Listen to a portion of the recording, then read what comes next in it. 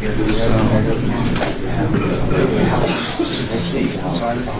problem, no problem.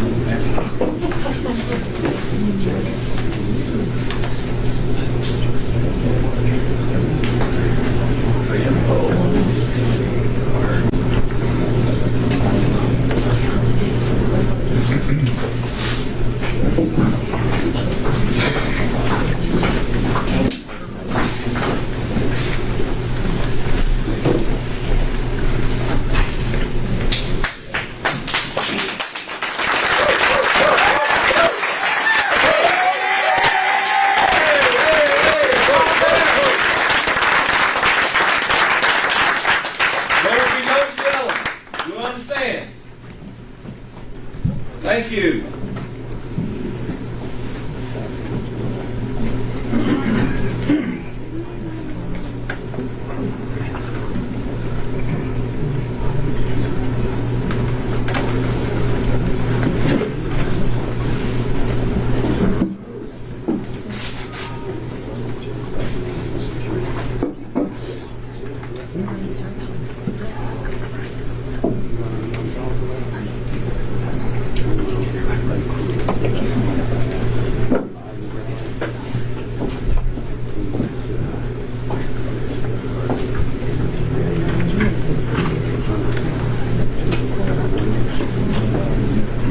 I've spoken with everybody at least once so far. Please stand. Judge will be entering shortly, and once he does so, he'll have a few announcements to make before the hearing proceeds. But again, make sure all cell phones are on silent or vibrating. Thank you. Thank you. Thank you. Please be seated. Good morning, everybody.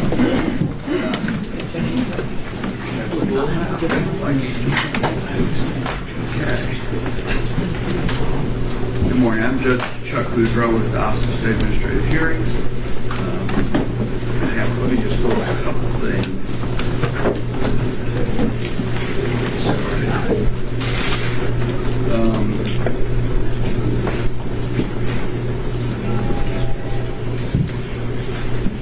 I'm sorry. They can't hear me. Okay, is this the mic? Is this mic? So I need to talk to this mic 7. Okay, can everybody hear? No. Like this? As close as you can. Oh gosh, still not? Heaven? Do I have to use my loud voice? Michael, can you hear me back there?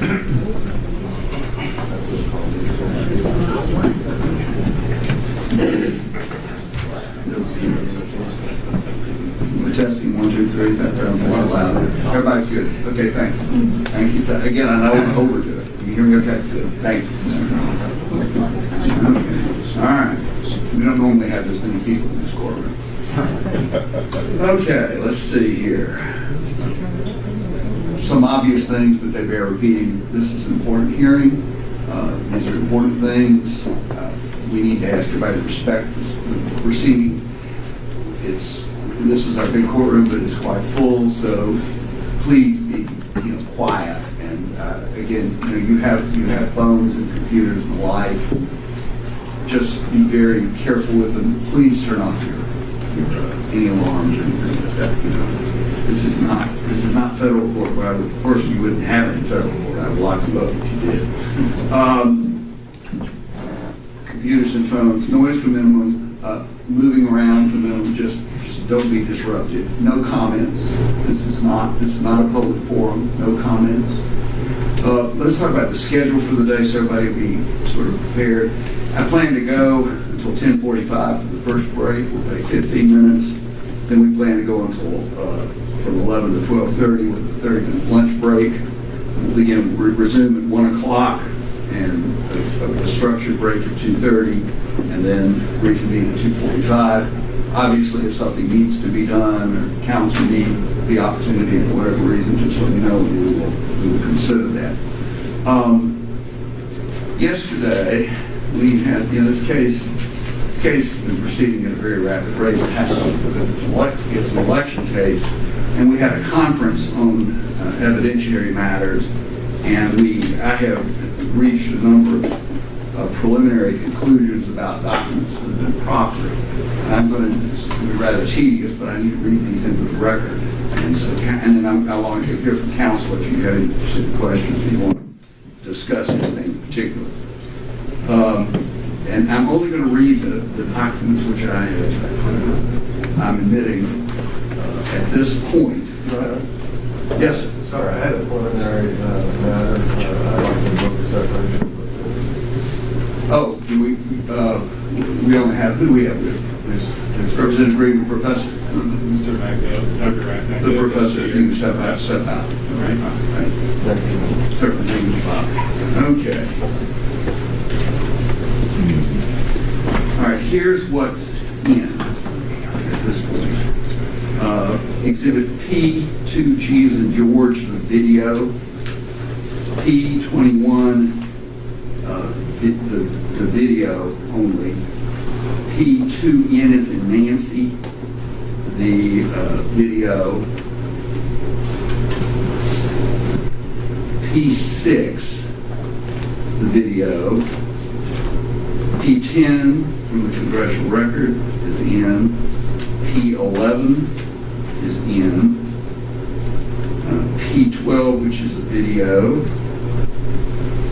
P13A is in. P14, the video only. P16, P17, P18, P19, P21, P22, P24, P27, P29, P36,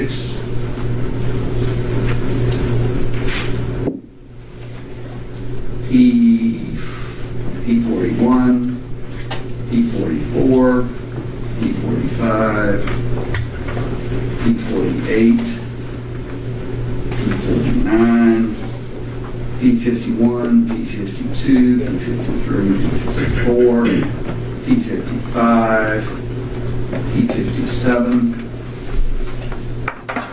P59, P61. On P62, we had a discussion about this yesterday. There's a reference to a Senate report. The Senate report was not tentative. If somebody wants to tender it, I will admit that. But not P62 itself is not coming in. P63, P64, P65, P66, P68, 69, P72, P73.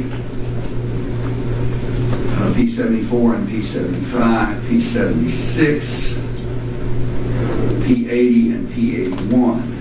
Now, and on respondents list,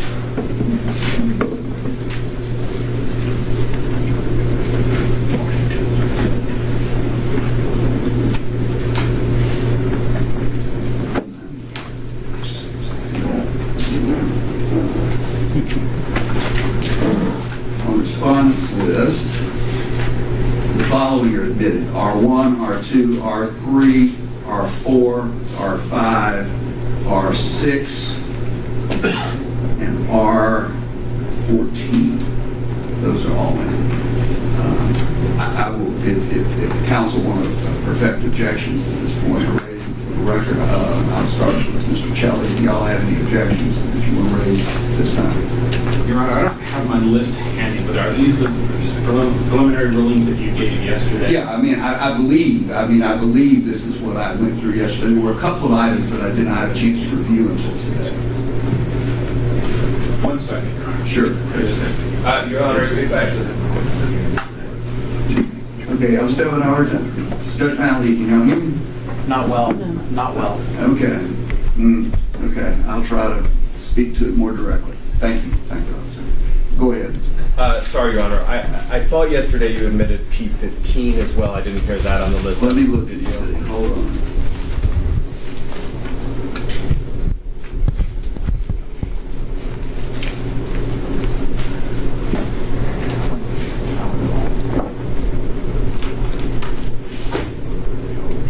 Oh, I couldn't find it. I couldn't find it. I mean, I believe my work. That was my problem. Okay. If you want to submit it, I mean, if I can review it, I'll be happy to look at it. Okay. That was the only, I went looking for it today and I couldn't find it. And then P5050, I thought Your Honor admitted as well. Let's see. P55. The 50, sorry. 50. Well, I thought so too. I'm sorry, yes. That was my oversight, yes. And then we had submitted to Your Honor 3 additional exhibits, P82, 83, and 84 yesterday afternoon. Oh, I'm sorry, yes. Wait a minute, let me see, hold on. Oh, yes, let me look at these. Yes, I'm sorry, yes, those are, what was 80, 81, and 80, 81, and 83? 82, 83, and 84. What was 82? 82 is a video, the House impeachment video. Yes. And yeah, the House impeachment video. Yes. 83 was the January 6th letter from Vice President. Yes, that's admissible, yes. And then 84 was a video of the Congresswoman. The video, of Representative Greene, yes, that was admissible. And then just one more, Your Honor. I think on the respondents' exhibits, I thought you had admitted R7, which was a statute. I did. And then I believe you had said you admitted R6, but that was an article, and I thought You are correct. Thank you for the correction. You're absolutely correct. Thank you. Wrong item. Yeah. Mr. Bob. Nothing to add. You're good? Thank you so much. Okay, appreciate everybody's indulgence on that. The lawyers in this case are doing an excellent job, and they're under great pressure, so I appreciate everybody staying on task. So, with that said,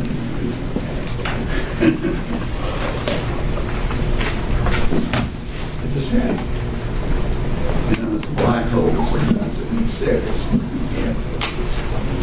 Okay. We're ready to begin then. So, as we discussed, we're going to proceed. I'd like to begin with opening statements.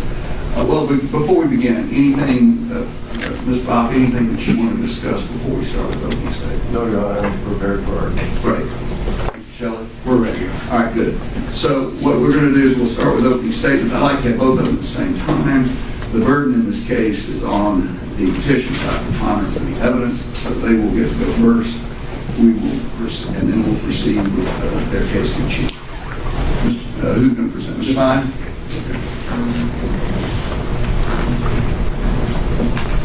Thank you, Your Honor. May it please the court. Yes, sir. Ron Fine on behalf of the voters in Georgia's 14th Congressional District who filed this challenge. With me, of course, are Andrew Shelley, Sam Shapiro, Donnie Wells, Brian Sells, and of course our co-counsel Washington Mulligan. Your Honor, this is a solemn occasion.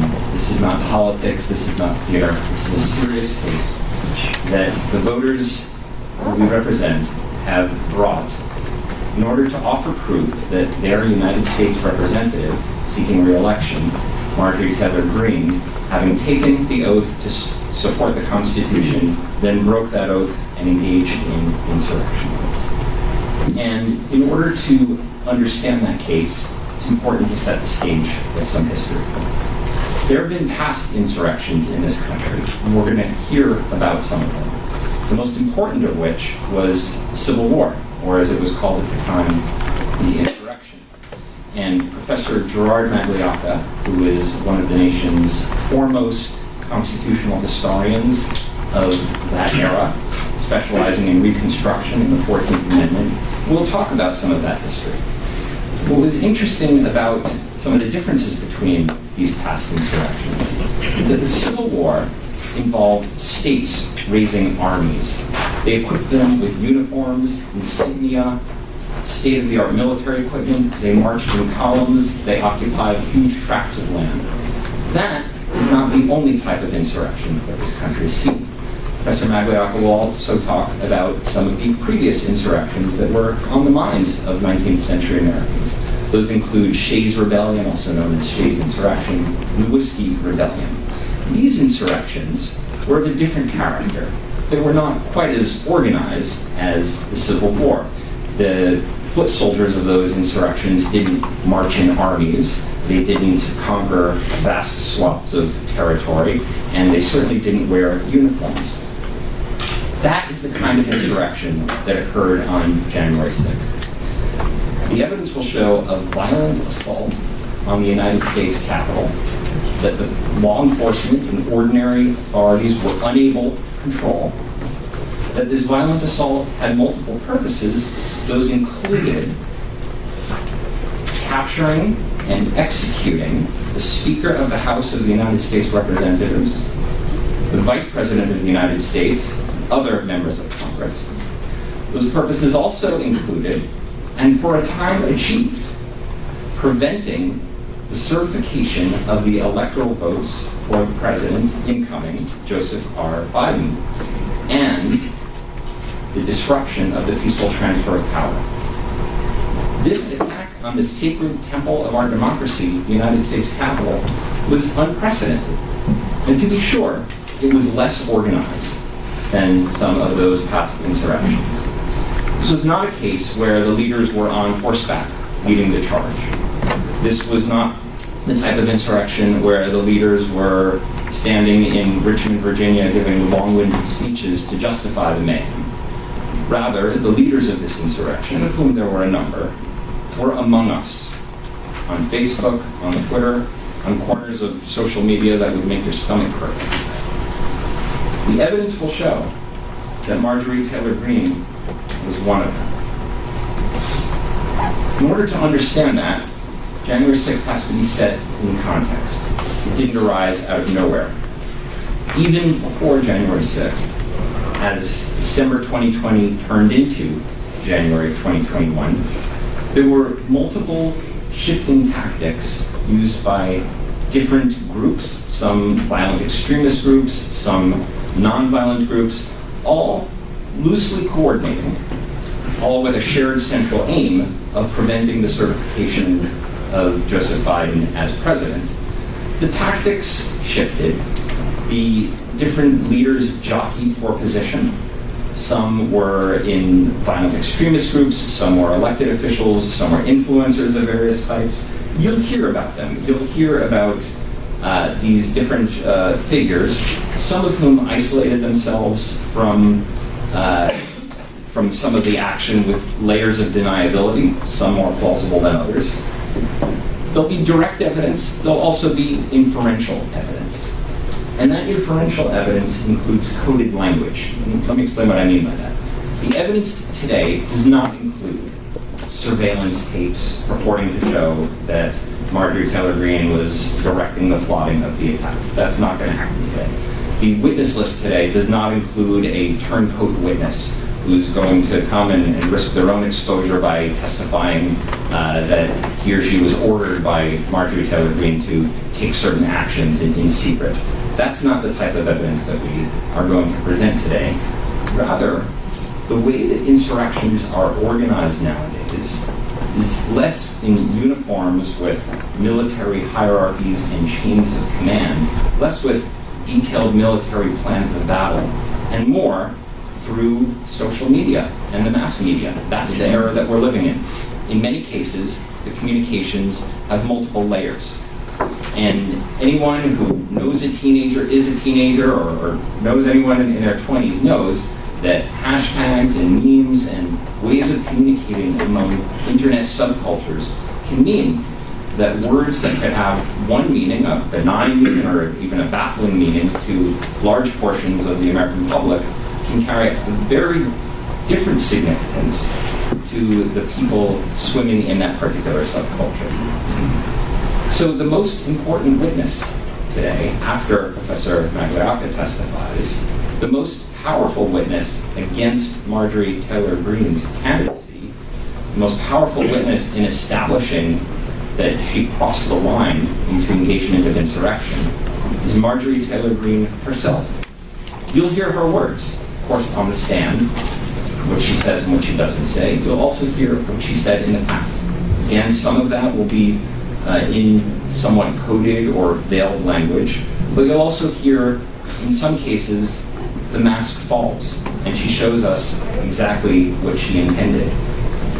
Now, she was not on the Capitol steps urging the attackers to breach police lines and smash through the doors on January 6th. That was not the role that she played. Different figures within this larger effort had different roles. But what became clear as December turned into January, as lawful means of preventing the certification of Joe Biden were exhausted, as nonviolent, even if unlawful means were exhausted, is that Marjorie Taylor Greene nonetheless played an important role. And her role, even after she took the oath on January 3rd to uphold the Constitution and defend it against all enemies, foreign and domestic, was several-fold. To bring people to D.C., again, not by providing trains and buses that would transport them directly, but rather through other means, to contribute in the planning, and to signal that January 6th would be, as she said herself on January 5th, our 1776 moment. A coded phrase with great significance.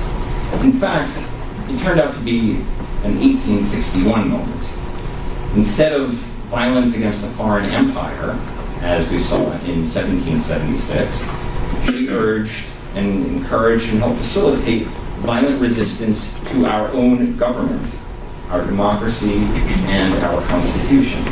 And in doing so, she engaged in exactly the type of conduct that triggers disqualification under Section 3 of the 14th Amendment, which is to say, she engaged in insurrection. Thank you. Thank you.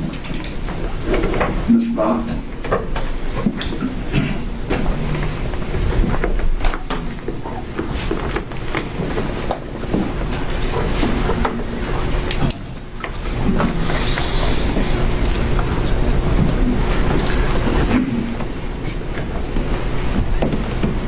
Thank you, Your Honor. May it please the Court. I represent Marjorie Taylor Greene, a member of Congress of the United States, in this hearing. And Your Honor, this is a court of law. This is not a political candidate debate. This is not a place for political hyperbole. It is not a place for political smear. It's a court of law. And what we just heard, there was not a word about the law. What does the 13th, Section 3 of the 14th Amendment mean? What does the word insurrection mean? What does the word engage mean? Not a word. There was not a word about the First Amendment that prevents normal political speech and a hyperbole from being used against someone. Not a word. They think they're in the wrong place. Well, I plan to talk about the law. What does this mean? This very serious charge that has very broad ramifications to the rights of Representative Greene, the voters in her district, and our democracy. First, the right to vote is at stake, right here, right now. because they want to deny the right to vote to the thousands of people in the 14th District of Georgia by having Greene removed from the ballot. Those voters have a right to vote for the candidate of their choosing, and they have a right to have their vote counted. Now, the primary is May 24th. Absentee ballots have already been printed. They will be mailed on May the 2nd, and early voting starts on May the 7th. And what is their hope is that there'll be a decision by the Secretary of State right before the primary, where she is immediately struck from the ballot. And those people that go into the polling place cannot vote for their candidate of their choice. Because by utilizing this procedure, the substantial constitutional and federal law violations that this candidacy challenge presents cannot be decided by this court. Unlike civil court or criminal court, which will always prioritize deciding issues of that magnitude before being subject to a trial, before being penalized by disqualification, and before the irreparable harm that will occur if that occurs. But that's the nature of the procedure. When can Representative Greene raise her constitutional defenses like the evidence you are presenting violates the First Amendment to the Constitution? When are we going to be able to litigate that question? In state court. After she's disqualified, after she's stripped from the ballot, maybe after the primary occurs and she loses, well, nobody can vote for her, and obviously loses it. Well, whoop-de-ding. Okay? How do we recover from that? How do we go back from that? These are irrevocable. This is harm to the voters and to the candidate. Now, second, our democracy is at stake. It should be the voters, not government employees, public officials, judges, and lawyers who decide our election.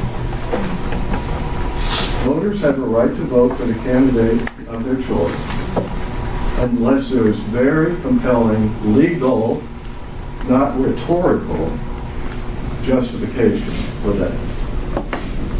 Third, and which is not present here. Third, fundamentally, First Amendment rights are at stake. Not only the right to vote, as I've mentioned, or the right to run for office, but also the challengers will try to use the First Amendment protected political speech of Representative Greene as evidence of, quote, engaging in an insurrection or rebellion. That's unconstitutional and should not be allowed.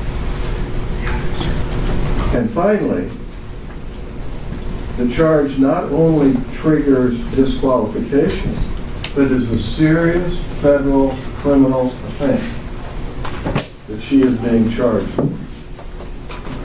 Now, this is a very serious matter, and the decision should be based on admissible evidence under the rules.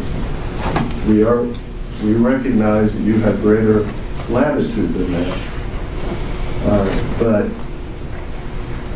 the charges, the seriousness of the charges, we think warrant that adherence and faithful application of the law, and we expect that you will do that. Now, procedure. Georgia law, and here I am talking about the law.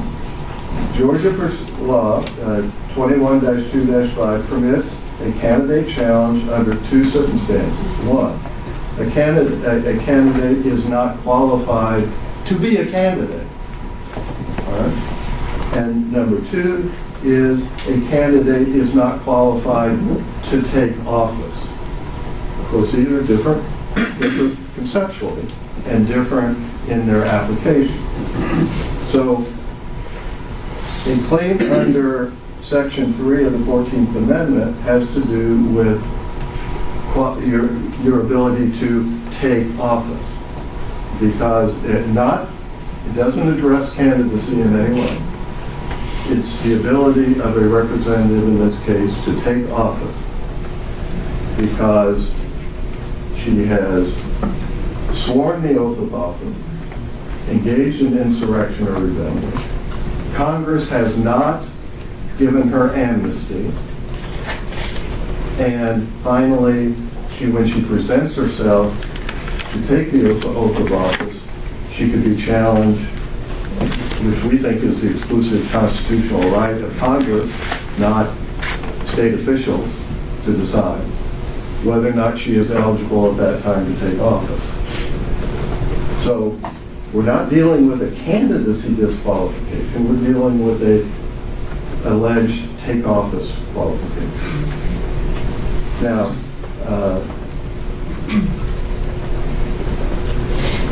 unfortunately, as I mentioned, many of these issues cannot be decided by this court, even though you might make recommendations of the Secretary of State on the matter. And we have fully briefed this already in our motion to dismiss and to stay the proceedings. The constitutional claims, the federal law claims, the protections of the First Amendment, speech and debate, and what these words in Section 3 mean. So let's look at that. We admitted evidence is R2, which is the 14th Amendment, and it includes, of course, Section 3. And Section 3 provides that no person shall be a senator or representative in Congress, et cetera, et cetera, et cetera, who, having previously taken an oath as a member of Congress or an officer of the United States to support the Constitution, shall have engaged in insurrection or rebellion against the same, or given aid and comfort to the enemies thereof. So there's a sequence. You have to have originally taken the oath, you have to then engage, and then you are disqualified, and Congress can determine that you're disqualified for having done that, from taking a subsequent oath, and therefore cannot assume your position as a member of Congress. And then furthermore, the Congress may, by a vote of 2/3 of each house, remove such disability. And of course, that's the various amnesty acts that have been adopted or could be adopted by Congress. Now, this provision, as I mentioned, makes it clear this is about eligibility on January 3rd, 2023. Not today, not tomorrow, but eligibility when she presents herself as a re-elected member of Congress. She could be excluded under the exclusive power of Congress to judge the qualifications of its members. That's where these people should be. In Congress, explaining why she, once she is re-elected, is disqualified from taking her seat. Now, the second thing that this sequence makes clear is that in her case, she took the office for the first time, and these are in our stipulated facts, right? On January the 3rd. That's the first time. And so she would have had to engage in insurrection or rebellion after January 3rd. In other words, under the Constitution, prior to January 3rd, she could have done it under the law. Now, it's preposterous that she would even consider it. She reveres the United States Constitution. But the way the statute or the constitutional provision is set up, she would have to have engaged after. So, evidence of anything she did prior to January 3rd is just completely irrelevant to the Section 3. Unless it is a direct admission of her intention to engage in insurrection or rebellion after January 3rd. Anything else she says is not only it should be excluded because it doesn't fit the charge, right?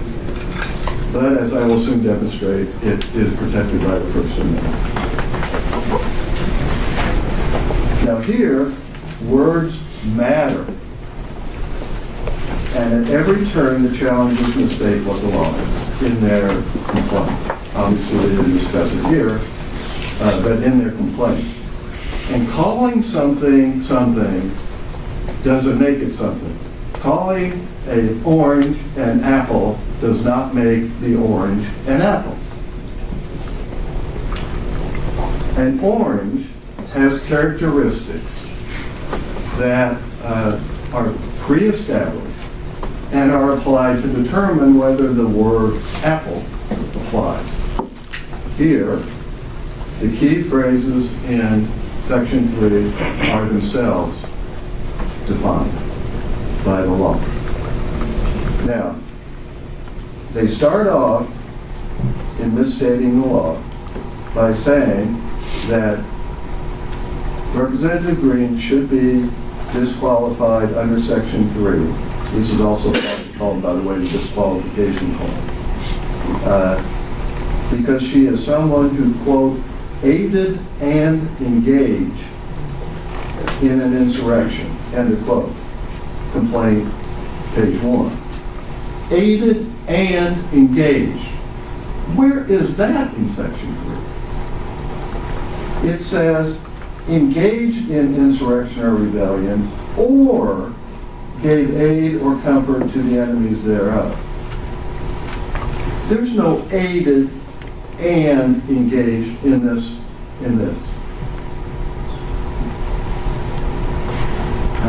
In this statute.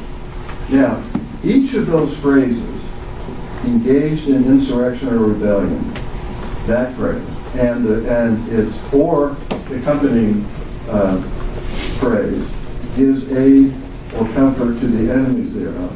Each of those has special meaning. Engage is an act. It is a direct and overt act of insurrection.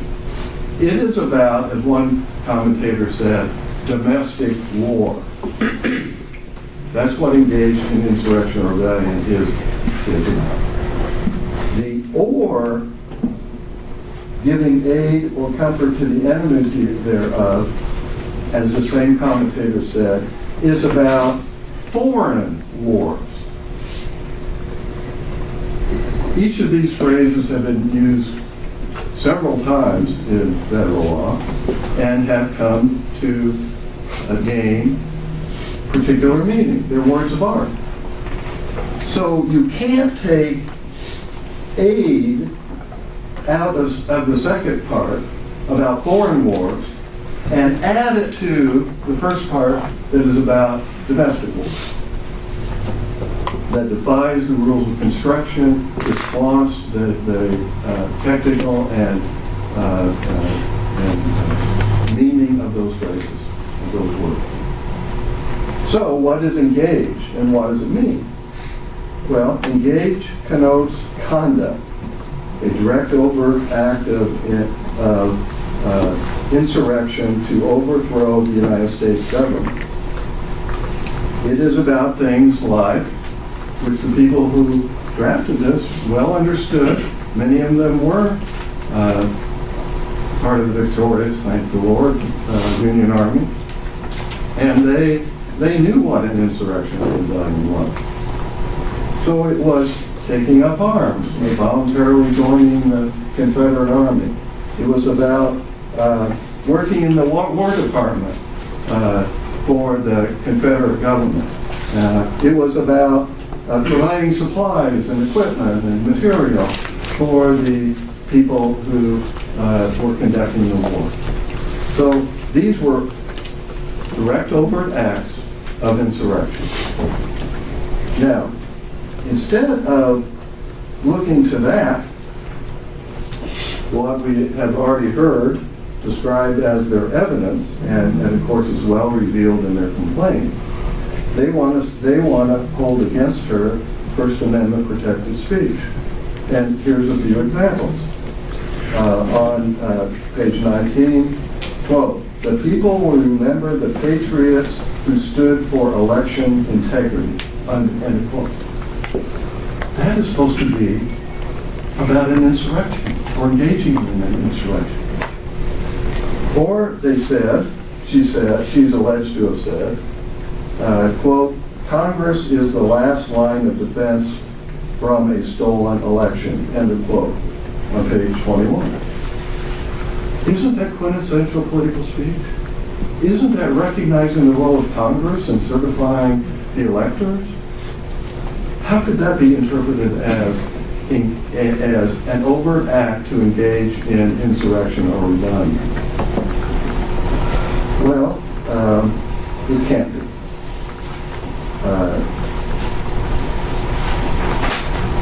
And now, the question of voter fraud in the 2020 election is a quintessential example of political speech, legitimate political disagreements about what happened. Yeah, you know, the Supreme Court in Republican Party of Minnesota versus White, actually the first one I argued in the court, said that announcing views on disputed legal or political issues is at the core of the First Amendment. At the core. Now, this is disputed, no question. But to say that is an act of insurrection, it is a direct overt act of insurrection against the United States.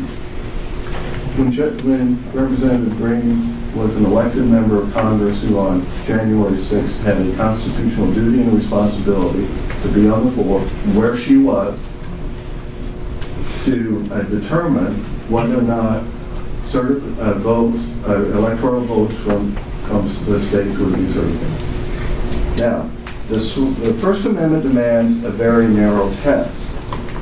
I've already said and argued that engage connotes conduct. Right?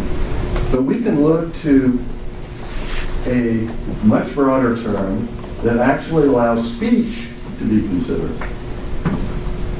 And that is the Brandenburg case and the NAACP case, which we tried. And that is the word incitement. Now, incitement and engage are different words with different meanings. And in fact, you know that for sure, because there are federal statutes that say incite and then say engage in certain conduct. I mean, they're used as different words. Right? Incitement, the Supreme Court has said, is speech, but the Supreme Court, because of First Amendment concerns, so that normal, everyday political speech will not be punished as they want to do, said that speech must be, quote, directed to inciting or producing imminent lawless action, and that it is likely to incite or produce such action. Oh, that's on page 30 of our motion to dismiss. That is very restrictive. Right? But we know how restrictive it really is when we point out the statements that are made where people are claiming that is incitement, and the Supreme Court says no, that's protected by the First Amendment. For instance, a Ku Klux Klan leader, quote, advocated the duty, necessity, and propriety of crime, sabotage, violence, or other unlawful methods of terrorism as a means of accomplishing industrial or political reform. And the Supreme Court said that is protected First Amendment speech. That is not incitement. There was also a a statement by an NAACP official where he said, quote, "If we catch any of you going in any of them racist stores, we're going to break your damn neck," end quote. That was not incitement under the Brandenburg test. And we also have seen where a Vietnam War protester said, "We are taking the street again," end quote. And that was not incitement under the Brandenburg test. There is absolutely nothing that Representative Greene ever said that passes the Brandenburg test of incitement, and she can't even be held into account for incitement because this is engage, which requires conduct. Look, they knew what the words meant, and they chose the words that they were going to use. This was going to be a very narrow disqualification. Now, then they claim that Representative Greene promoted or organized the January 6th rally away from the Capitol, right, near the White House, and where some of the people at that rally went to the Capitol, and some of those attacked the Capitol. And I call it an attack. It was despicable for these people to do this, to attack the Capitol of the United States. So over 700 have been charged with crimes. If they are guilty, they should be convicted of those crimes. But you know, not a single one of them has been charged with engaging in insurrection or rebellion, which is a federal criminal offense. Not one. Not one of the people that actually attacked the Capitol, assaulted police officers, broke in, and were there unlawfully. Well, the First Amendment right to assemble means that the right to assemble does not lose all constitutional protections merely because some members of that group may have participated in conduct or advocated doctrine that itself is not protected. So this was a quintessentially protected First Amendment right of assembly, and that some people left and went to the Capitol, some people attacked the Capitol. You can't hold those people who organized the peaceful and constitutionally protected rally. You cannot hold that against them because that's what they did. Now, second, the challengers misstate the law regarding what is an insurrection or rebellion. They say it is, quote, to overthrow the government or obstruct its core functions, period, end quote. That's on page 32. Nowhere in any case does it say that insurrection includes obstruct its core functions. It certainly says overthrow the government, and certainly if that would occur, all of the functions would transfer to someone else, right?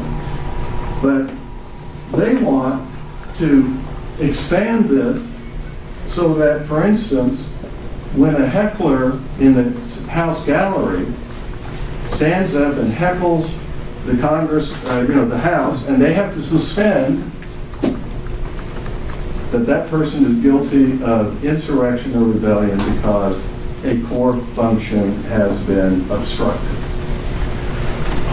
Look, this word is way more serious and narrow than what they say. Let me give you examples of what the either statutes or the courts, etc., have said. A domestic war. That is on page 20 of our submission motion to dismiss. A domestic war. Second, and that was the Attorney General in 1867. 2, combinations too powerful to be suppressed by ordinary course of judicial proceedings or by the marshal. That was temporarily so, apparently. I don't know. But even if it were, it wasn't, it was temporary and short-lived. Third, a rising so formidable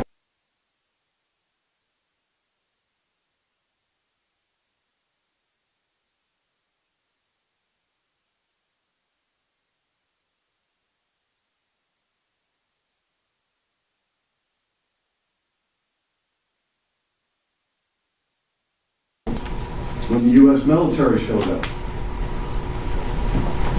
And the military wasn't required to, even for the temporary attack.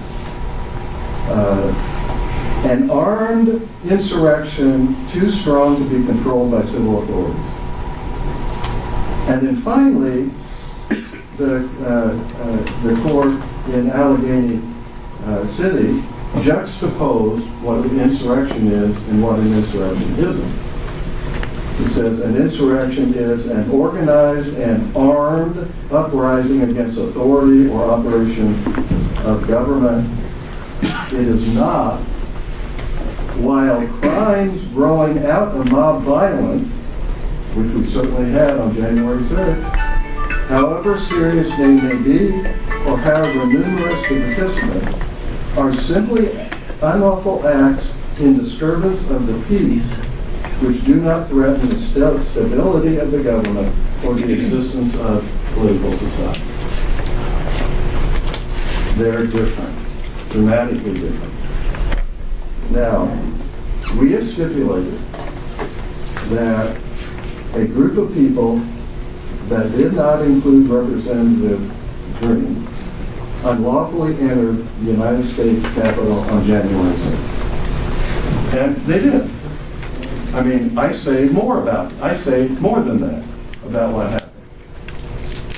As I just have before, Your Honor, on behalf of Representative Greene.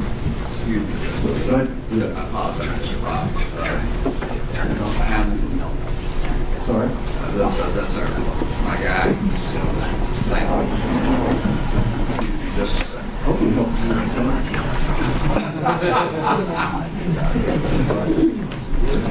Here's the man. Thank you very much.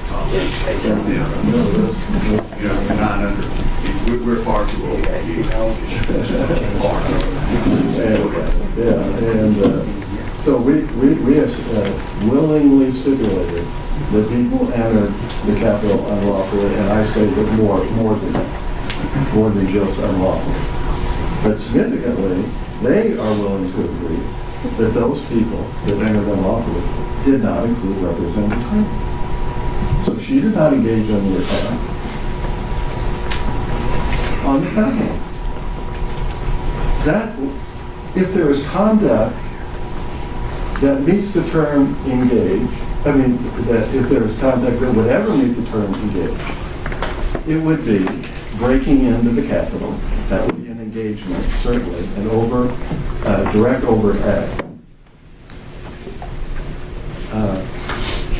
And however, I think describing that as insurrectional rebellion is just political hyperbole and not under the Constitution. And that's what you have to engage in. Now, what you will see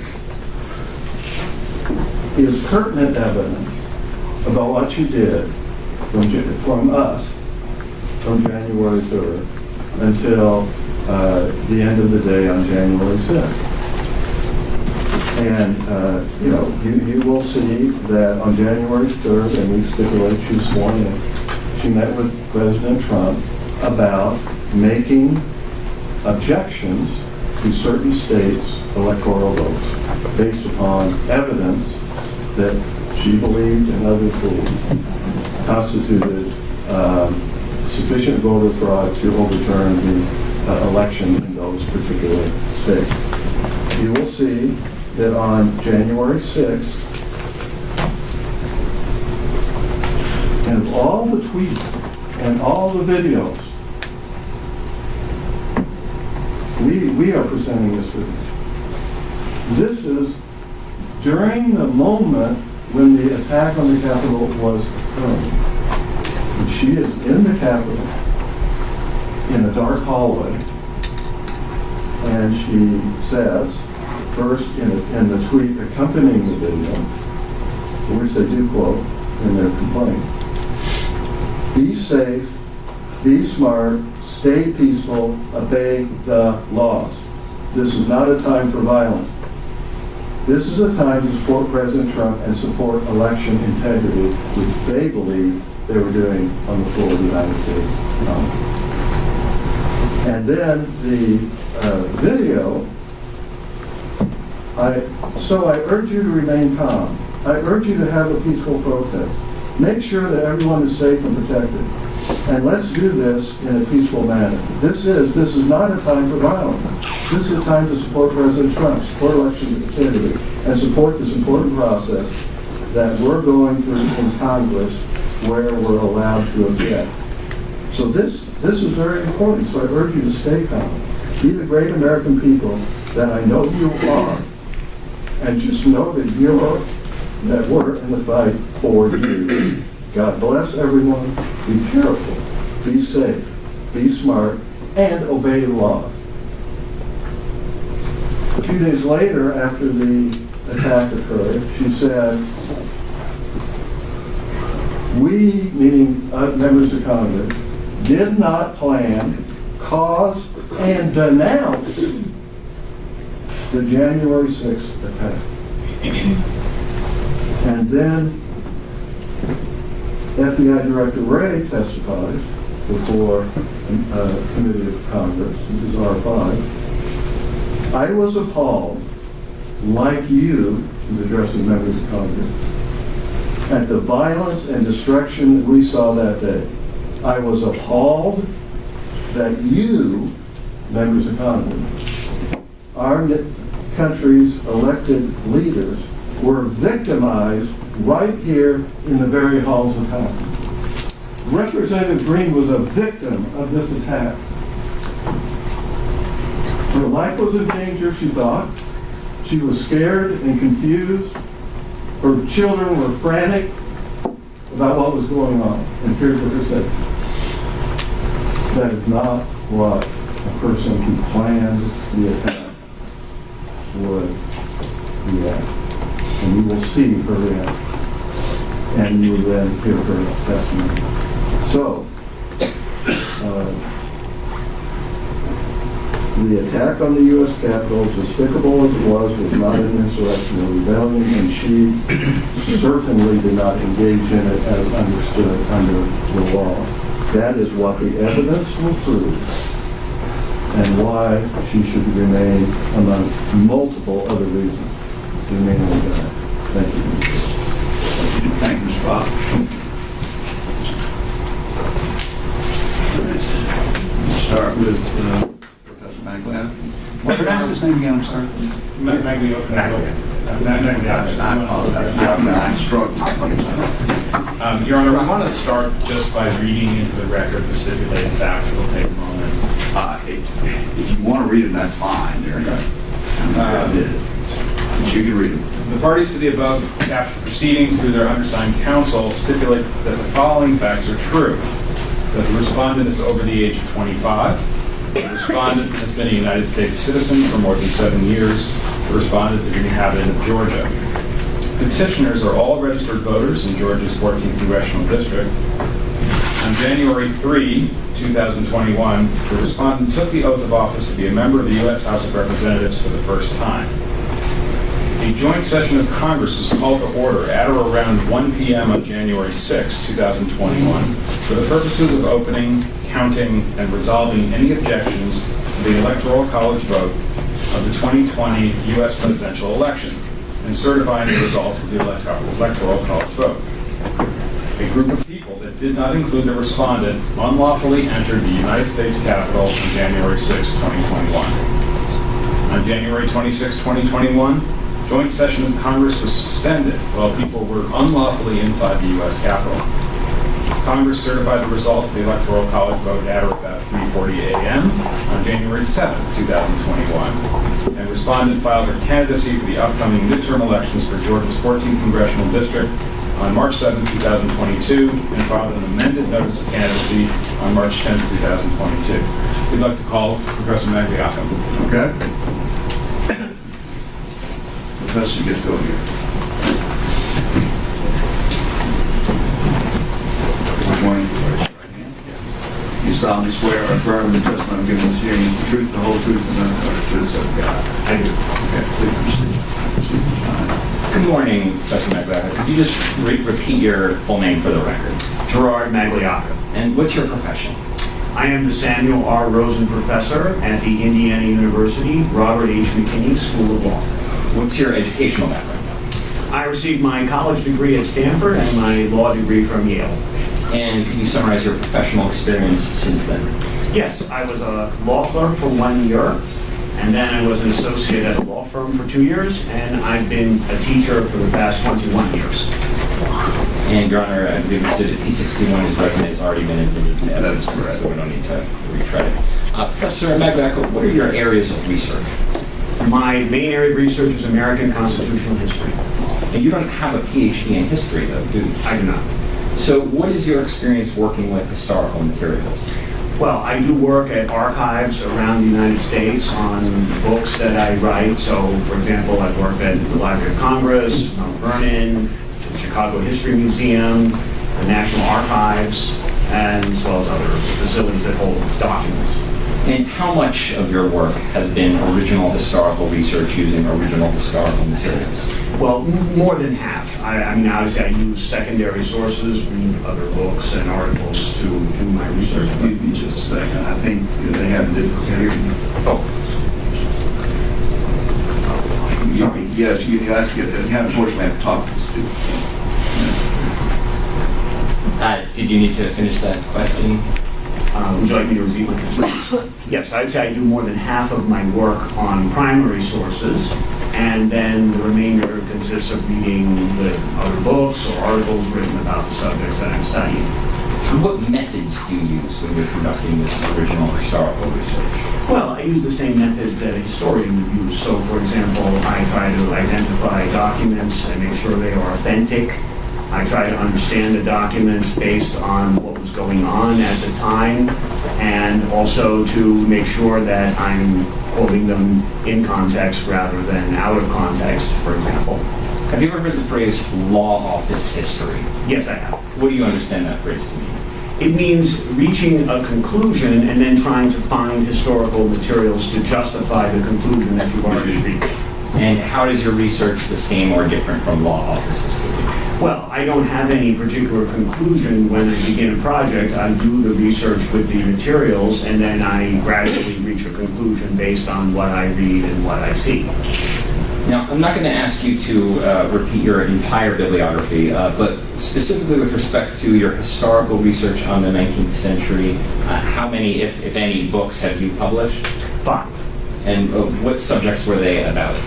Well, the first one was about Andrew Jackson and the period in which he was president. The second was the period at the end of the 19th century when William Jennings Bryan was running for president multiple times. The third was a biography of Congressman John Bingham, who was one of the principal framers of the 14th Amendment. The fourth is a book on the Bill of Rights that covers the entire history of the Bill of Rights, including the 19th century portion. And the one that I've just written is about George Washington's nephew, who was Bushrod Washington, who was a justice of the Supreme Court for 30 years in the early 19th century. In addition to these books, have you published academic articles in academic journals about 19th century constitutional history? Yes, I've published about 10 articles that relate to 19th century constitutional history in various journals. And in the past, let's say 3 years, have you been asked to give any academic lectures or speeches outside your university on 19th century constitutional history? Well, of course, they were virtual because of the pandemic, but yes, I gave a talk at Mount Vernon in 2021 about the book, the Bushra Washington book, and I've been doing some other things related to that. That's been the main source of that's what I've done. And have you received any fellowships or professional recognition for this work? Yes, I was a fellow at Number from 2019 to 2021, where I worked in the archives there on the Bushrod Washington project, looking at his letters and other correspondence that was related to my research. And then turning to 14th Amendment and Section 3 in particular, have you conducted any research on that? Yes, I have. And can you describe in broad terms that research? Yes, in the fall of 2020, I researched and wrote a paper on Section 3 of the 14th Amendment. The paper was completed in December and made available to researchers and anyone to see on the Social Science Research Network. That happened around December 10th, 2020. And what perspectives do you use to address questions about the 14th Amendment? Well, primarily I look to what was said in Congress about the amendment proposal, because that's sort of, well, the most important initial source. Then I also look to secondary sources outside of Congress. For example, what did newspapers have to say about the pending proposal, what was said in the states, to the extent that we can find out about the ratification of the 14th Amendment. So it's primarily looking to the discussion or conversation that Americans had about the 14th Amendment when it was proposed and under discussion for ratification. And how are these approaches similar or different from the types of ordinary legal analysis that lawyers and judges ordinarily do? Well, I mean, there's some overlap, of course, but I focus much more in my work on the surrounding politics or social aspects of what's going on at these particular times with these particular constitutional issues, rather than focusing more on the text or the cases. So obviously you have to do some of both, but I'm more of a historian than a lawyer in that respect. Your Honor, this time I move to tender Professor Magliocca as an expert witness in 19th century American constitutional history. I object, Your Honor. Number one, he was not tendered as an expert in the specification of witnesses. Number two, they have provided us no expert report, which is required for such an expert, so that we can prepare for his testimony. Number three, he has not produced to us the documents that he relied upon in order to reach whatever conclusions the expert report reveals. So we, under civil rules in Georgia, that's all required. None of that occurred here, and it is fundamentally unfair for us to show up at a hearing with no preparation other than his resume, which we got a couple of days ago, and cross-examine him without an adequate opportunity to prepare. It is always provided for an expert witness. As I have said before, I'm unclear what the role is for a professor. He's indicated is he going to testify essentially to the contents of his article that he wrote? No, Your Honor, the subject matter of the questioning would address matters that were not entirely embraced within the context of his law review. You know, I apologize. I have one other comment. Yes, sir. And I was going back and forth whether or not this was proper when he starts asking questions or now, but I want to raise it. What he has described is his expertise. And what he has said he will testify about are quintessential legal questions. If a statute is vague, you look to the legislative history. That's what he wants to testify about. That's a legal question, what the legislative history is and what it belongs. It is not for a person to testify about. These are about facts, about what happened on January 6th, before, and not on legal matters. This is legislative history is quintessentially what us lawyers do and judges decide. So I wouldn't judge generally on that ground.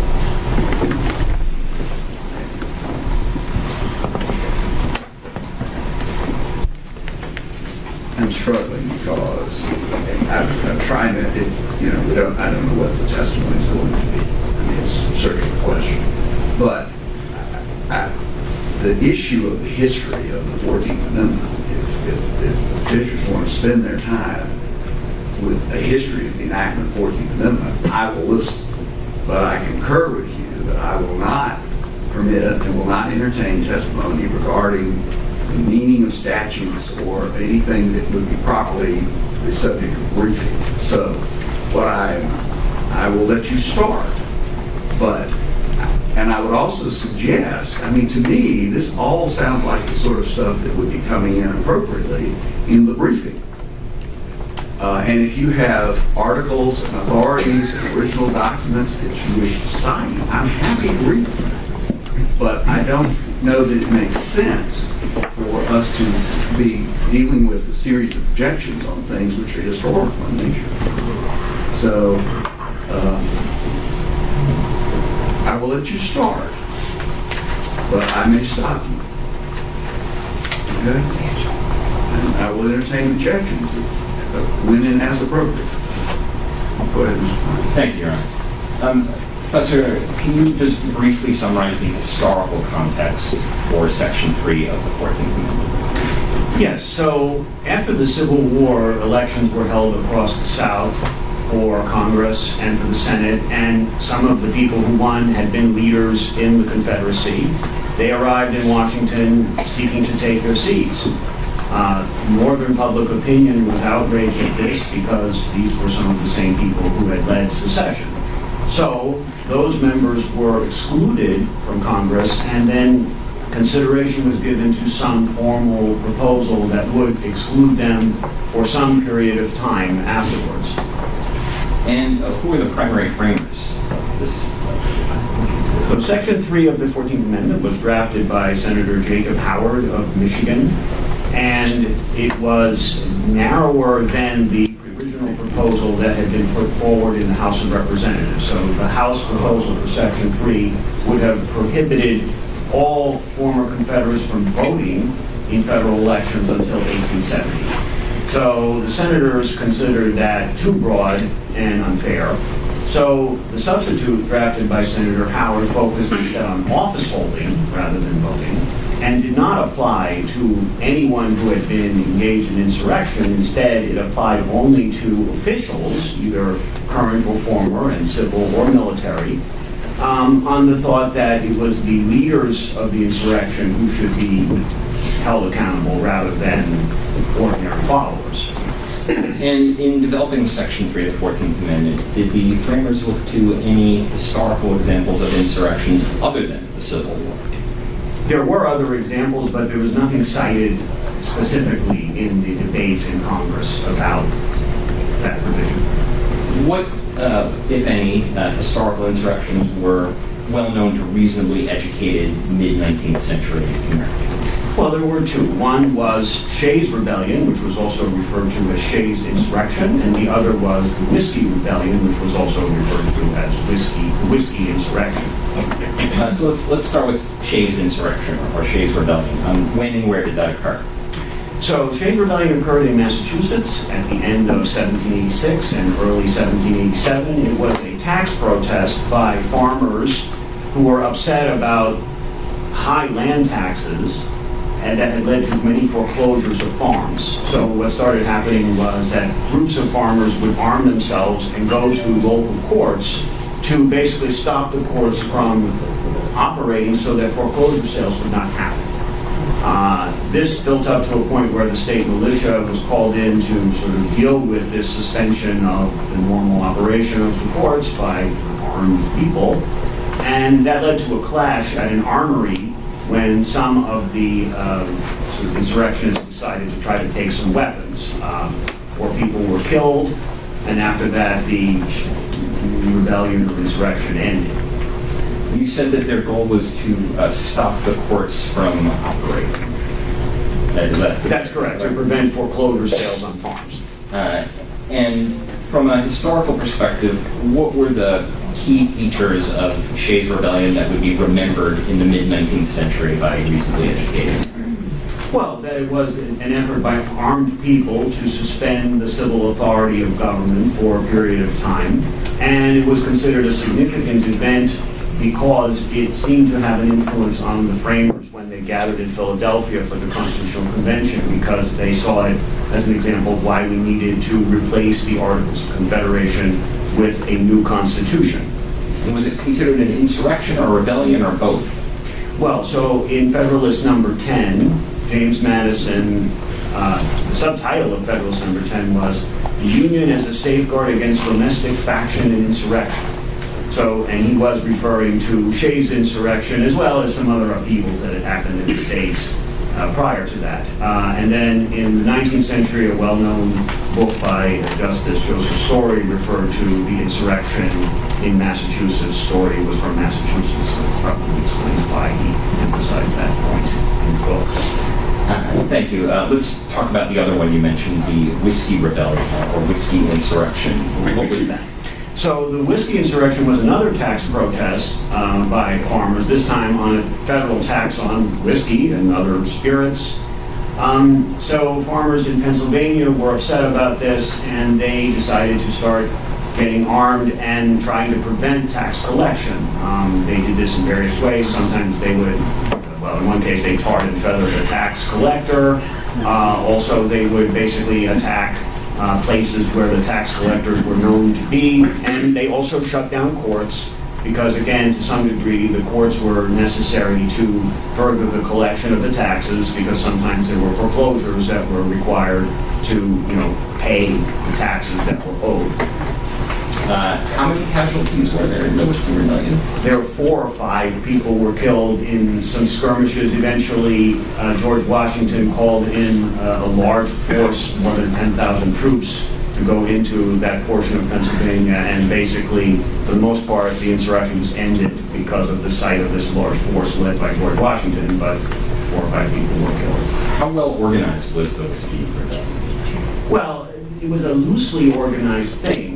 There were mostly local groups doing different things. There wasn't really a single leader at all that we know of. And by the time of the 1860s, how well known was the Whiskey Rebellion to ordinary, educated 19th century Americans? It would have been very... I object. We're now beyond even legislative history. He's already conceded that in the debates, they were talking about the Civil War, not what these were colloquially called insurrections, not the legal definition under the... Next question. If I recall your earlier testimony correctly, you said that 4 people died in Shae's Rebellion and 4 or 5 in the Whiskey Rebellion. I object. Going on with this is to talk about something that was relevant as even legislative history regarding Title III. These were never said. Overruled. Go ahead. Did I have those numbers right? You said 4 or 5 people died in each of those insurrections? Correct. So, to the extent that 19th century Americans thought of these as insurrections, in addition to, of course, the Civil War, how would 19th century Americans have understood what level of violence or bloodshed was needed before the word insurrection would be used? Well, some violence was required, because there was no thought really that you could have a peaceful protest and that would be considered an insurrection, but there was no particular thought about how much violence was required. And how would they distinguish between, or would they distinguish between a riot versus an insurrection? I object. He's going into mind reading. Sustained. Next. All right. What sources did 19th century Americans use to understand the meanings of words? I object. He had no foundations in the way for that question. Sustained. All right. Your Honor, I'd like to display an exhibit that's already been admitted into evidence, which is P81. P81.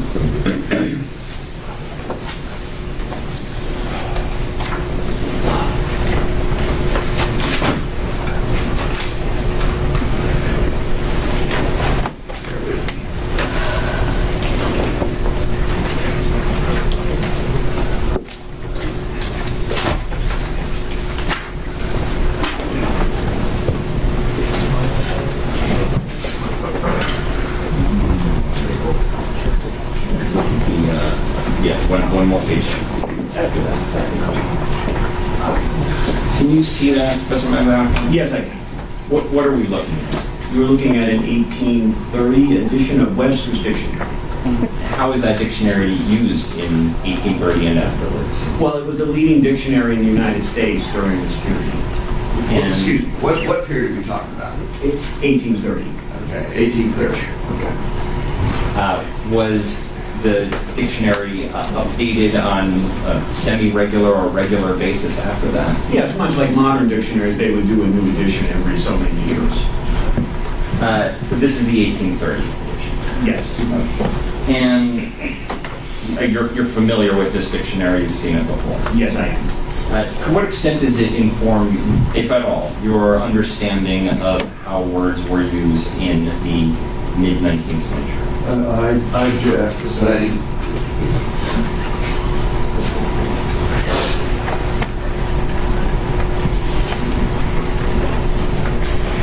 Let's turn to the next page. And we could zoom in on the left column. And the top. Can you read that? Professor Maglioc? That's a little dicey. Oh boy. Okay. Can you zoom in even more there? I will do my best. Okay. Can you? Yes, I think I can. Can you read a couple entries down? And I'm not going to ask you to read it aloud, but do you see there, can you read the definitions there? Yes, I can. Are you familiar with if this dictionary has a definition for insurrection? Yes, it does. And what can you, without reading from that that definition, is that, in your experience as a historian, is that typical of a 19th century understanding of the word insurrection? Sustained. Sustained. Don't even stand up. Document speaks for itself, counsel. Next. How do you use these dictionaries in your own work? Well, they're helpful in putting terms into context. For example, if I'm reading a letter and I'm trying to understand what somebody meant, sometimes the definition that people used back then isn't the same as the definition that we use now. So it's you have to check. Let's go to Exhibit P80, if we may. This has also been admitted into evidence. P80. Yes.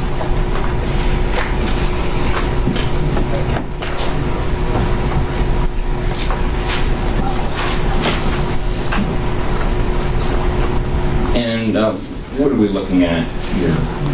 This is a statute, Georgia statute enacted in 1866. And why did, what is the statute about? Insurrection. And do you know why Georgia enacted this statute? I believe it was because of it was in response basically to what had occurred during the Civil War. And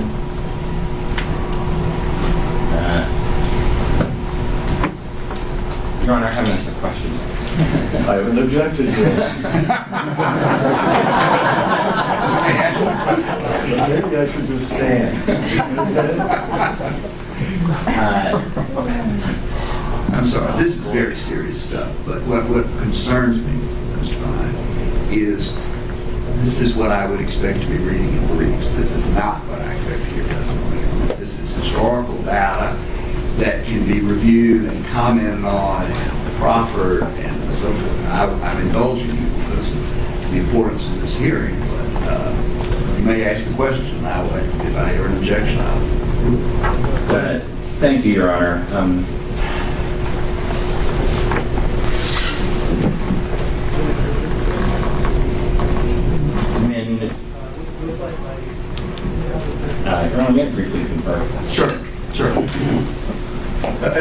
we're actually past my 10:45 break, so let's take our break. We'll reconvene. No, stop. This is not a show. Do not do that. We will stop now. We'll reconvene at 11 o'clock. Thank you.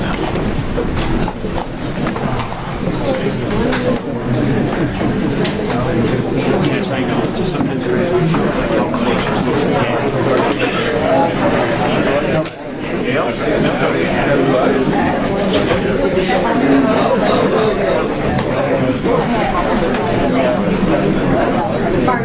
Maybe if there's a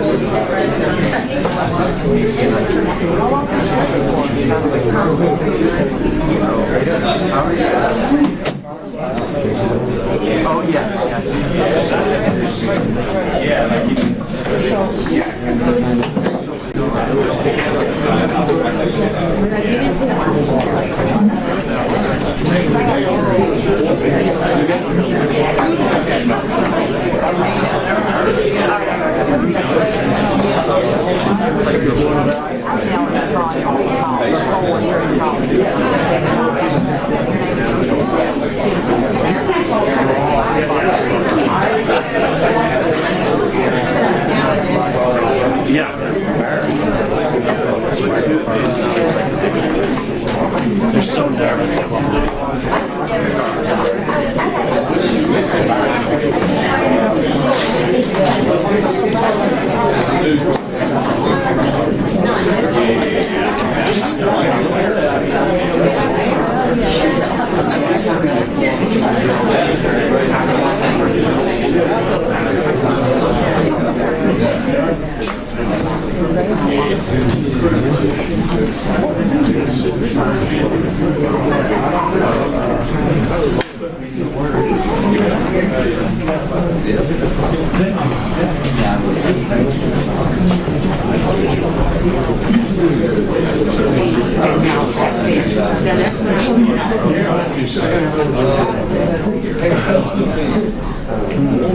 That would be very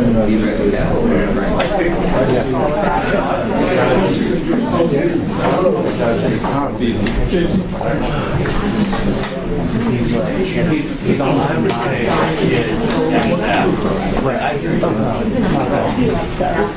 So what do you think the dictionaries for? You know, that's conversation. Hi, I'm Andy Taylor. How are you? Yes. Oh, you can put the line. Terrible.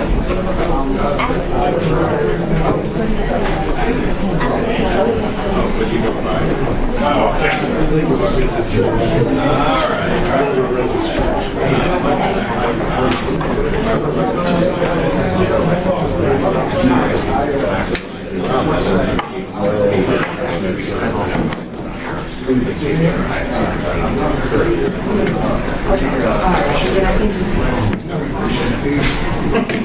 Well, it feels like this.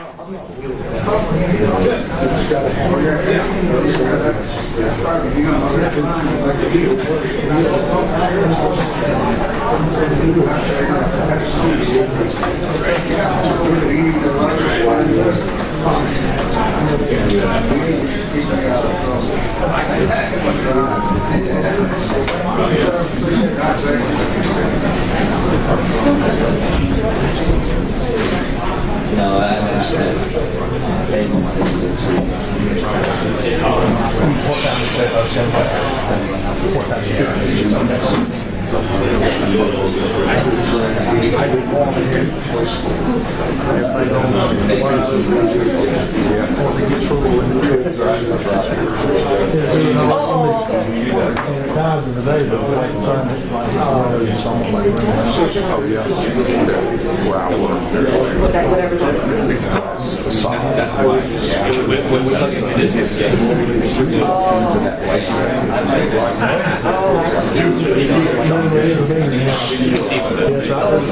We work in a lot of small side hospitals of the county, and it's got natures, lighting window, whatever, and for about an hour and a half, we make our shit at 10. It takes the sun that long to come in, it's not around the street, and it's not living in the place. You have to move the chairs as far as they can around in the area.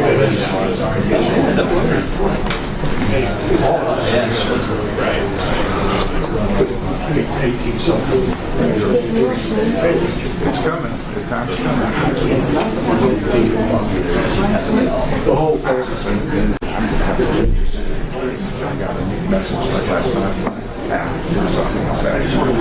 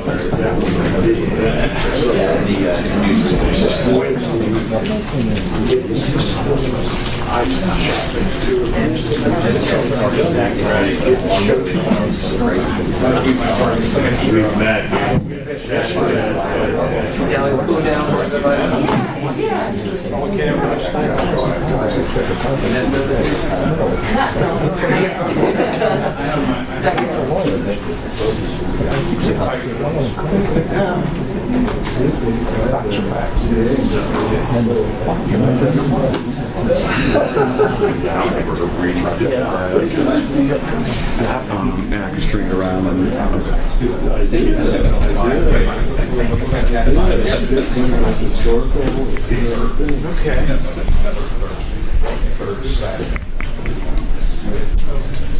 What I've been telling you is,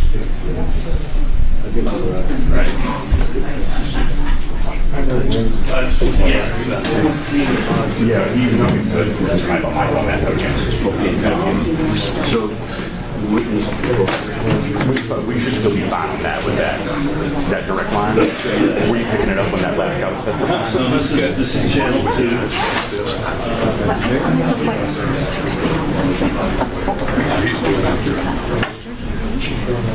almost like a mirror. I don't know where you want to put it. You wouldn't clamp with it. No, we'll get rid of that. Okay. This land. Okay. When we leave the house, I'm more about it. Okay. But there's, yeah, the truck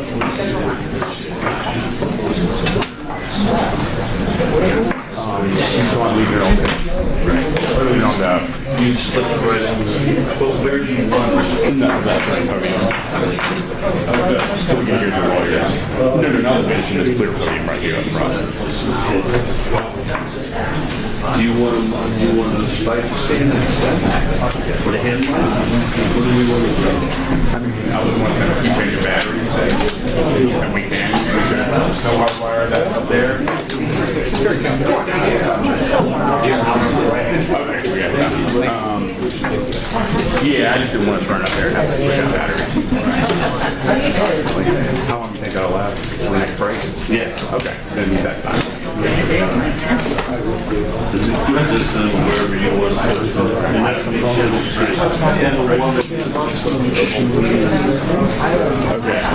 Channel 2 will be going down. Oh, well.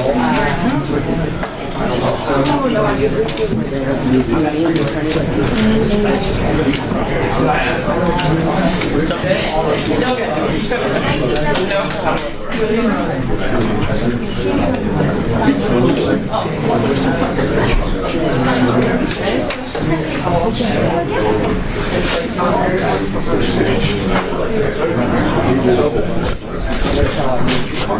How far are you?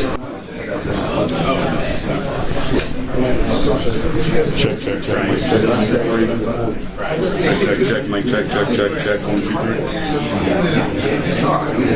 Check. Mic check. Testing. 1, 2, 3, 4. Test. Mic check.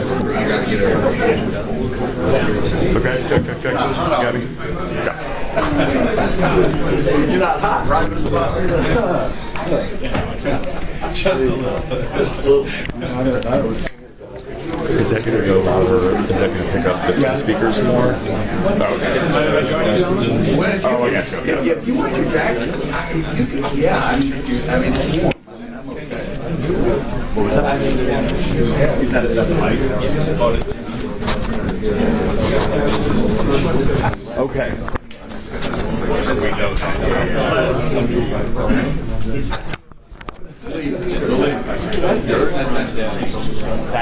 No, that's not. That's all. And just flip it on, or do you want a hand mic too? Such a weird thing. Let's just go with that. Yeah. Put the spider up there. Oh, like Flip the mic on here. Just put it up there. Oh, I got you. Yeah. I must say, I like the fact that Okay. Well, give us time. it is an art. It is trash. I'm very lucky.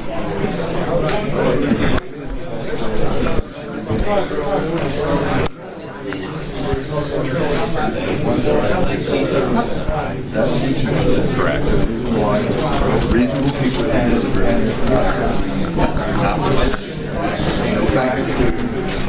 I appreciate it. I have no objections. You want to chat? Yeah, we started at like 10:30. So, I just wanted to make a quick announcement before we start. Is that okay? Yeah, I like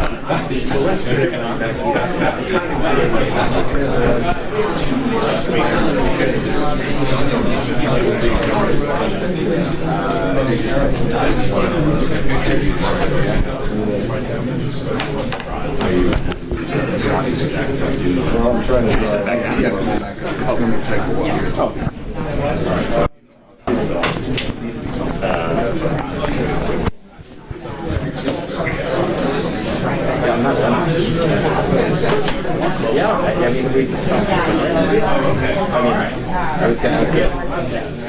Check, mic check, 1, 2, 3, 4, testing, mic check. Check, mic check, 1, 2, 3, 4. Testing, check, mic check,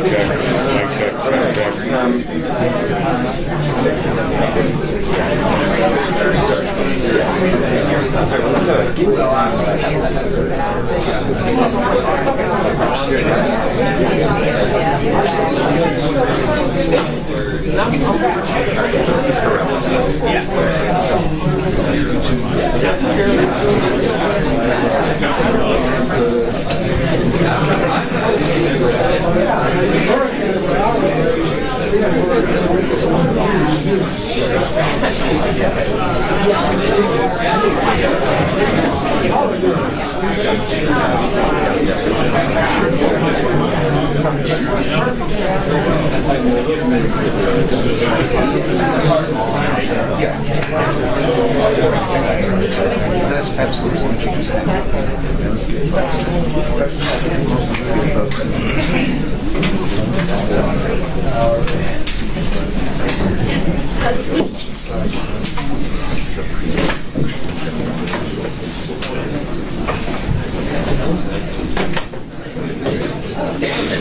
Just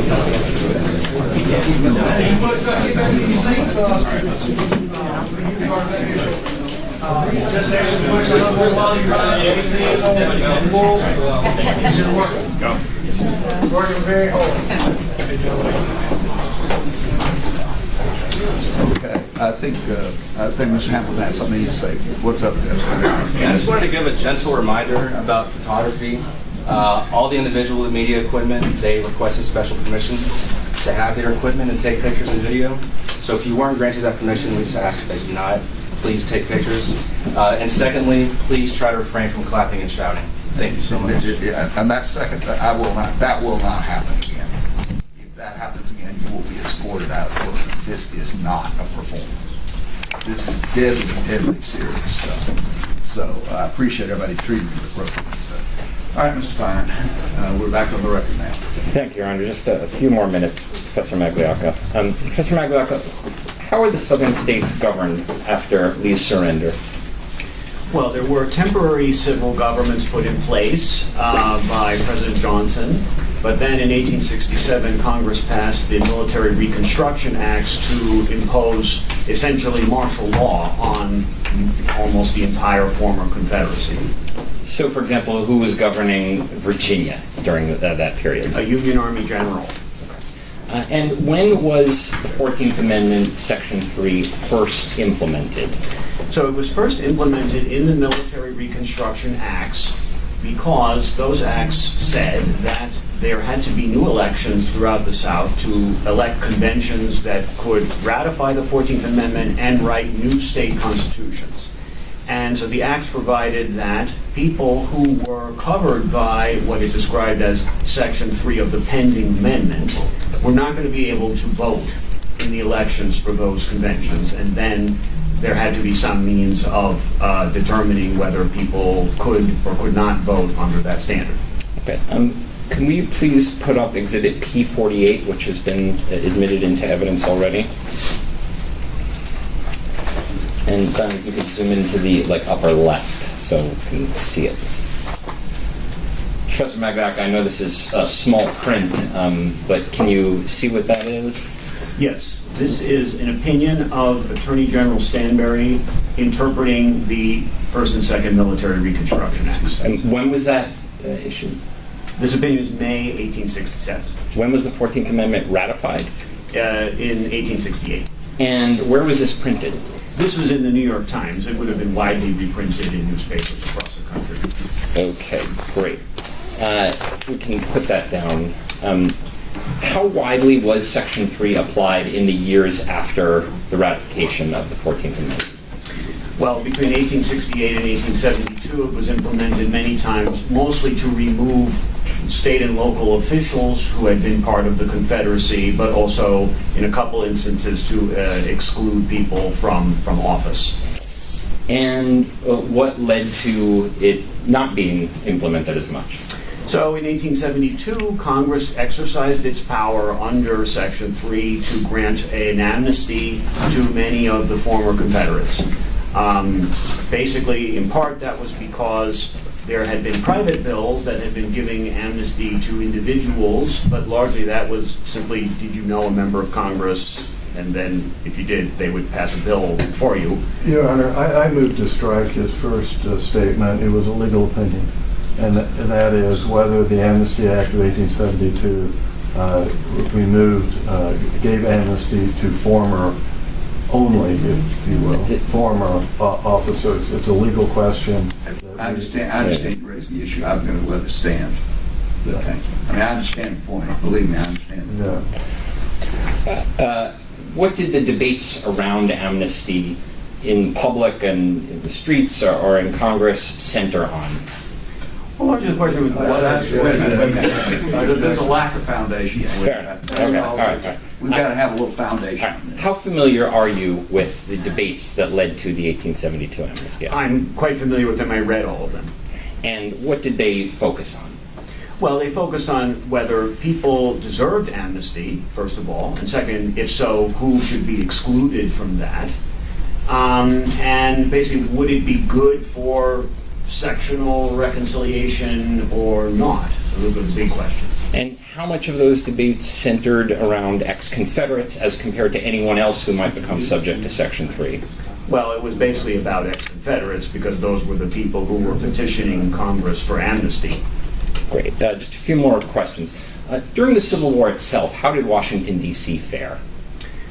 Well, it was a fortified city, and for good reason, because there was a Confederate attack by Jubal Early on the Capitol in 1864 that was repulsed at Fort Monroe.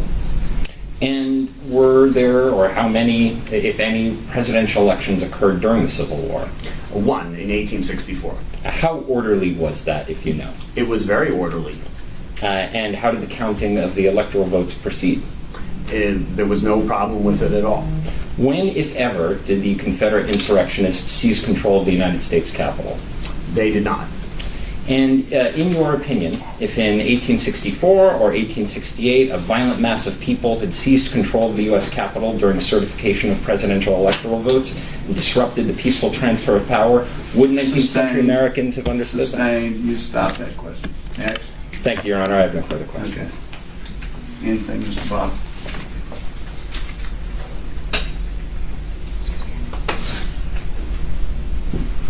No, Your Honor, not other than to welcome a fellow Hoosier. And the thought crossed my mind. Yeah, mine did. And I was a history major, so maybe I can sort myself in. Thank you very much, Professor. Thank you. Step down. Your Honor, the petitioners call Marjorie Taylor Greene to the stand. Representative Greene, please come here, please, ma'am.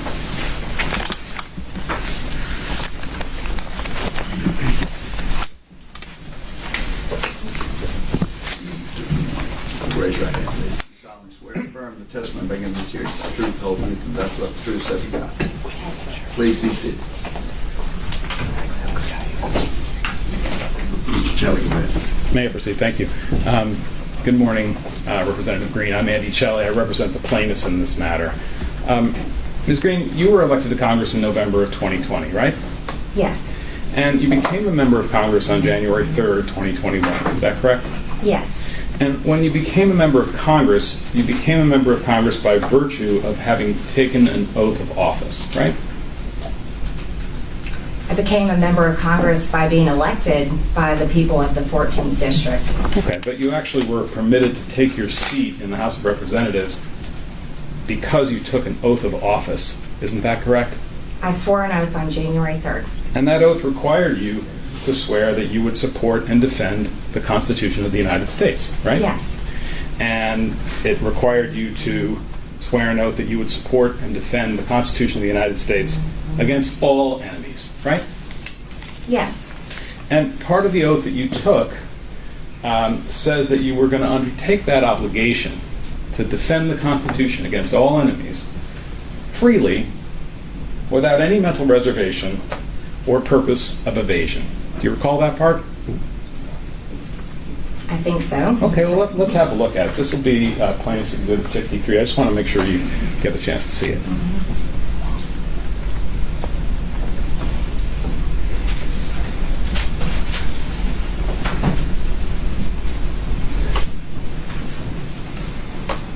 This is the excerpt from the congressional record. No, Your Honor. This is... Which one? This is Exhibit PX 63. Okay. This is a federal statute, 5 U.S.C. 3331, which sets forth the oath of office for federal officers, including members of Congress. Okay. And Ms. Wells, if you could make that a little bit bigger, I want to make sure the representative can see it. The highlighted portion, please. So if you see about a third of the way, 2/3 of the way down, it says that I will take this obligation. I take this obligation freely, without any mental reservation or purpose of evasion. See that? Mm-hmm. And you now recall that was part of the oath, right? Yes. And what did that mean to you, Congresswoman Greene? About taking it freely without reservation? Yes. It means I'm swearing the oath and I have no reservation. Great. Now, one part of the Constitution, Representative Greene, is the 12th Amendment, right? Yes. You're familiar with the 12th Amendment? Yes. That's the one that provides for the constitutional process for counting electoral votes in a presidential election, right? Your Honor, I object. Under the speech and debate clause, she cannot be questioned about what she does on the floor of Congress pursuant to her legislative responsibility. And I don't intend to ask any question of that sort, Your Honor. I just want to have her understanding of the Constitution. This is a case about Representative Greene's state of mind, including her understanding of the oath and the Constitution. Then I further object because this case is not about her state of mind. It's whether or not she engaged in insurrection or rebellion, engaged in those conduct. I concur. And a So direct... sustained. Next question, Mr. Joe. Ms. Greene, if somebody tried to unlawfully interfere with the process of counting the electoral votes, unlawfully, that person would be an enemy of the Constitution. Wouldn't you agree? Does it define that way? Is it defined that way? Well, I'm asking for your understanding. If somebody broke the law in a way designed to interfere with the process of counting the electoral college votes, that person would be an enemy of the Constitution. You mean interrupting Congress? Is that what you're referring to? Doing anything unlawfully to interfere with the process of counting the electoral votes.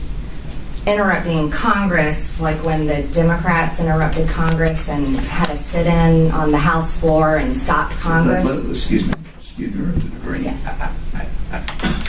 Could you rephrase your question? I'm entitled to ask my questions in the way I'd like to ask them, Your Honor. I ask that you listen to my question and simply respond. May I proceed? Yes. So if someone broke the law in an effort to interfere with the counting of the electoral votes, that person would be an enemy of the Constitution. Am I right about that? Breaking the law is unlawful. There's been over 700 people charged for what happened on January 6th. Right. And those people were trying to interfere with the lawful process of counting the votes for the Electoral College, right? I would assume, yes, they did. They stopped the electoral count. Yes. Right. And so those people would be enemies of the Constitution. You would agree with that, right? I don't know if it defines it that way. Well, having taken the oath that we saw on the screen, if you were aware that someone was going to unlawfully interfere with the constitutional process of counting the electoral votes, you'd be obliged by your oath to try to stop them, right? Your Honor, I object. The claim is not she violated her oath. The claim is under Section 3 of the 14th Amendment. And so her opinion on words like enemies are words of art often in the law is just irrelevant to the matter, to whether or not she engaged, did a direct and overt act of insurrection. Your Honor, we had a 1-hour presentation on the law from Mr. Bob. We did not object to that. I will let you answer the question. I've forgotten what it is. Could you repeat it? Can we ask for it to be read back?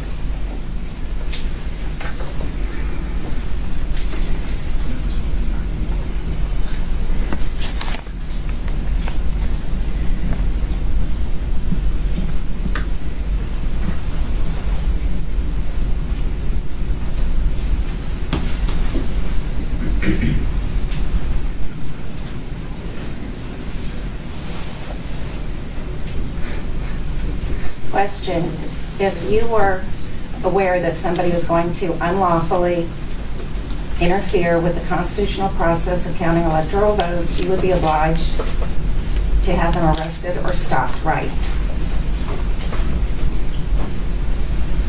You may answer. You may answer the question to the best of your ability.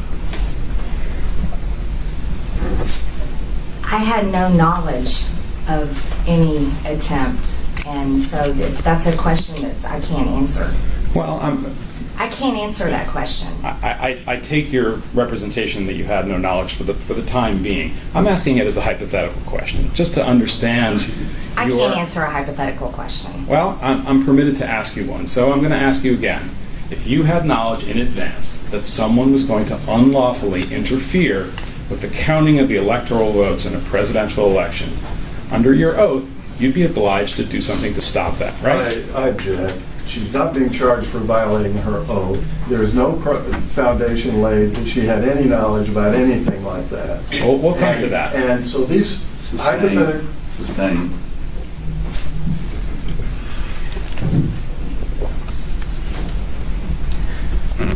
Let me try it a different way, Ms. Greene.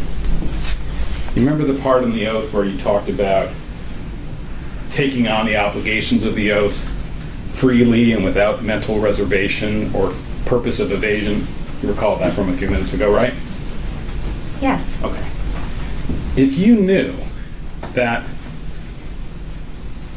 people were planning to interfere with the constitutional process of counting the electoral votes, you knew that before you took the oath, and you took the oath anyway, and decided not to do anything about those plans, that would be a mental reservation. Don't you agree? I object. She is not being charged with violating the oath. The question is, did she engage in insurrection or rebellion?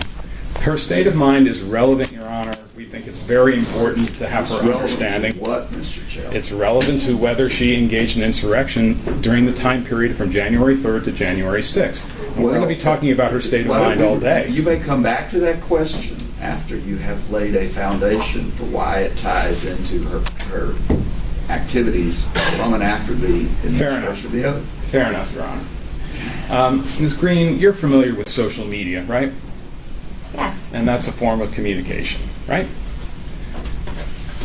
Yes. You know what Facebook is and Twitter, right? Yes. You use those as an important form of communication in your work. Yes. You post messages on Facebook, right? I post statements, messages, yes. Videos also, right?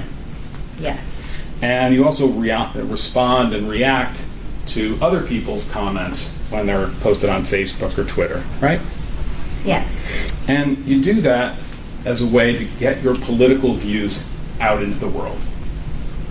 It's my freedom of speech to do so. I agree. And you've been very successful at using social media to get your views out into the world, right? I would say that's an opinion.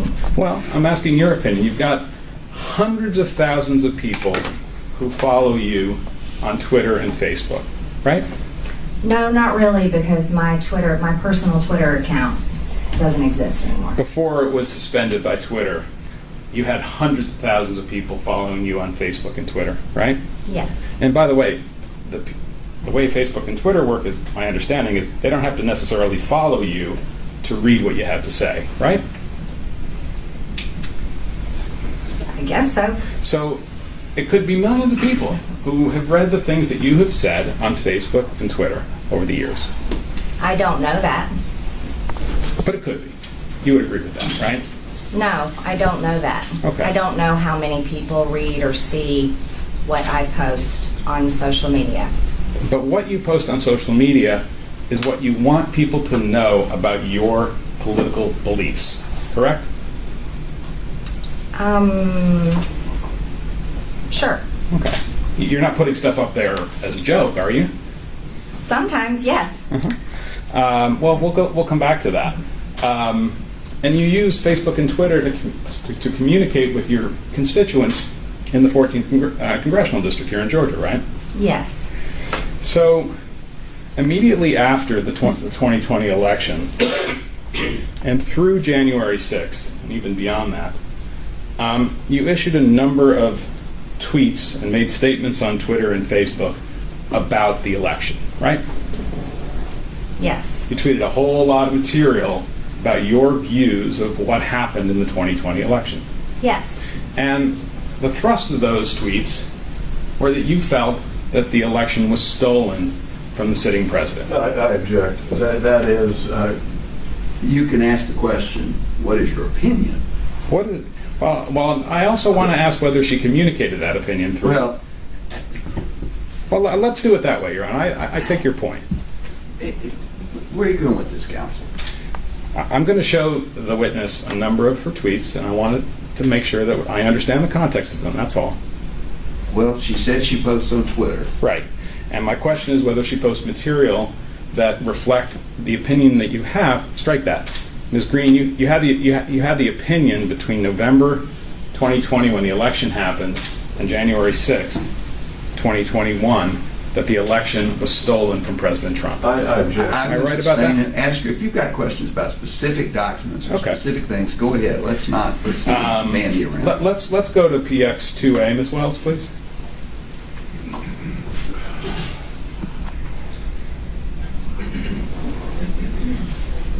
I'm sorry. Which one is this? 2A, Your Honor.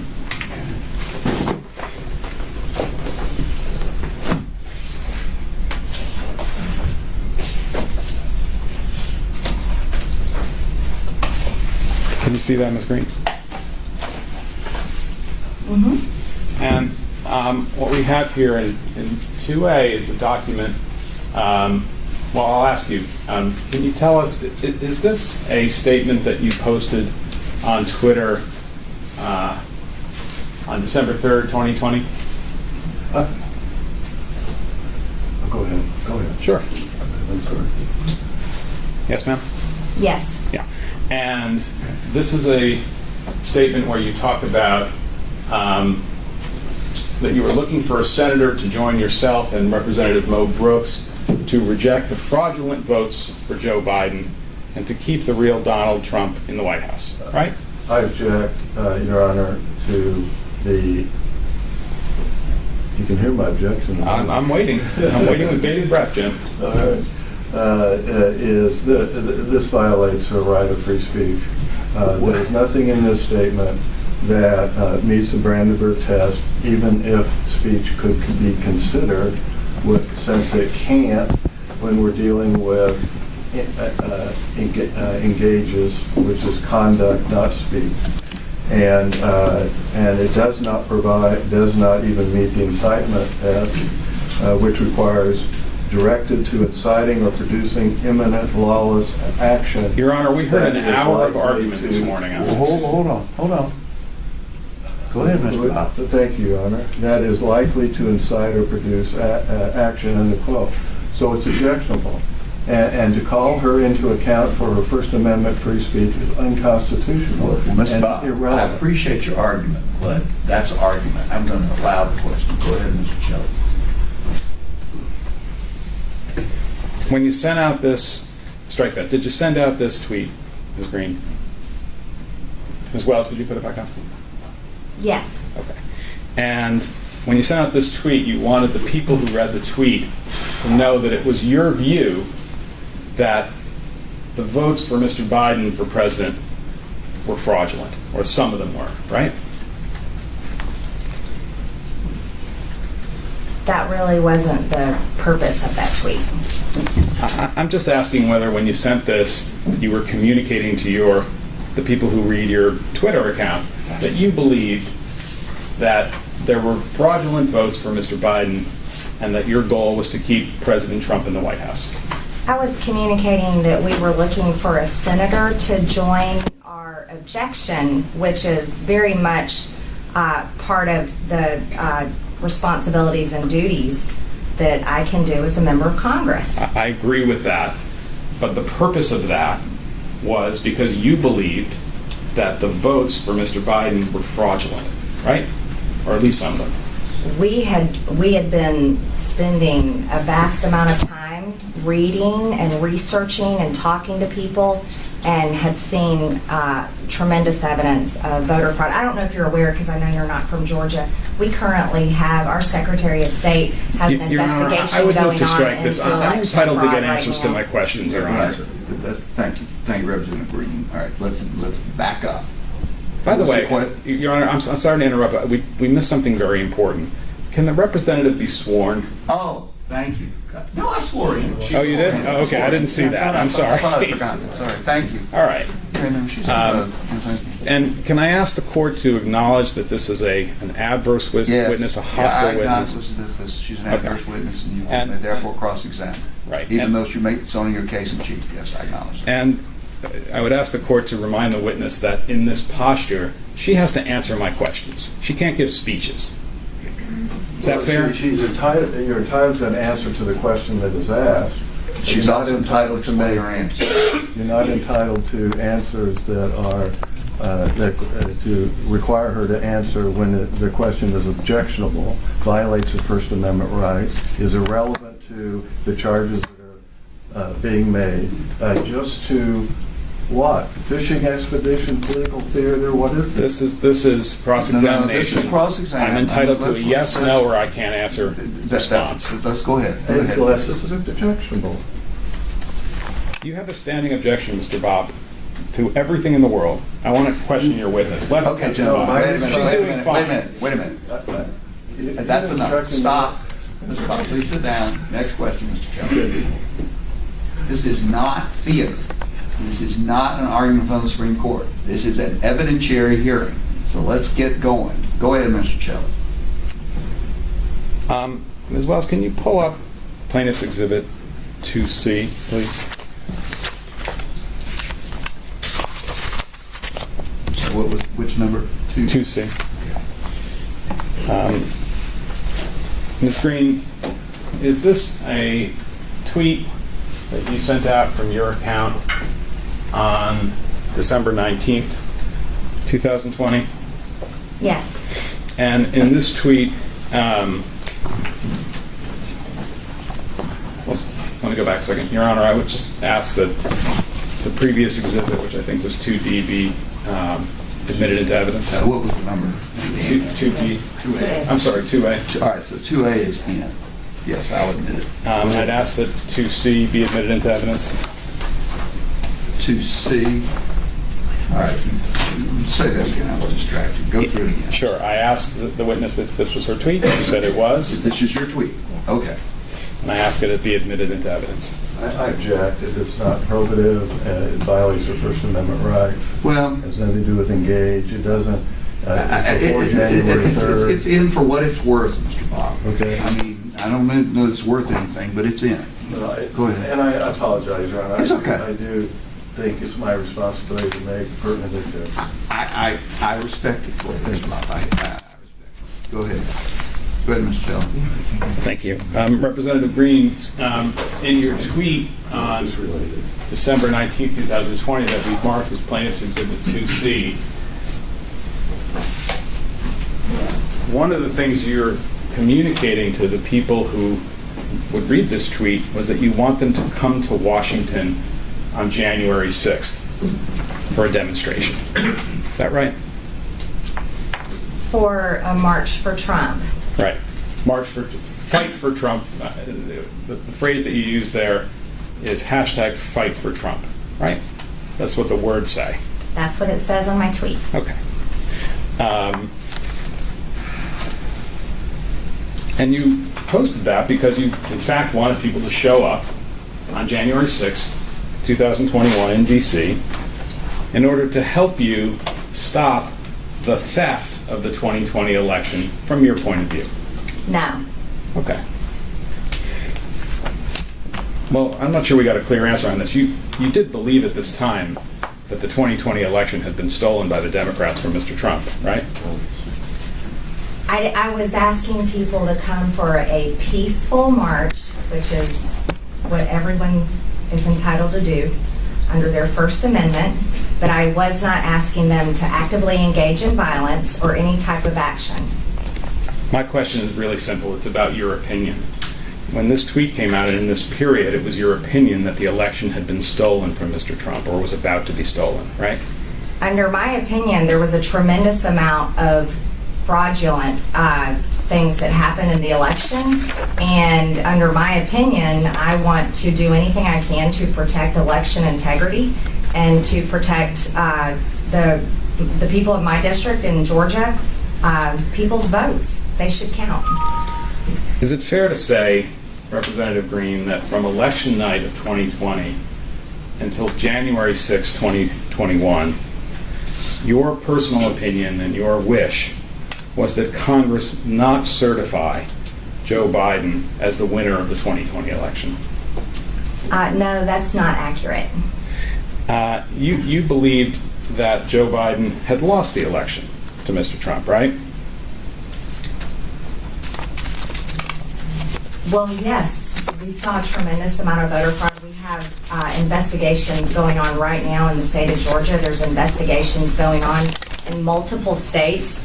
My own husband showed up to vote in the general election, and when he went in to vote in person, he was told that he had already voted by absentee ballot, when in fact he had never even requested an absentee ballot. There's many instances. Oh. Your Honor, we could do this now. I understand there's an IT issue that requires a pause. Okay, well, Should we take? how long do we need? 2 minutes? All right, well, everybody just be patient while this stuff. Thank you. Appreciate your patience. Oh, I see what it calls.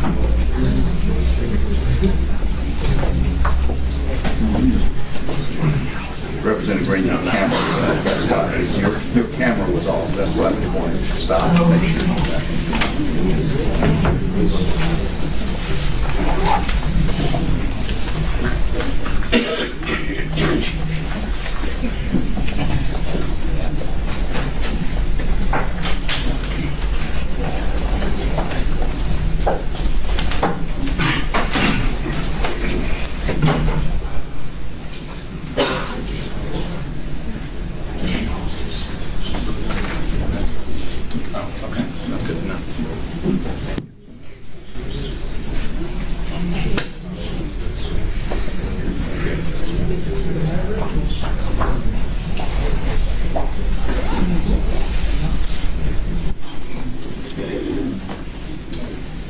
Good.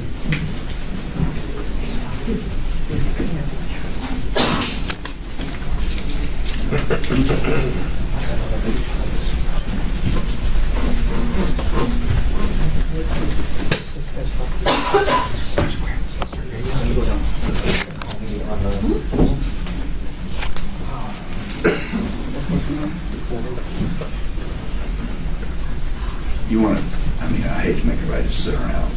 You want to, let's take 10. Let's come back. I mean, Representative, you may step down. Let's take 10 minutes. We don't need to stay here. Let's just take 10 minutes. Everybody remain seated, please. No, I said I'm going to let them go. Parties to the other room. Huh? We'll get the other parties to the room. Oh, okay. However you do it. Thank you. Yes. Remain seated until the parties exit the courtroom and go to the room. Let's just take 10.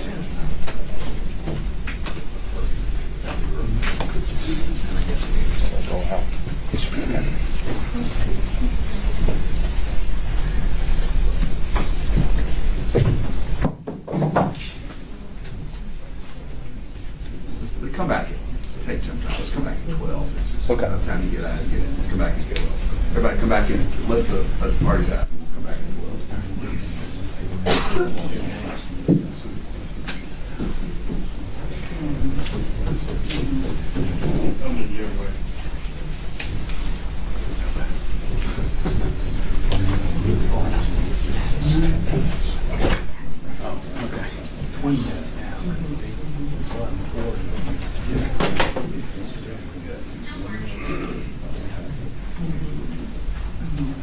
You want us to let everybody else out first? No, we can finish. Yeah. 22 minutes. Sorry. Make you reach down there. I apologize.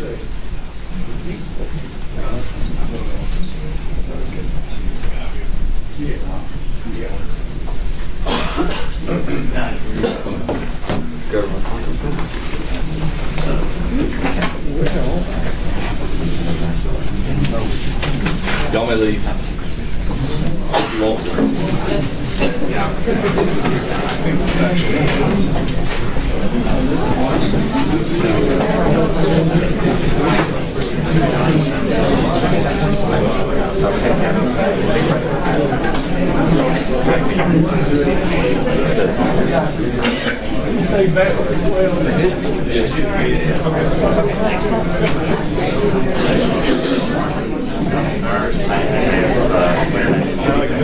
I didn't see the congressman gets one. Sorry, I can't.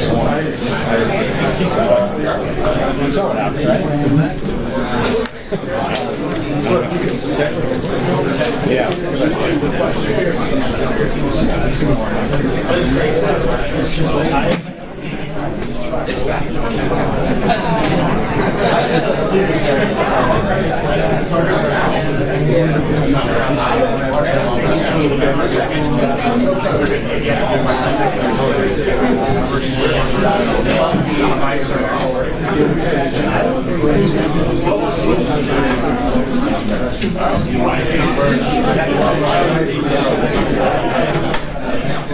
And then repost it. That's just a whole.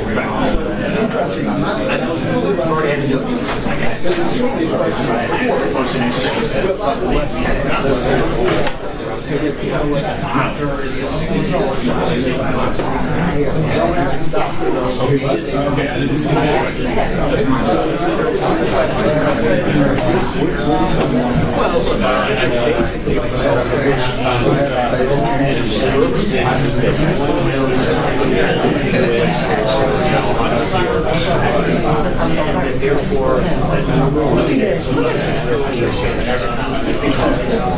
people just want to try to have a better understanding of what's going on.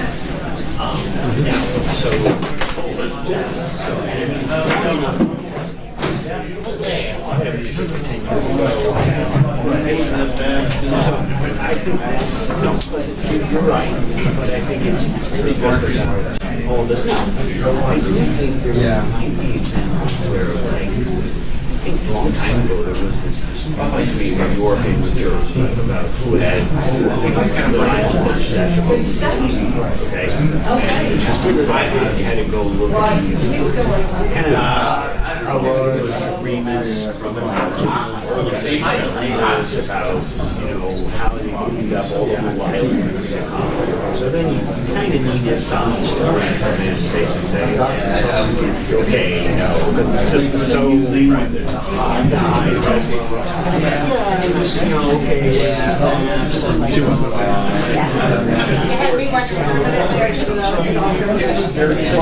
got to be something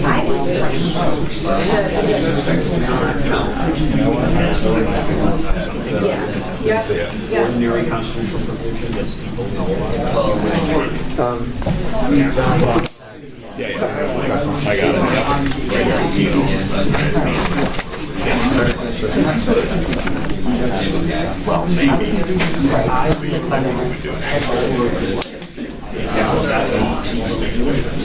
Are there live mics over here?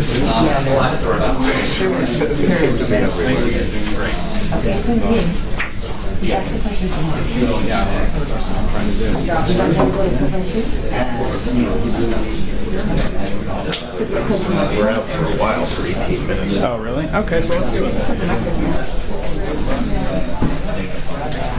Sometimes that's more accessible, whatever,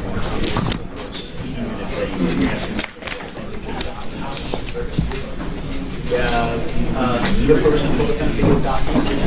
Right. You tell the lawyer.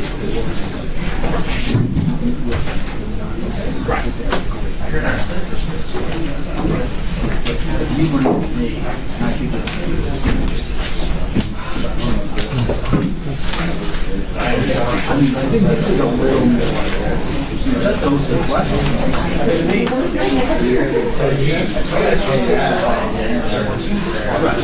that was our situation.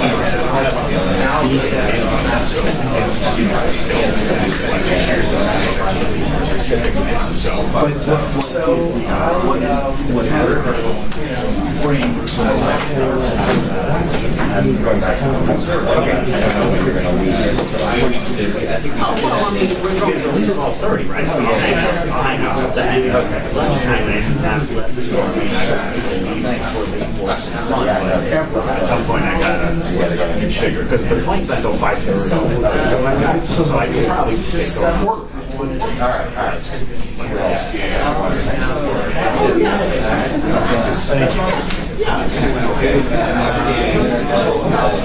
It's also something to do with Yeah.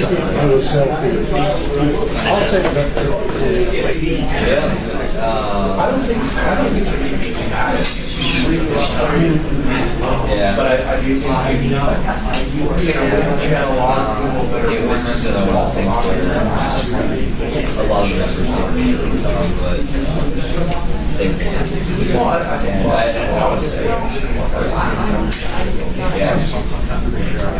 yeah, so the six-pack bill went through,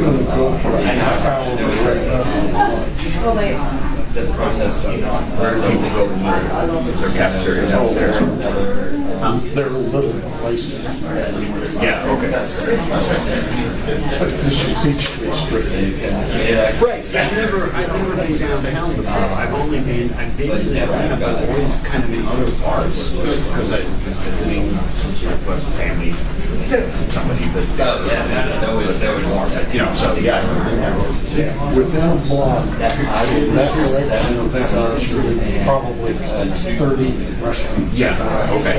But of course, you need something you can get to the house, but It's a courthouse. yeah. Well, okay. Sure.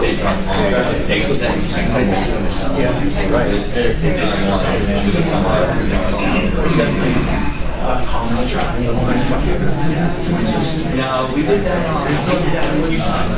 I don't think anyone.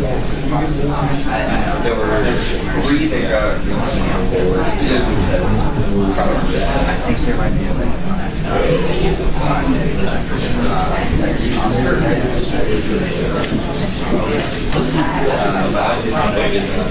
I'm trying to decide if we had I didn't want to get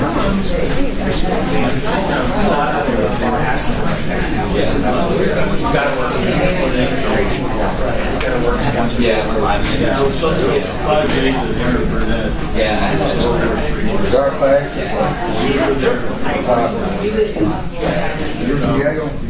I went to law school. Well, I don't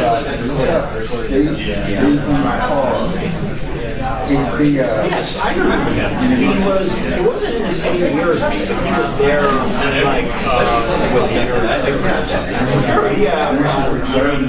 Yeah, absolutely. Where is he? It was night. Oh, great. You know where he is?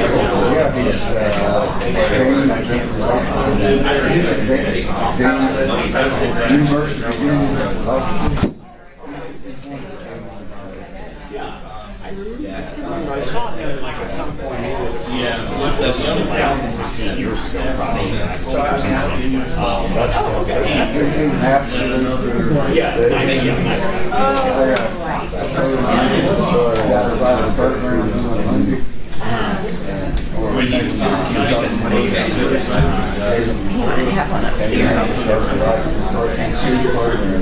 yeah. So what do you do?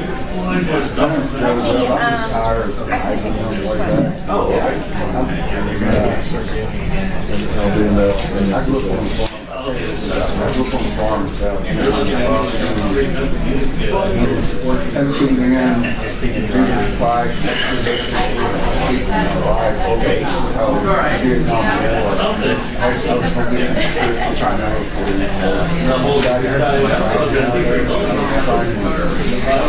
He said I'm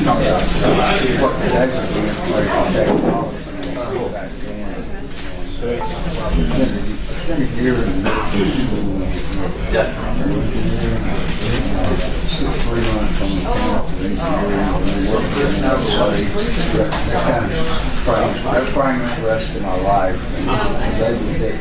Get through college and things like that. So tried me started to get your daughter all but moved up a little bit. okay. Well, like I said,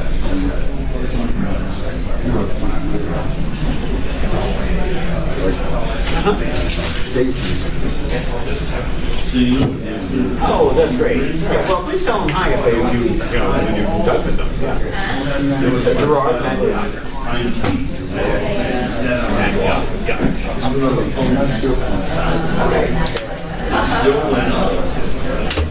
Yeah, I didn't know him well or anything, but I mean, but I'm sure I remember him.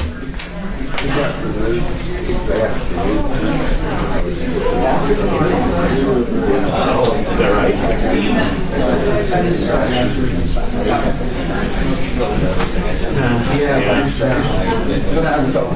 Yeah, I know. All right, but yeah, no, it's good. It's good to see my streamers and lots of watching. It's pretty cool. Yes, nice meeting you.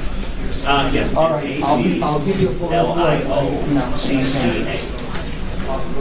Oh, Thank you.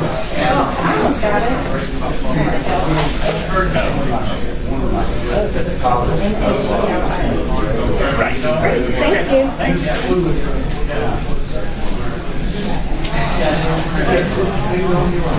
Just go out just for a second. Aaron's video. There you go. I can use my phone, but I can't use the narration.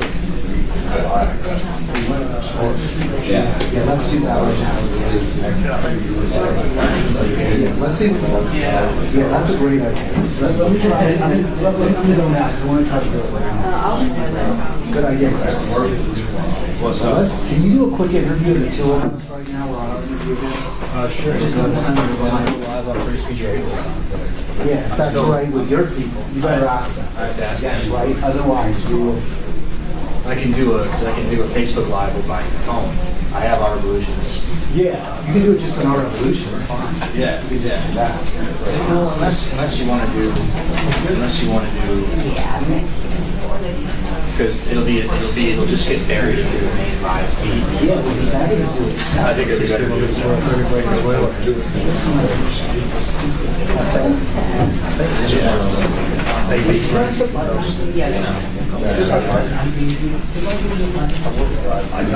I have it because we didn't open up the case. Right.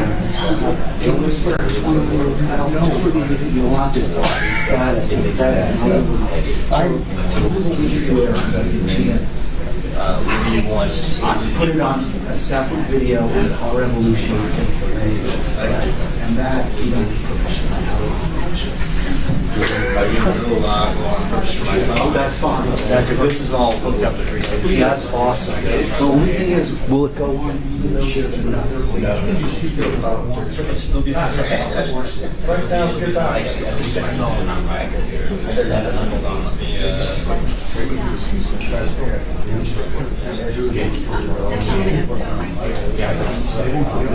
Yeah, they won't hear. They'll be okay. Yeah, well, that's good. It's a good vision. To ruin the issue. Want to use my phone? Easier? Yeah. Well, I'm good now. You got it?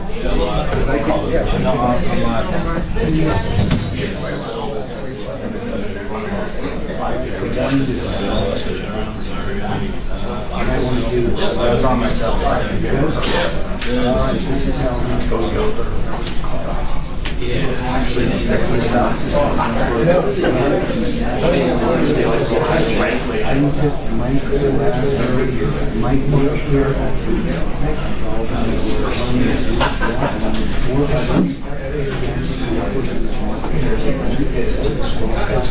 Here you go. I might come back for it. All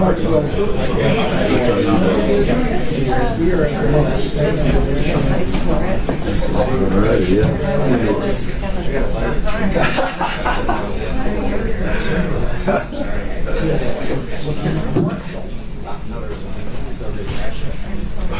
Yeah.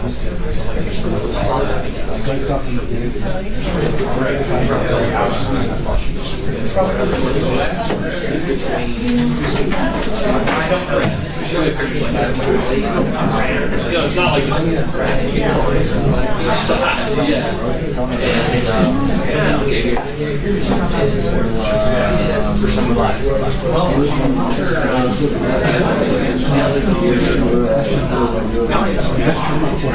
There's that much.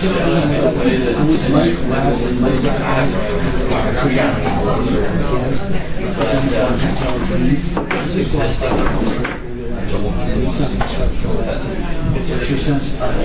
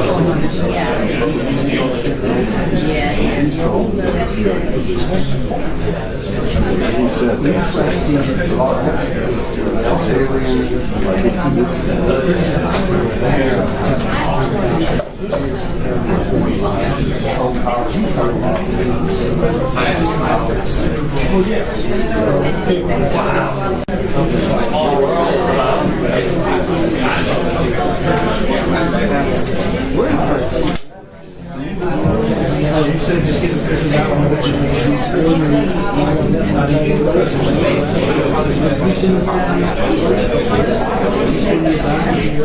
so that way I said he was telling me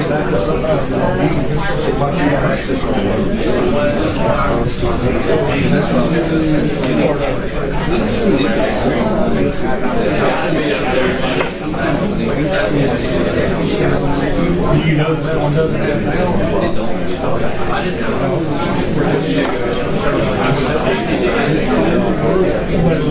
He's got everybody.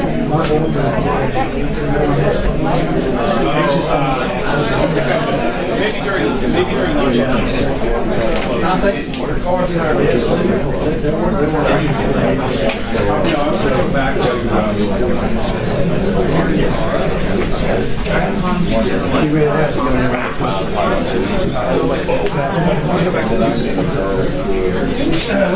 Judge Boudreaux will be back in shortly. If you would like to take your seat. How we doing?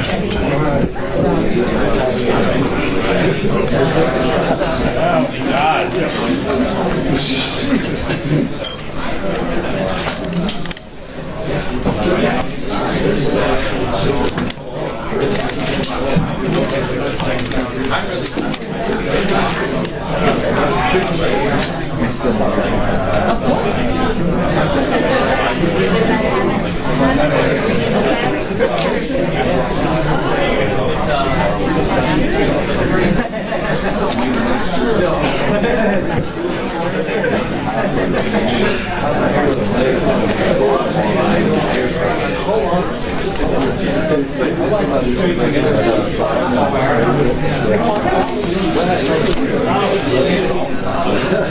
Drink some protein shakers. What else? Somebody else is getting my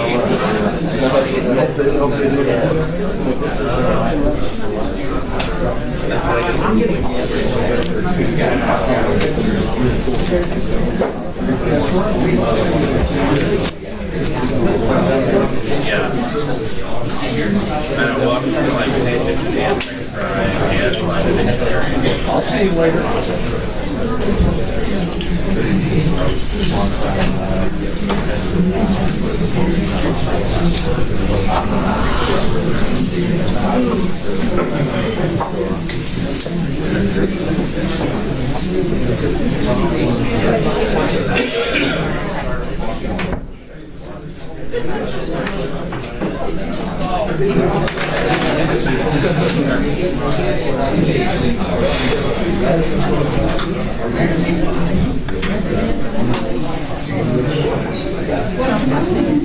I'm sorry, I messed up.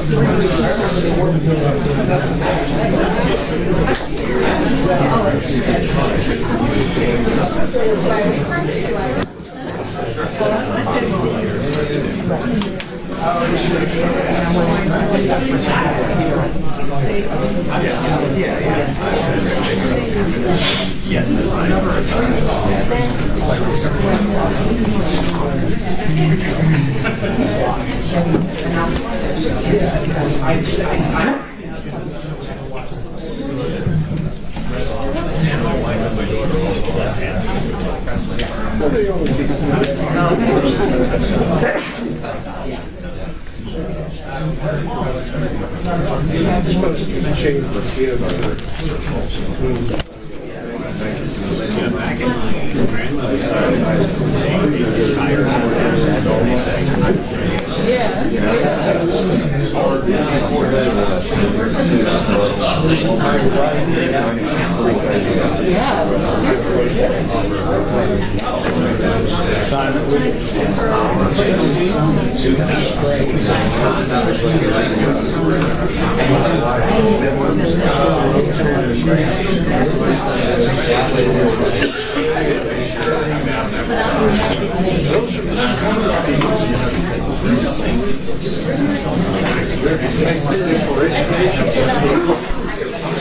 my grandmother's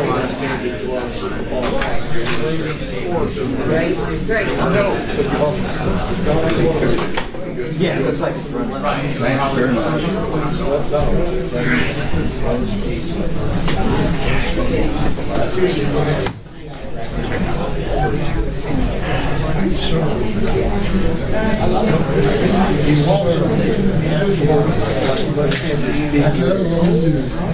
Unnecessarily less high when I shoot.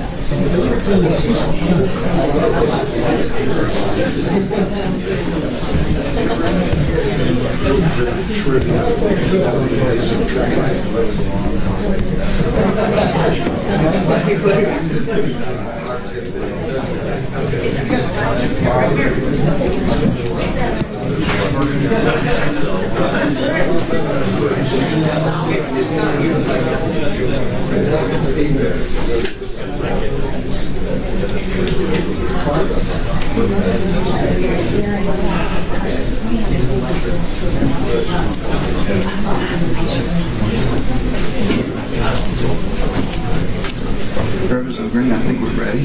Come on back up.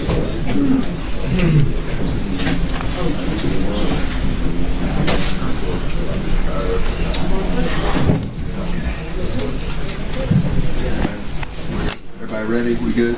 Okay. We're back on the record. Greene, appreciate your patience, your disruption. Appreciate everybody's cooperation while they dealt with technology. One of the veins of human existence. All right. May I proceed, Your Honor? Shelley, thank you. Your Honor, I would just ask that Mr. Bob not consult with his client in the break period while I'm examining her. That's generally not permitted, in my experience. Go ahead. Can we see Plaintiff's Exhibit 2C, please, Ms. Wells? I'm sorry, we're on 2C? 2C. Okay, thanks. Ms. Greene, this is the tweet that we talked about a little bit earlier. Just a quick question on it.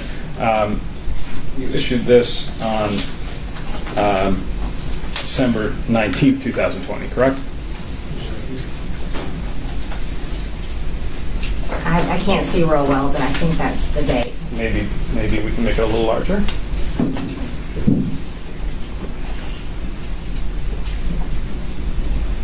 That's what it says. And what you were doing in this tweet was you were tweeting out a story from the Epoch Times about President Trump saying that the protests that were planned for January 6th were going to be, quote, wild, right? I object. We don't have the, where's the article? Right there under the picture of President Trump. Does it quote that? Yes, it says, Trump, supporters should join wild protest in D.C. on Jan 6th. Okay, I withdraw my objection. I can't see that. I can't see. Could you make it a little larger, Ms. Wells? You can answer the question, Representative Greene.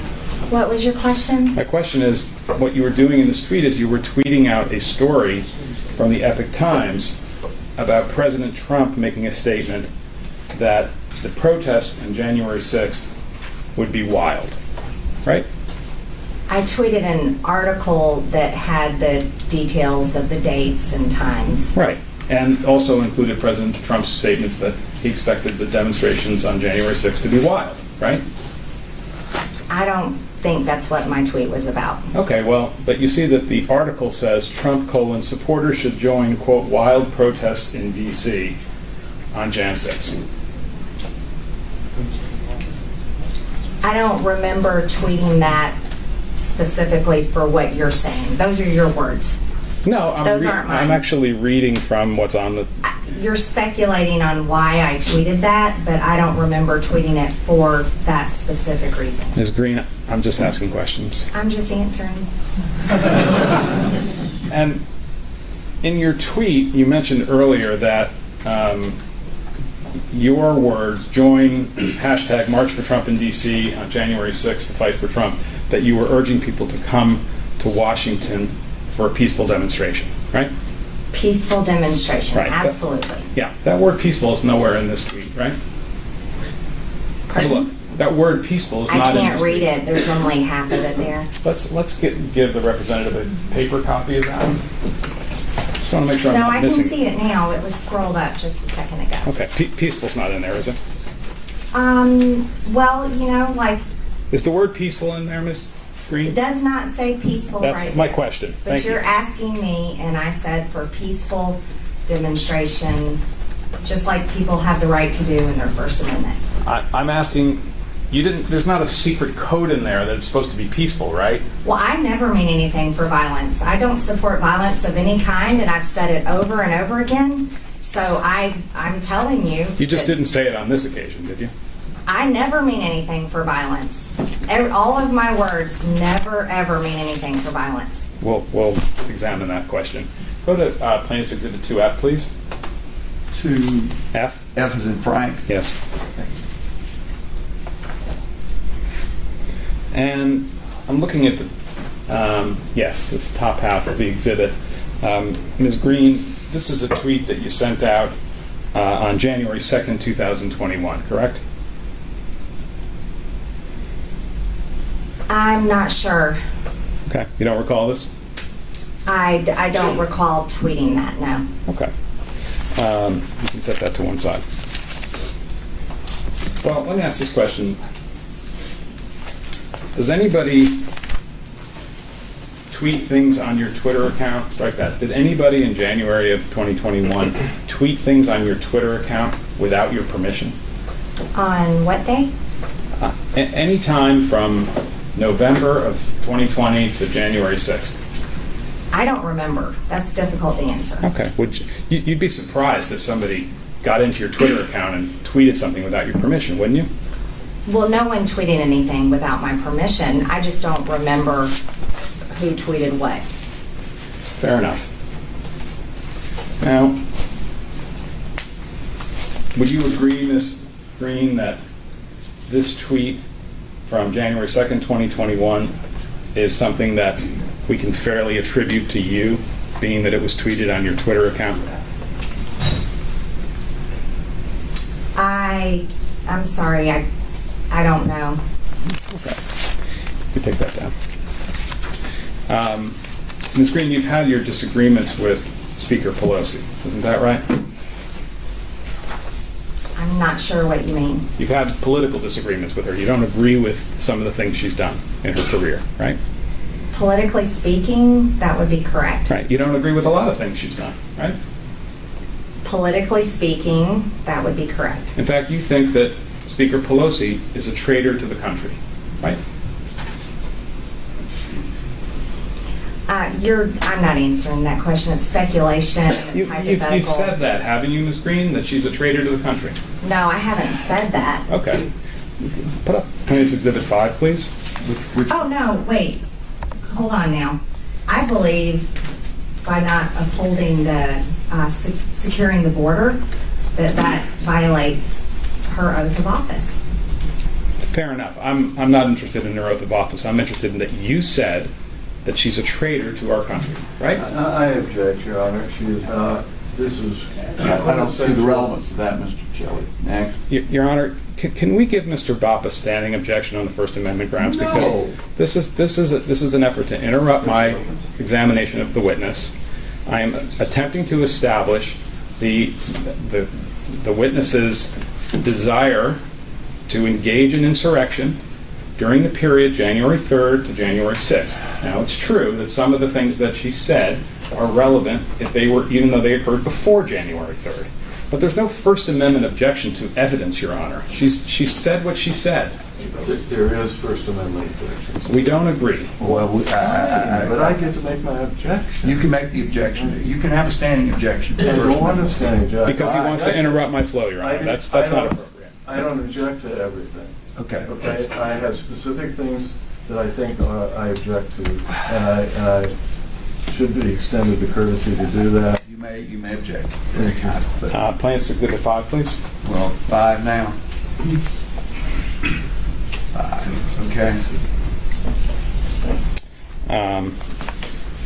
So I'm placing before you what we pre-marked as Plaintiff's Exhibit 5, which is an article that appeared in CNN on January 26th, 2021. You have a hard copy of this available? Should be in the book. I mean, does she have a hard copy? I mean, she can't read it off the screen. We have one for her. Good. Let's start using hard copies. You can't read stuff like this off the screen. May I approach the witness, Your Honor? Yes, sir, you may. You have standing permission to approach the witness to deliver copies of documents as to which you're going to ask your question. Thank you. Ms. Wells, if you could scroll down a bit.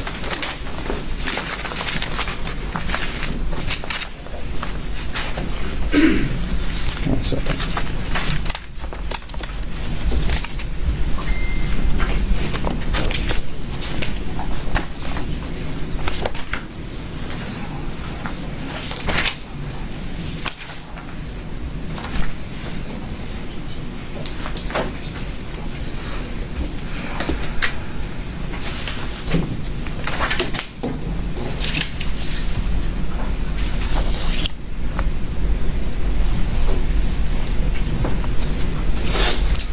Ms. Greene, I want to direct your attention to the bottom of the 4th page of the exhibit. This is a paragraph that starts out, "She's a traitor to our country." Do you see that? I object, Your Honor. What possible relevance could it be that she had political disagreements that resulted in hyperbole that is commonly used? Your Honor, this is an argument. Overruled. Next. Thank you. I just want to ask a narrow question, Representative Greene. Did you say, referring to Speaker Pelosi, she's a traitor to our country, she's guilty of treason, she took an oath to protect the American citizens, she gives aid and comfort to our enemies who illegally invade our land, that's what treason is, and our law representatives and senators can be kicked out and no longer serve in our government, and it's a crime punishable by death, is what treason is. Nancy Pelosi is guilty of treason. Did you say those words? I said, this is what I was telling you, is she doesn't uphold our laws. It's a She simple allows yes or no illegal- question, ma'am. I mean, Did you say those Answer words?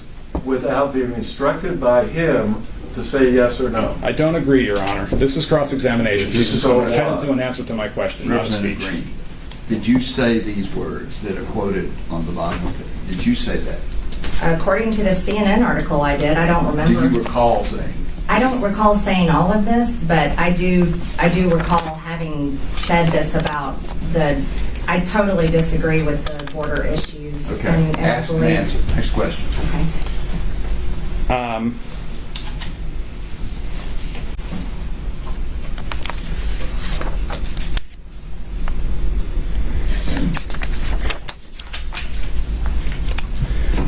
And Representative Greene, you have advocated the use of physical violence against people you disagree with politically, right? I object without context, without anything. Overruled. Go ahead.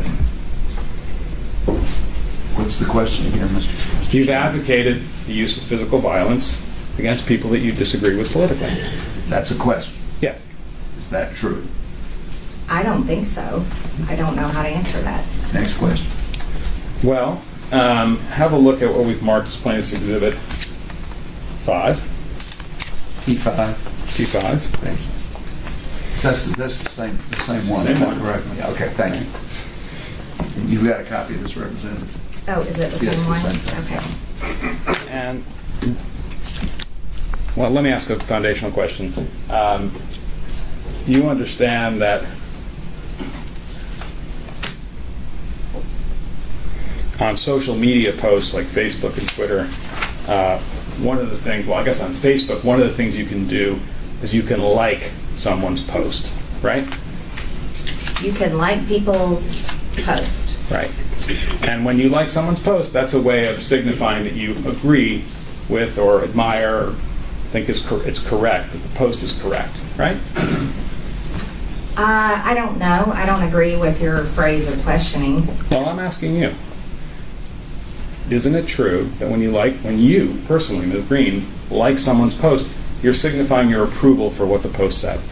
No, I don't agree with how you're phrasing that question. No, I don't agree with that. Mm-hmm. So it's true, though, that you liked a post that suggested that, quote, a bullet to the head of Nancy Pelosi would be a quicker way to remove her as Speaker of the House than impeachment, right? Now, you're using a CNN article, which has CNN has lied about me multiple times, and you're using a CNN article I'm asking as your you to answer my evidence. question. Did you like a post that said it's quicker, that a bullet to the head would be a quicker way to remove Nancy Pelosi from the role of Speaker? I have had many people manage my social media account over the years. I have no idea who liked that. Okay. Are you testifying under oath it wasn't you? Just want to be clear on that. I am testifying. I have no idea who liked that comment. Fair enough. It could have been you. Right? I'm telling you, I do not know. She's answered the question. Go ahead. Next question. Yeah.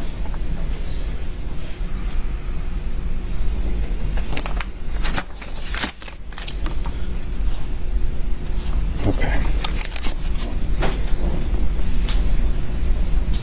By the way, you know, Ms. Greene, that one of the places inside the United States Capitol building that was invaded by people who were doing violence was Ms. Pelosi's office, right? I was inside the chamber during on January 6th, so I do not know all the places that those people went. I only know where I was. Are you telling us that in the more than a year since these events occurred, you have not become aware that one of the offices that was invaded by people who were illegally in the Capitol was Nancy Pelosi's office? I've seen that on the news. Okay. But I don't know for sure. I haven't investigated all of that.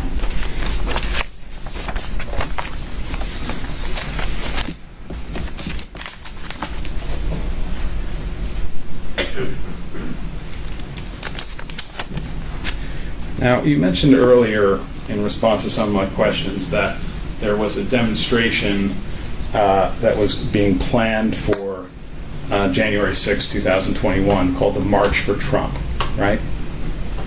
We talked about it on one of my Twitter posts. Right. And that demonstration was being organized in part by an organization called Women for America, right? I don't remember who organized it. Okay. Ms. Wells, can you pull up Plaintiff's Exhibit 2D? I'm sorry, which one, Mr. Kelly? I'm sorry, 2D, Your Honor. D or B? D. B is in boy. No, D is in dog. D is in Sorry. dog. And we're going to do this on paper, so I got to...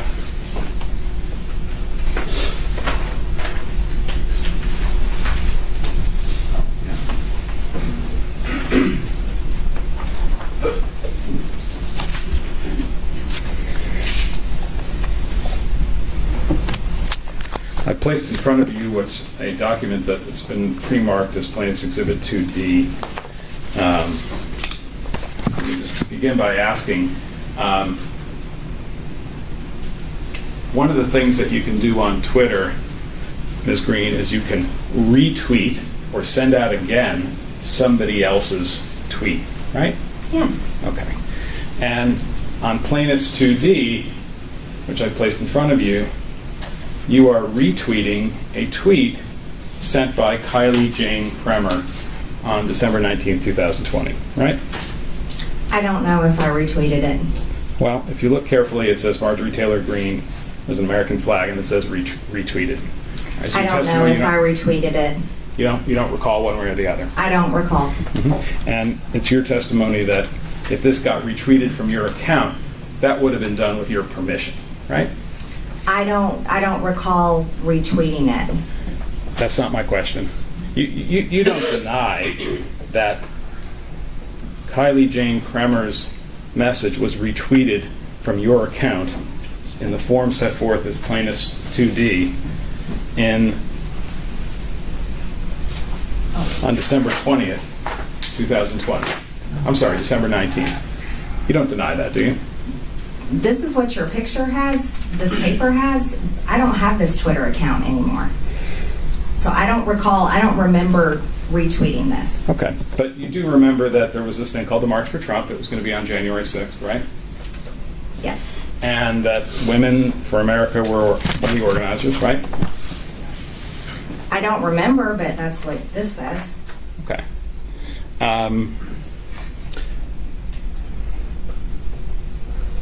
And one of the other hashtags for the demonstrations that were planned on January 6th, 2021 in Washington, D.C. Was a hashtag Stop the Steal. Hashtag Stop the Steal, right? Stop, yes. Yes. And another hashtag that got used at the time was, a website that was being used to organize people to come to Washington was something called wildprotest.com, right? I don't know. Okay. Let's have a look at PX33, please.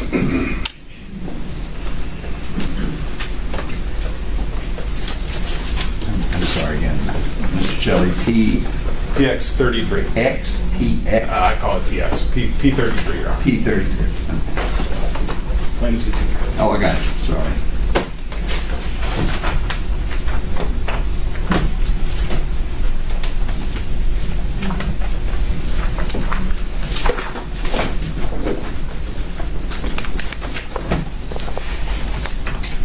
I've placed before you, Ms. Greene, a document that was marked as Plaintiff's Exhibit or Petitioner's Exhibit 33. I'm just going to ask a couple questions about it. Does this refresh your recollection that there was a website known as wildprotest.com that was encouraging people to come to Washington for a protest on January 6th? I don't remember the website, but I'm seeing it here on your paper. Okay. And wild was the term that President Trump used to describe what he thought was going to happen on January 6th, right? Wild is also a term that high schoolers use when they talk about spring break. Fair enough.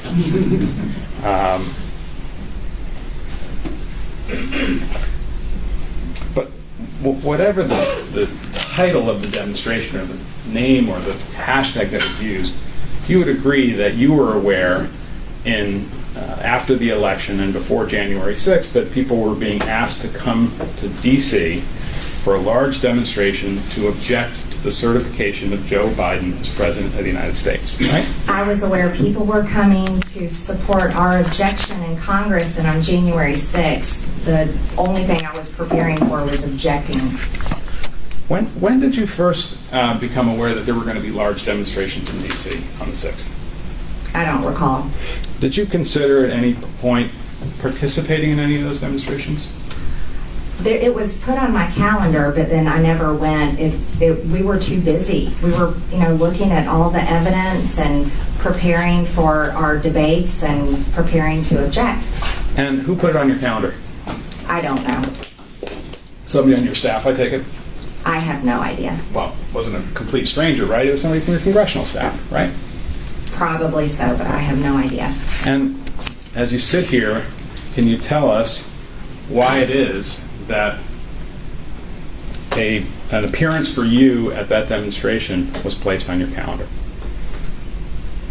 Can you rephrase that question? Sure. How did it come to pass that it was put on your calendar that you were going to appear at a demonstration? I understand you said you were too busy. I don't know. I was so busy just preparing to object. I don't know. You were going to go to one of these demonstrations as a speaker, right? I don't think so. I was always preparing to object. We were very busy. Well, have a look at what we've marked as number 33. And if you go about 3 pages in, at the bottom of that page, and then over to the next page, it says invited speakers and featured guests, right? I'm assuming, I guess I was on there because I was invited. Right. But I don't know who made this website. I'm sorry, I can't answer Okay. Well, anything about it. well, you can answer that that's your name and face, right? That is my name and face, but I don't run that website. I have no idea who does. My question to you, Representative Greene, is did you or someone under your authority at your congressional office authorize you to be placed as a speaker or guest of the wild protest demonstration? I get many invitations as a member of Congress to many events and all kinds of speaking engagements, and most of the time those go on my calendar, but they have no relevance as to whether I attend or not. So would it be fair to say, Ms. Greene, that through your office you authorized your name and your likeness to be associated with the wildprotest.com demonstration? No, you cannot say that or assume that. That would be whoever organized this. Well, let's talk about that. Going back to 33. You know Ali Alexander, don't you? No, I don't really know him, no. When you say you don't really know him, you've met him, right? I've seen him before, but I don't know him. Yeah, how many times have you been in his physical presence to your knowledge? I cannot even guess. Hardly any. 10? 20? No. Have you shaken his hand? I've shaken his hand before, yes. I have shake hands with pretty much everyone I meet. Lots of people, right? And he's a friend of yours, right? No. Okay. We'll come back to that.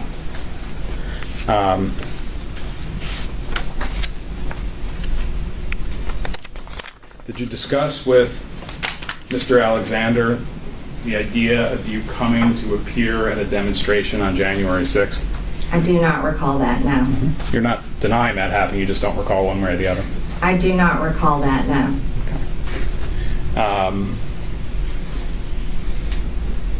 Well, did you discuss with anybody attending the wild protest demonstration that was planned for January 6th? I do not recall ever talking about attending. Other than people on your congressional staff or your campaign staff, list for me all the people who you spoke to about the demonstrations on January 6th. That would, I'm sorry, I have no idea. Okay. You don't remember any of them? I do not remember. Not any of them? No. Okay. And you spoke to some people about those demonstrations prior to being sworn in as a representative from the 14th District, right? I don't remember. And you spoke to some of those people after you took the oath on January 3rd and before the 6th, right? I don't remember. Did you speak to anybody in government about the fact that there were going to be demonstrations in Washington on January 6th? I don't remember. We were mostly reading information about election fraud, and people signed affidavits about what they'd witnessed with voter fraud and preparing to object. That was pretty much all I remember doing. Right, pretty much. But your testimony as you sit here today under oath is that you didn't talk to anybody in government about the fact that there were going to be large protests in Washington on January 6th. I don't remember.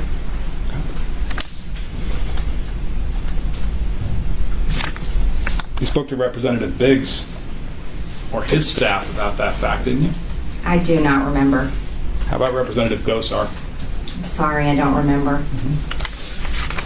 Did you talk to people at the White House about the fact that there were going to be large demonstrations on January 6th in Washington? I don't remember.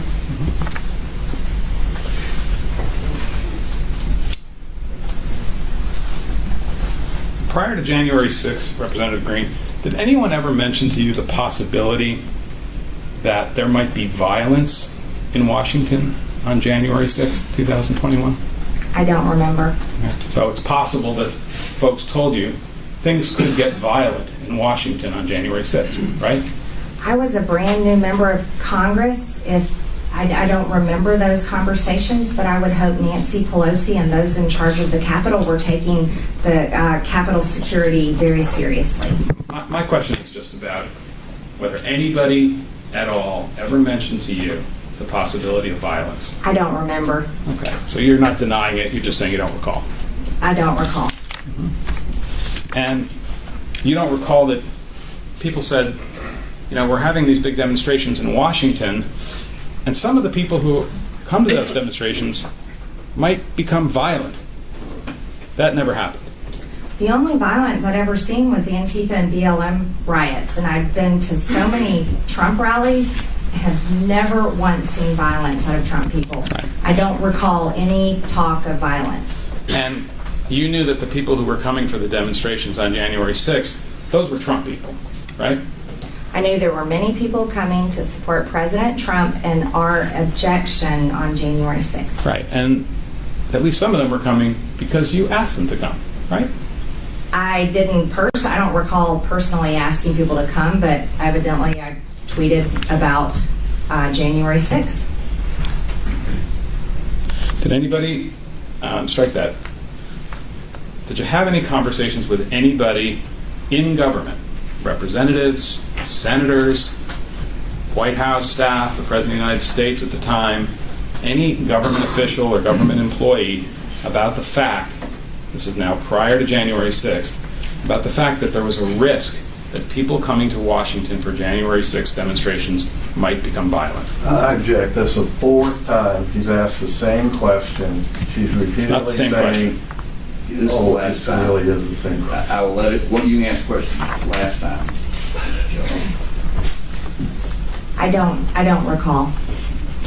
Ms. Greene, did you ever hear that from any source prior to January 6th that some folks were planning to come to Washington on January 6th, and the idea was that they were going to flood the Capitol with people? No, I don't remember ever hearing that. Okay. You never discussed that with anybody? No, I do not remember that.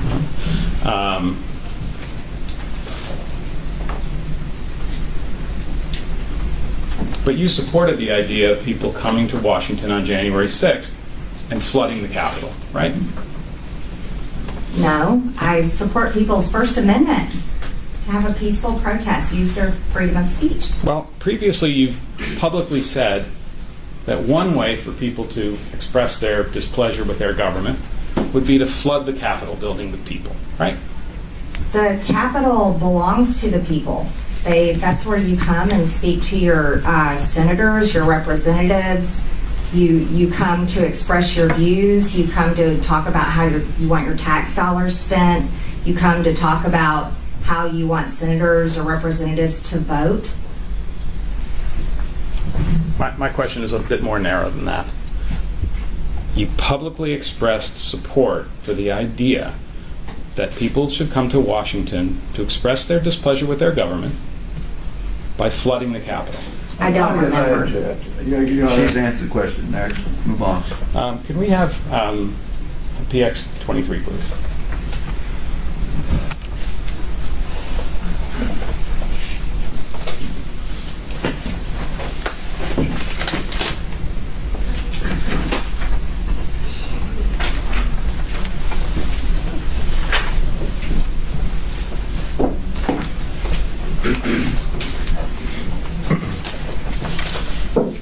Ms. Greene, I've placed in front of you what we previously marked as Petitioner's Exhibit 23, which is a CNN article entitled, in 2019, Marjorie Taylor Greene told protesters to flood the Capitol and feel free to use violence. Your Honor, I object. This is 2019. How many years back? High school? Do we have to be treated with statements that, like, flood the Capitol? Flood the Capitol? Your Honor, this is a speaking objection. It's not appropriate. Go ahead. If you can figure out how you're going to lay the foundation for this, you may proceed. Go ahead, Mr. Shelley. Thank you. I want to direct your attention, Representative Greene, to the second page of this exhibit. Mr. Shelley, could you please go through the proper things so she knows what she's looking Yes, well, I thought I did, but... I didn't hear it, I'm sorry. Okay. Ms. Greene, this is an article that appeared, we believe, on CNN in the wake of January 6th. I ask if you've seen this document before. No, I haven't seen it. Yeah.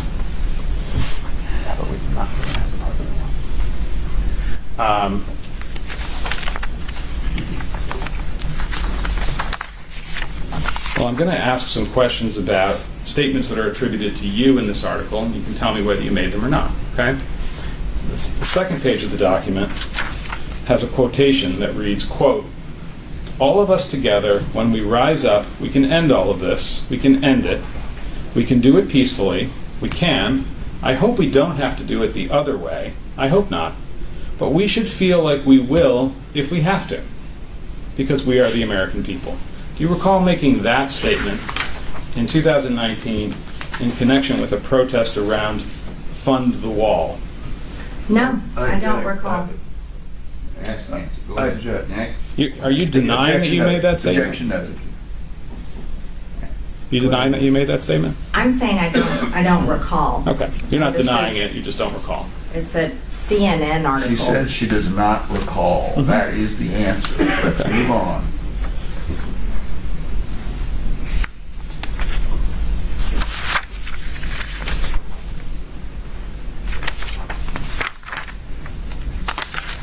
I'm missing a page here.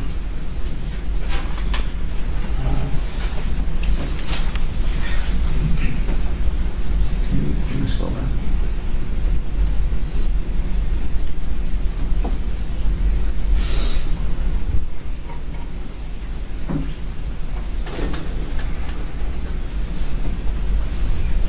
Further up, please. Yeah, keep going. I'm sorry, Judge. I think I'm missing a page in my copy of the exhibit. Okay. Going. I'm sorry. The bottom of down a little bit. All right. Thank you for that. You can stop right there. A little further along in the article, I'm just going to ask you whether you made this comment. If we have a sea of people, we will shut down the streets. If we shut down everything. If we flood the Capitol building. Go inside. These are public buildings. We own them. We own these buildings. Do you understand that? We own the buildings and we pay all the people that work in the buildings. Did you say that in connection with the Fund the Wall demonstration in February of 2019? And because it's about the Fund the Wall demonstration, I knocked after she was sworn in as a member of Congress, and taken It's irrelevant. Completely irrelevant to what she... I'm inclined to agree, Mr. Let's go on. Let's move on. Did you say that? I don't recall. You're using CNN, and they've chopped up my words so many times. They've lied about me so many times. I mean, you sound like you have as many conspiracy theories as QAnon at this point. Well, you believe in QAnon, right? No, I did not say I believe in QAnon. Let's move on. You don't believe in QAnon? This is not relevant. Let's move on. She brought it up, Your Honor. Can we get PX 84, please, Ms. Wells? Which one? 84. 84.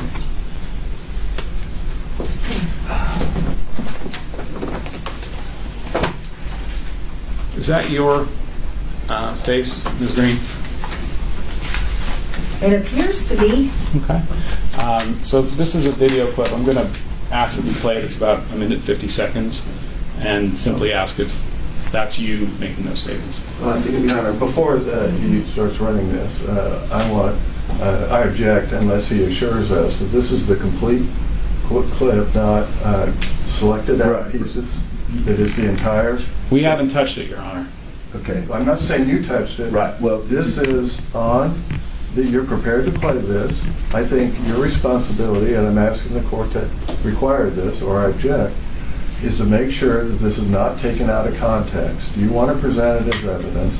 I think you should be required to explain that this is the entire statement that was made, not some selected piece out of context. May I be heard on this, Your Honor? Sure, of course. Go ahead, Mr. Your Honor, we have been denied the opportunity to conduct discovery in this case, as Your Honor knows, given the speed with which this proceeding had to go forward.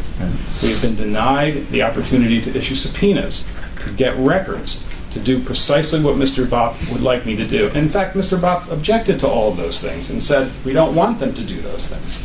So the idea now that he is objecting to us playing a portion of his own client's words, she can defend herself quite ably. She will tell us if it's out of context or if it's QAnon or something else. Let's back up. First of all, what is this again? This is a video, we believe, of the Congresswoman making a statement. And where did it come from? It came from the CNN article, links to it, from Facebook. So this was pulled off of what, the internet? Well, it was connected through CNN, I believe. No, through the tweet. From a tweet. Okay, next question. This is the complete, that's what was there? That's what was there, yes. Okay, have you made any alterations? No, sir. Are you aware of any alterations? No, sir. Okay. Do we know when it was made? We believe it was made in February of 2019, but I think you can now ask the witness this about it. Can we play the video, please?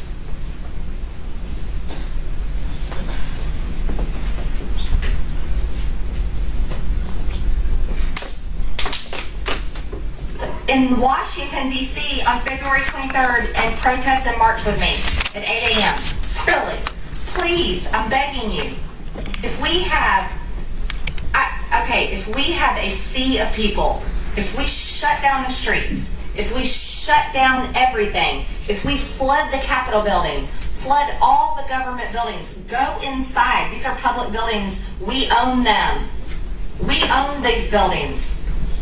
Do you understand that? We own the buildings and we pay all the people that work in the buildings. You know what? February 23rd may be kind of cold. We're going to go inside.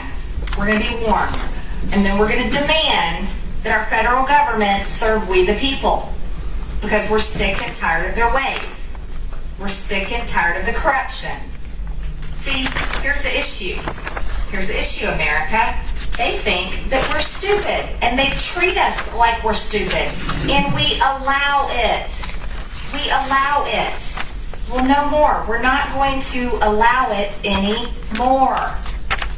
We want solutions to the problems. We want to take care of America. America is first. Americans come first with Americans' taxpayer dollars. We're done. We're done. And we have a massive list of grievances, okay? We have a huge list of grievances. And that's why on February 23rd in Washington, D.C. at 8 a.m., we're going to march and protest. And I am telling you to get your butt there. I'm begging all of you to be there. Be there. Let's make this huge.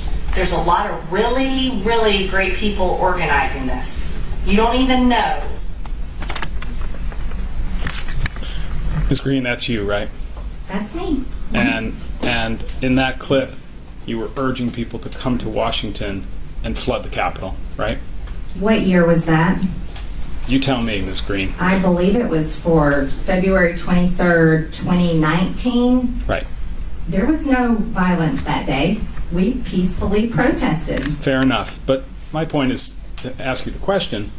You were urging people for that demonstration to flood the Capitol. To peacefully protest with me and enter the Capitol and ask our lawmakers to serve the American people.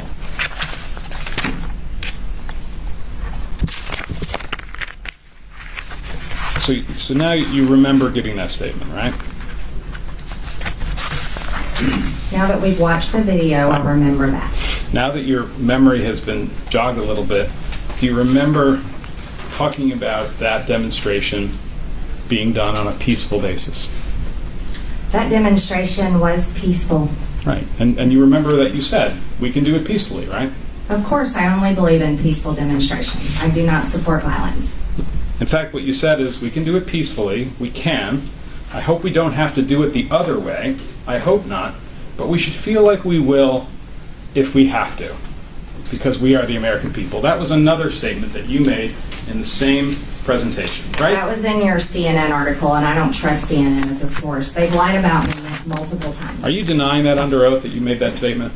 I'm not. I just don't recall. I'm not recalling saying specifically that. The demonstration was peaceful. History shows that. What year was this again? 2019, it has nothing Okay. to do with January 6th. I'll move on, Your Honor. You're pushing the envelope. I thought you already fallen off the cliff. No comments. No comments. Yeah, I'd appreciate if Mr. Bach would keep his humor to himself for the moment. He can do that in the cameras outside when the time comes. Gentlemen, and I'm serious. We need to get back to task. Ms. Greene, did you or any member of your government or campaign staff communicate with Anthony Aguero about the events of January 6th, prior to January 6th? I don't recall. Did you or any member of your staff, either congressional staff or campaign staff, communicate with somebody named Dustin Stockton prior to January 6th? I don't think I know who that is. Okay.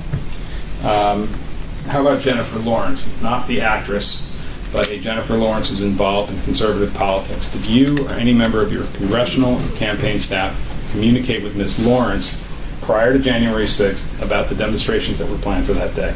I don't recall. I don't think I know who that is.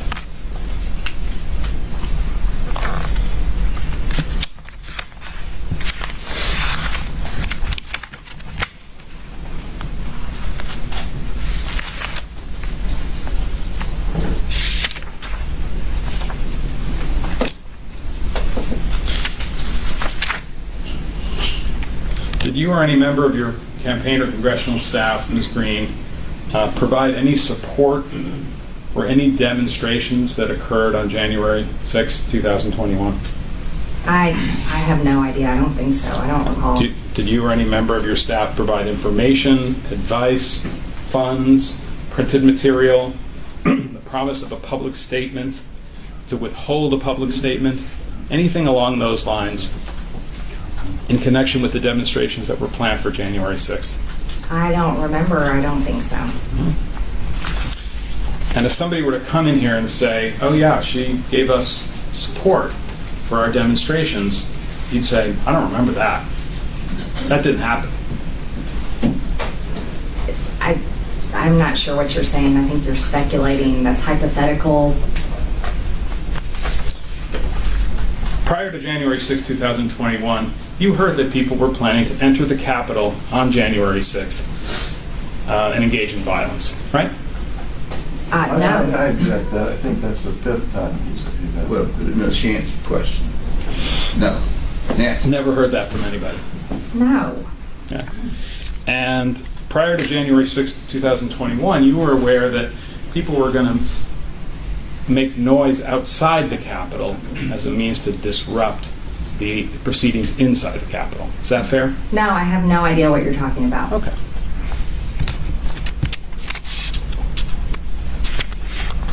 And prior to January 6, 2021, had you heard that people were planning to enter the Capitol building illegally in order to disrupt the electoral count process? No, absolutely not. I don't know anything about that. Okay. Your Honor, it's I think 12:45 is. Well, let's talk about that. How much longer do you think you need, Mr. You know, probably an hour.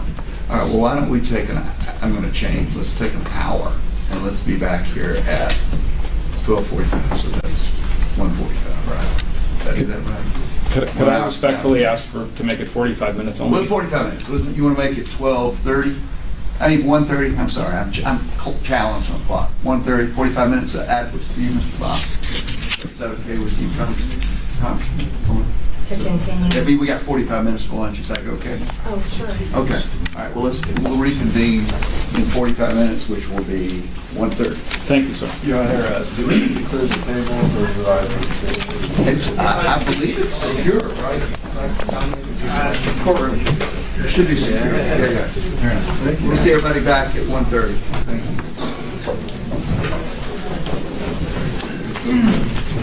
Good idea. 45 minutes. I got like 3 waters. If I could just ask members of the audience to remain seated until the parties have a chance to exit. Once they exit, you can leave. Okay?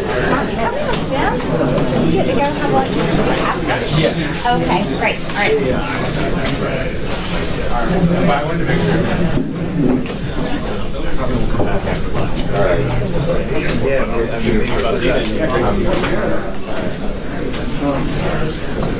You want something? Do you want a sandwich or something? Yeah, or something. If you want to go and grab Go outside and talk to somebody.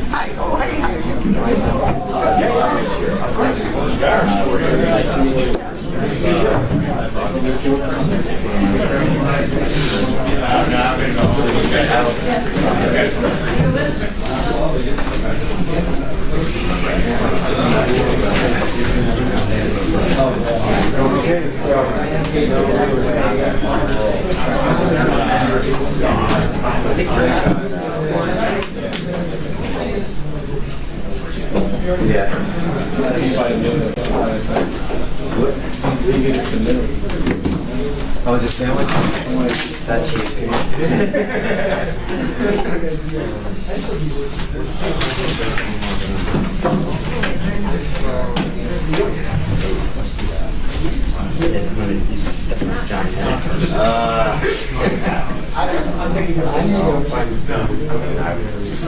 There's gonna be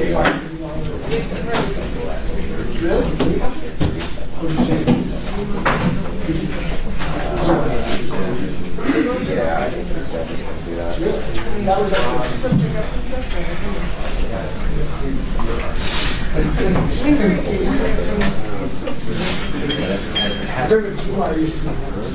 Yeah, that's kind of the one, yeah.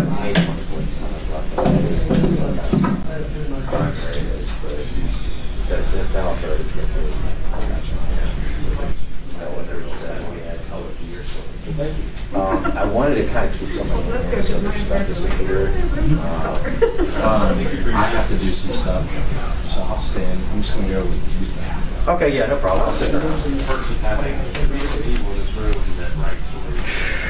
You think it's okay here? Yeah, I'm gonna have somebody stay behind just to make Because sure. I don't want any of the people to. Sure, yeah, I'm gonna make sure, like Devin, he's just stepping out to go to the bathroom, and then he's gonna come back and make sure that nobody messes with the stuff up there, okay? Okay. Yeah. Thank you. Sure.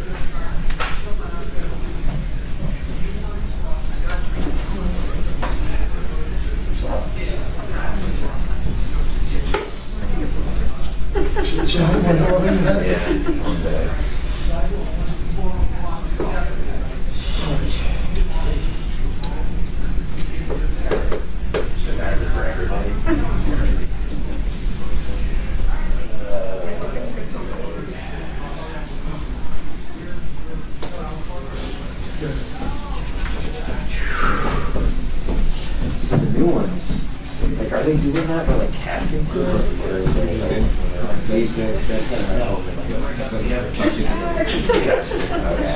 Much better than Hawaii. Yeah, definitely. I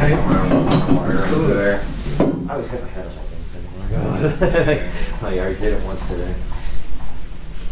There's the judge So you said somebody's going to stay in here so we can leave our Yes, stuff? I'm gonna have somebody stay in here. I'm gonna be in here right now, and then I'm gonna have to come back in. Is that expressive when you say on our list? Most of them are here. Yes, he's very Because I guess like one of the applicants said that Jeff came out there. He didn't send me reaction. Okay, yeah, it doesn't necessarily, he doesn't have poker face, but you know, it doesn't necessarily, like, it's not giving any insight into what he's thinking. Oh, no, but it's still highly feasible. Yeah.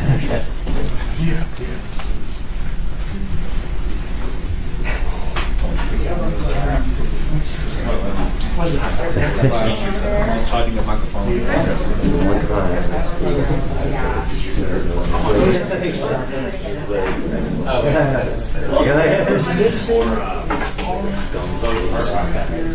But I'm going to write my students about an hour. And you probably have to leave early.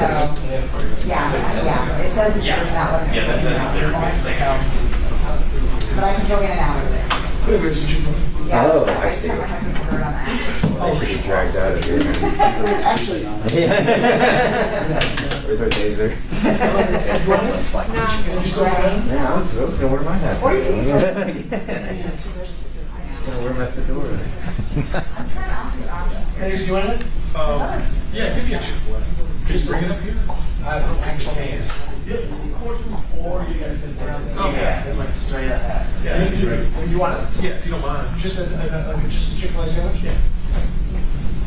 Damn it, I thought it said that.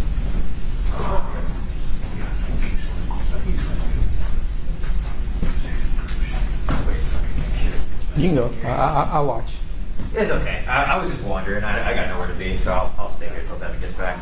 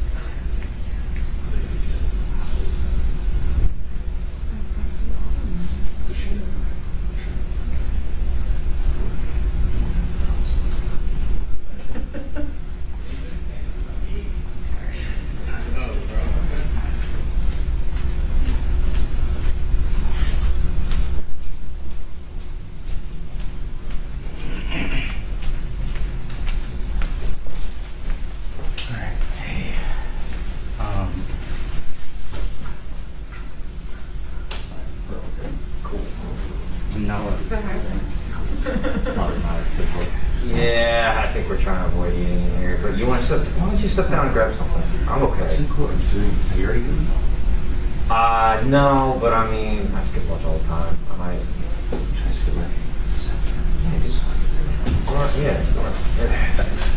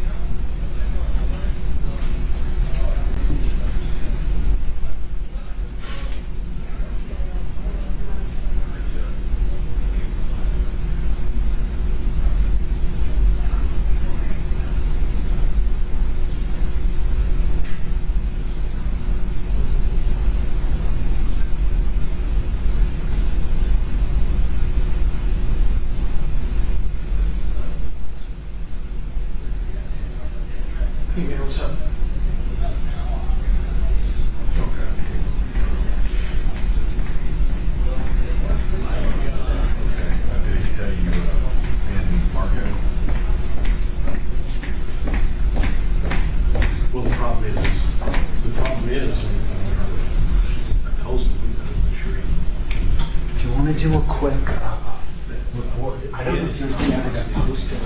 Yeah, it did, because it got, fuck that, it got like turned sideways. Okay. I couldn't fix it. Do you want to use my phone? Yeah. Let me set that up. And Marty's not here, but when he comes back, I want him interviewed. Okay. Oh, yeah, it'll be a little bit of a better video too.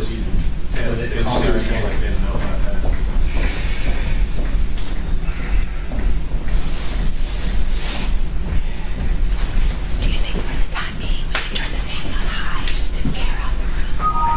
I don't know much, but I'm sure I can see. I don't know why I whispered.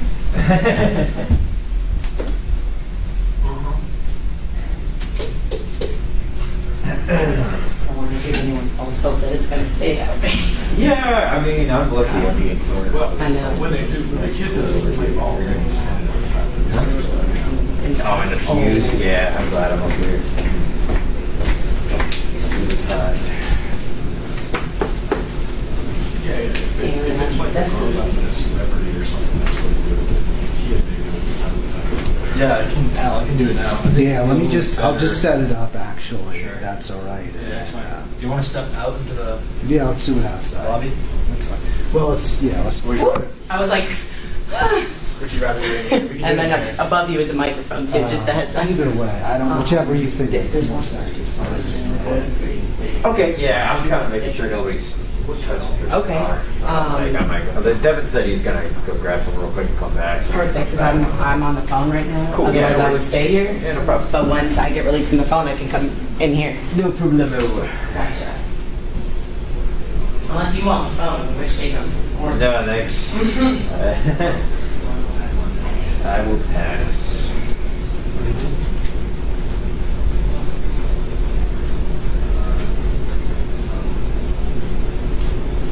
We hadn't had a female umpire.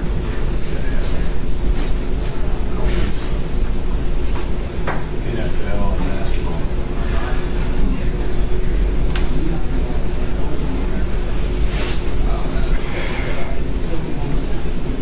You ready about this, George?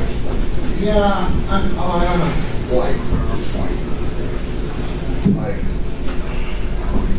Like, I don't know if the Intersect wants it or not. I think I'm just here for shits and giggles. Sounds good. Yeah. None of this matters. So, the judge might dismiss it, he might not. But after it's murder, this is going to make a decision. He might just say, fuck it. I don't either. Not before the primary. I mean, if you lost the primary, I don't think He's losing the primary. He's going to get sued off the price. I don't think he's within 20 points right now. He's got to know it. So I'm not super right up the door. The expressions on the judge's face is the whole story. Just saying. Raven's is very good at killing. His staff, political knife fighters, that office.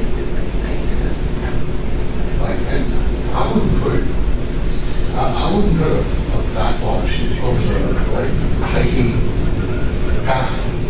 Somebody might be tweeting. Where are you getting that?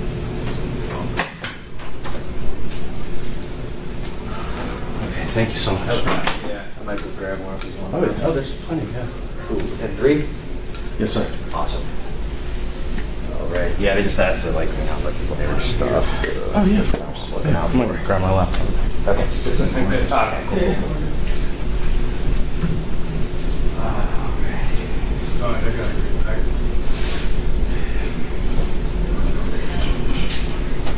I'm sure you'll get right on it. Later, bye.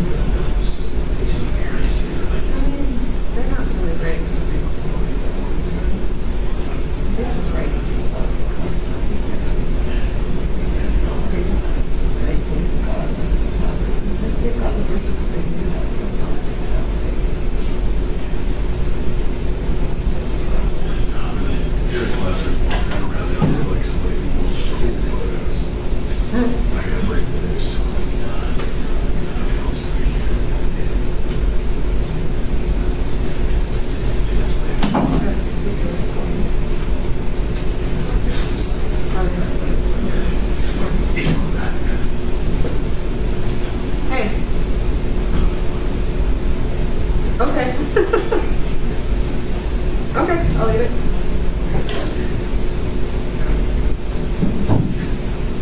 Okay.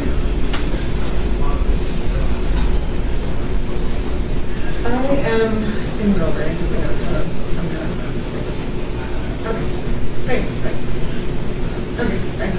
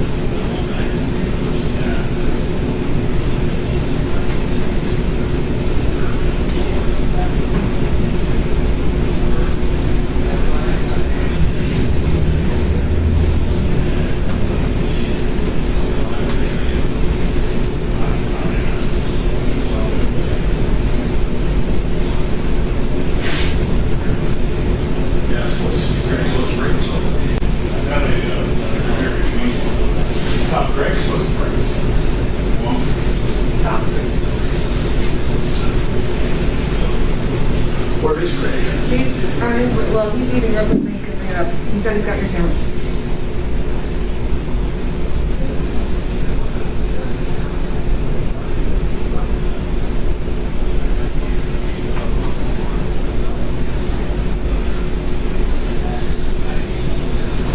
I was just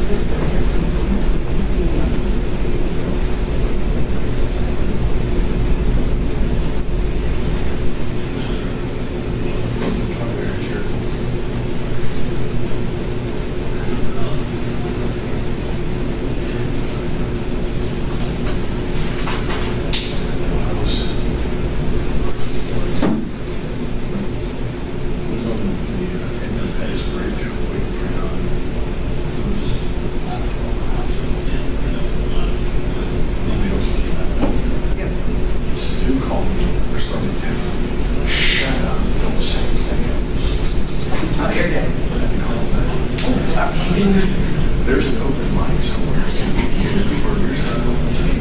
Also, I'm going to leave you if you need to go do stuff. Are you ready? That's the truck I just called. Wants to be sure that the Jarvis knows now to go. Do these? Consult the way. Or, This is school board. HHH board? Yeah. Yeah. Yeah, that's what. I was like, yeah. I was like, if it's in, I'm sure. I think that tissue lines was I talked to her about something. I already canceled the court report and everything. Okay, so just how was those not to come up? I already canceled the court report. They're true.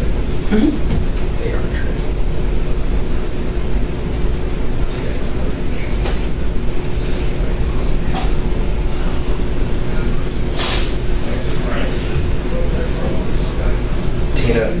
Tina said, or Christina. Yeah. She said she saw a couple of us on TV.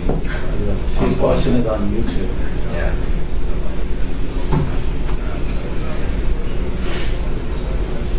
Okay. She should be graduating. I can't believe that. Is she gonna come back? Sorry, I guess that's none of my business. No. She has a job already at the state's office. That's our girl. That's our girl. Absolutely. And Meredith too. It's here for higher education. Yes. Hopefully no debt, but that's unlikely. The debt can be substantial. Oh my gosh. That's why most people don't seek higher education. So you have to figure out a Medicaid for this. Right. For 30 years. So what's my salary? My house. I'm like, depends on what you're going for. Going for somewhere. Don't bother. You're going to be downstairs. Okay. Okay. I don't know if it's law school.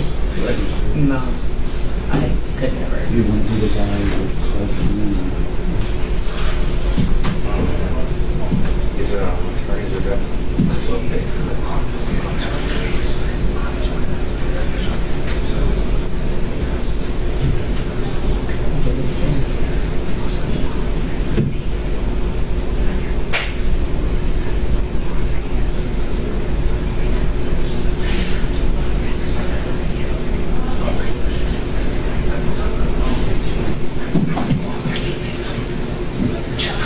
I'm going to measure your entire life. You're still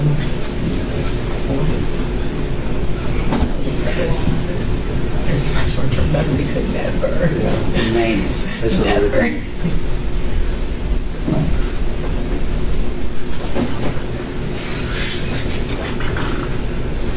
That's my stomach.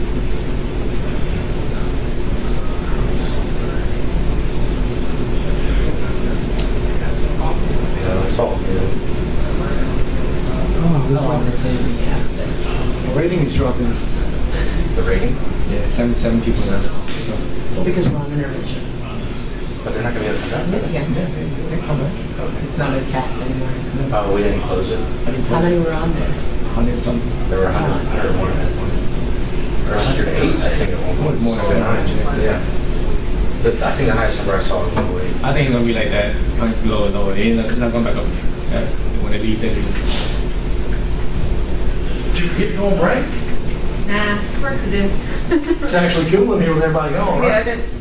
I put the fans on high. Remember to turn They them said that they tweaked it on the controls or whatever for in here. on. So we can leave them on high? Wait. Oh, I'm talking about AC itself. Okay, cool. And then he came up to check like 3 minutes before break and said he would be coming back at about now. So maybe they'll come back in and check. They may shoot their old laser. But it's definitely noticeable cooler. Yeah. And I heard several people saying on this break that they weren't coming back after lunch.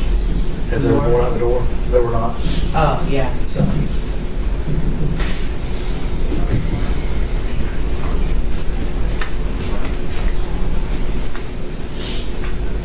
Have you eaten? Yeah. Okay, good. You watching the summit? You didn't go down there already? No, I was down on the third floor with the other ones. When the liquor sounds, you get that? Oh my god. No, I will. When the liquor? Oh no, I can feed myself, but I appreciate you. Thank you. You wanna? You focus on this. Charge them baby. I have granola. Yeah, I appreciate it. Did you want to eat anything? I'll get out. I feel like I don't want to be MIA, you know, because I have to go like purchase, find. Oh, you're not going to eat it. I'm vegetarian. That's unfortunate. You should have said something. I should have. It was my bad. Wait, vegetarian? You're a pescatarian? Yeah, I do eat fish I was about to sometimes. say, you get sushi. I do sometimes eat it's fine. Yeah. So, maybe you can help me.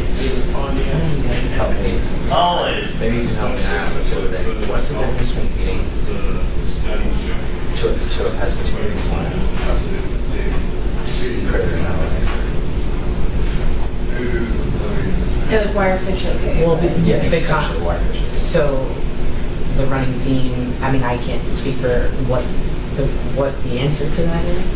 I think for me, I was under, there's no justification for it necessarily, but we were always kind of growing up, which is false, I think, still. Just don't feel like, you go fishing, you hook a fish, you throw it back, you like a history of that. So it's like also like essentially meetings, there's like that whole concept, there's like a million different, I could give you arguments, but I don't find them justifiable. There's no, I'd like to cut out fish, but I became June, December, so yeah. It's not being ready back in July. How's it going? When's the When's the last time you got to Celia's? Alyssa brought me some. She brought me this. Me too. Yeah. It was probably blocking.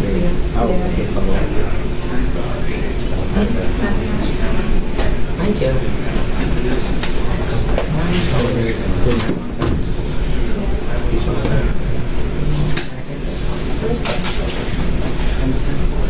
This is the last break, right? This is the last break, right? We're going to the wall.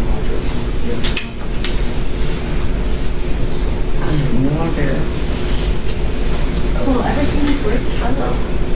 Actually, never mind. It's not. How you doing? Hello.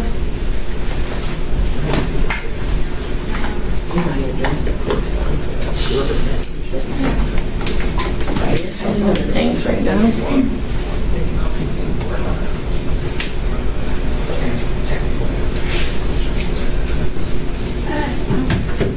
What was the, Are the cameras on now? No. It's not being fed outward, but we're not turning them.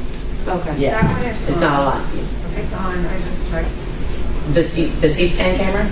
The CNN camera, it's streaming, it's on, like, if you go to the PBS website. It's like on a website. Someone texted me. Yeah. Didn't know that. Someone texted me to say they could see me. Oh, great, probably right now. I mean, I can stay right here. Dominic's I could sit right here. I'll just, I don't do anything. I don't want to do this. I was like, you could I'd rather be when you're back in here. I am not having to go open doors. You know? You said on C-SPAN? I think it's CNN. That one is CNN. Oh, okay. I apologize. But I saw. Oh, okay. I thought it was. That is the CNN. Oh, okay. Clearly, I'm not really not with it right now. Oh, with the cameras. I mean, they're feeding everyone. Right. Sorry.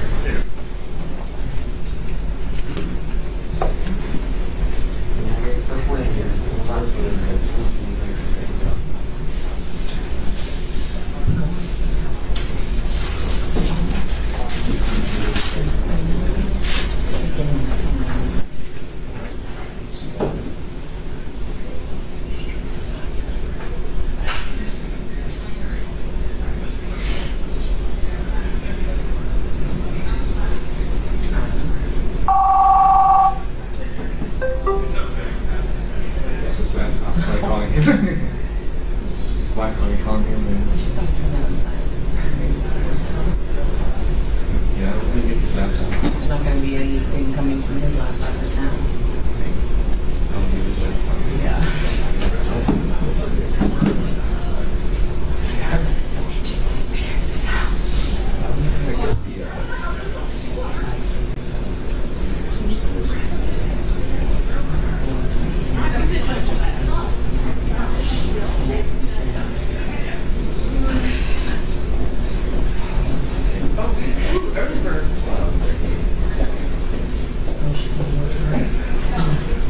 Where'd you sit? We were fine back. Yeah, we're up 5. Did you watch it? No. Okay. Yes, she did it outside of that. I thought it was inside of that. Oh no, I'm so happy to see that. I thought nobody saw her. I know it was outside of that, but people saw her. They got that outside. Yes, they do. I don't know.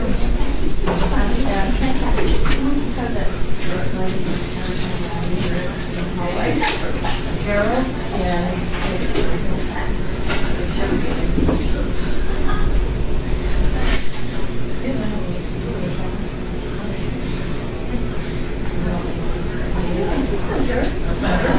Nobody else is.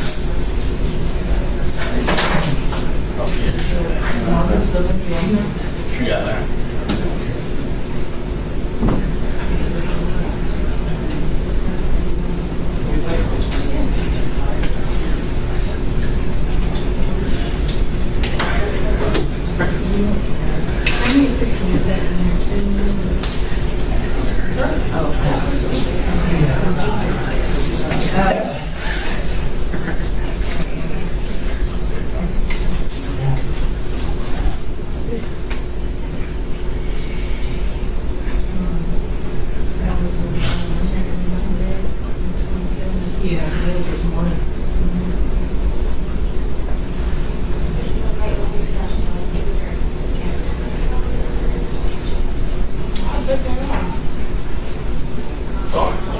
Okay, now Al, nice respect, my grandparents coming up here about 14, 13, I need a ladder, I probably need to get the ceiling up here, since it's a regulator. You know, we fix that regulator on the south side?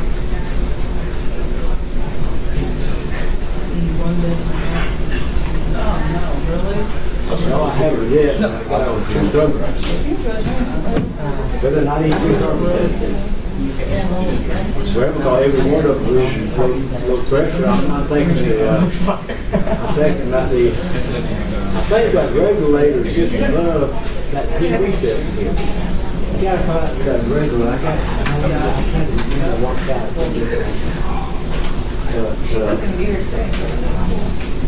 I got a feeling. In fact, 2 layers coming out. 2 layers, but probably verify. I don't know how that kind of people see it. Daniel still here. People will get paid if you let them see it. I did. Okay. Darn. Yeah. I gotta get a ladder. Oh, yeah. I know that.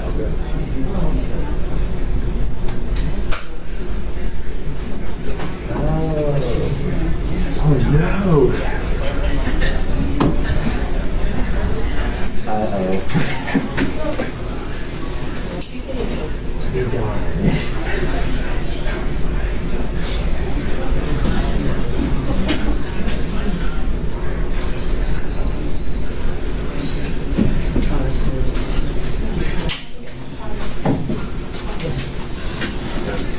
You need something?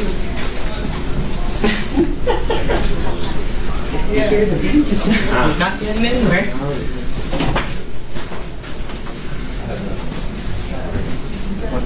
I was hoping I was getting back there. You are, I think.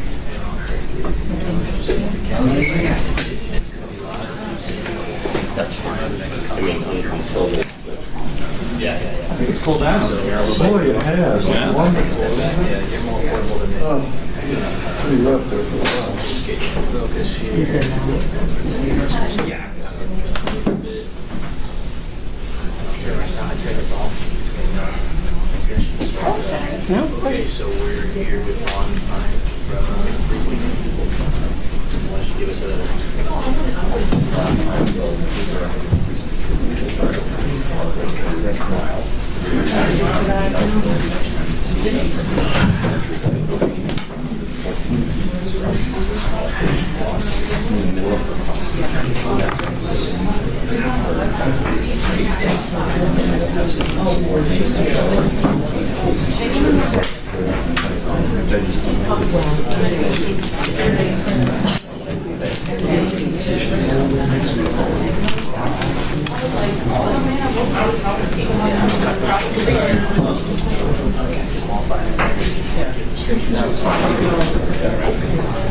I thought so. Forgive me, sir. I'm not a journalist. I just didn't catch your name when you were. Where did they present it to?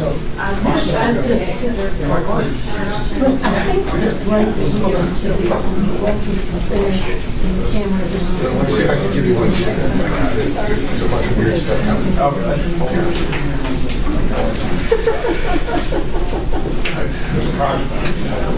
Did you see that? We got mentioned. You're going to have a close trial.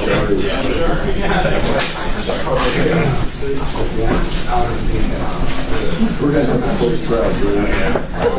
Weird place. You walk it in,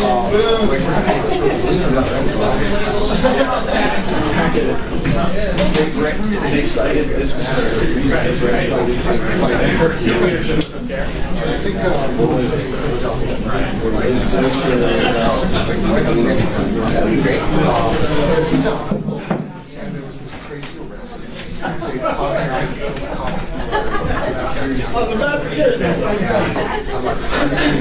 It's up to you if you want to sit here for now or I don't sit here. Sure, I can. Apparently I need to hear.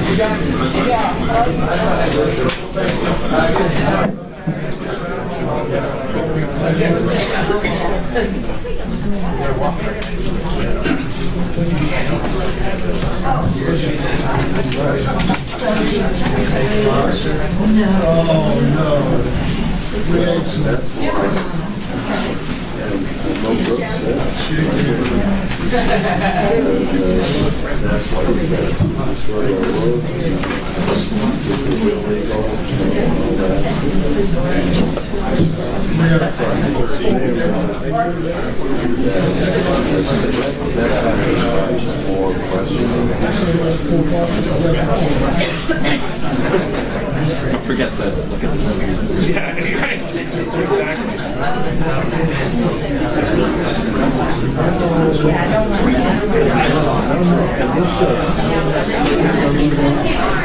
Yeah.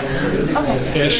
15, 6, 27.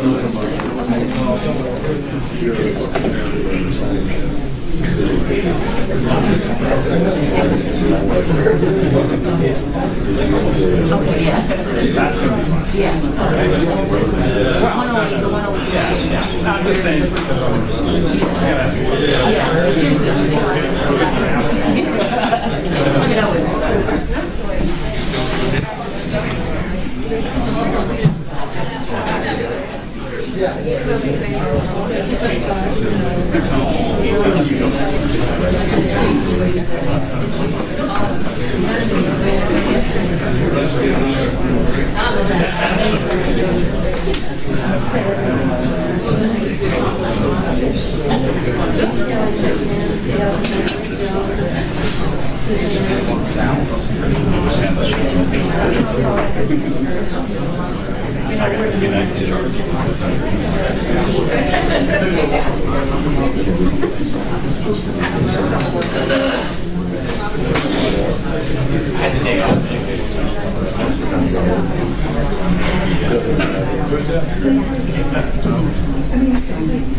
No, we've already That is over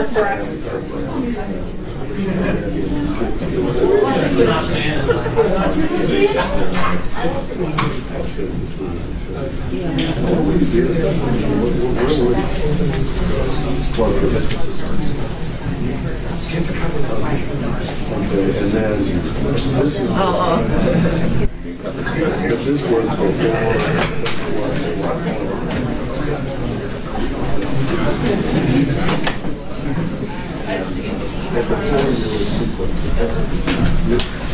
Thank you, everybody. Please be seated.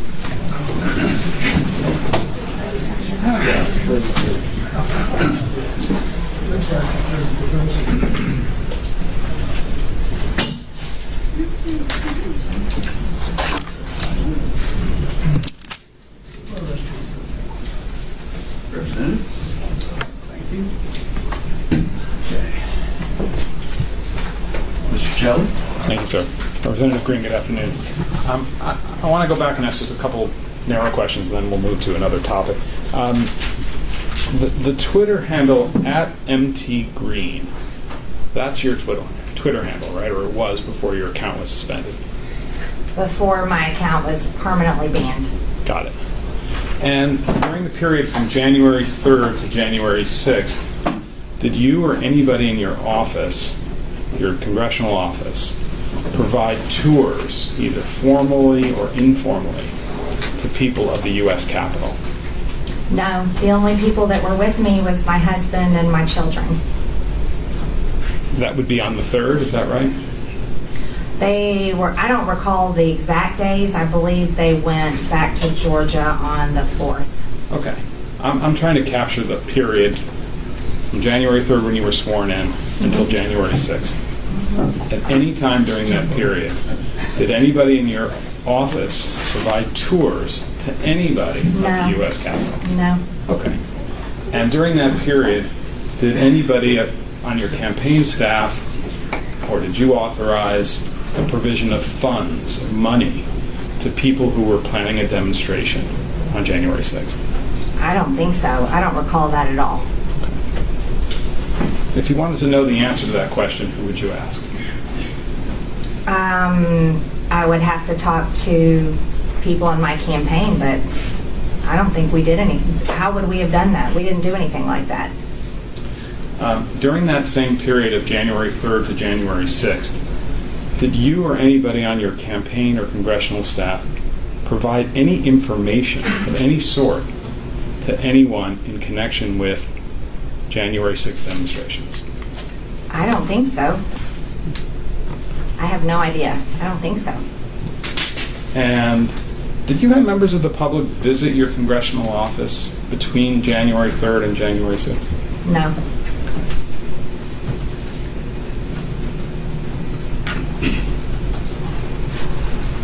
And during that period from January 3rd to January 6th, did anyone from your congressional office or your campaign provide maps or the location of offices within the Capitol to anybody? No. We got our keys to my office on January 3rd. I couldn't even find where the bathroom was most of the time.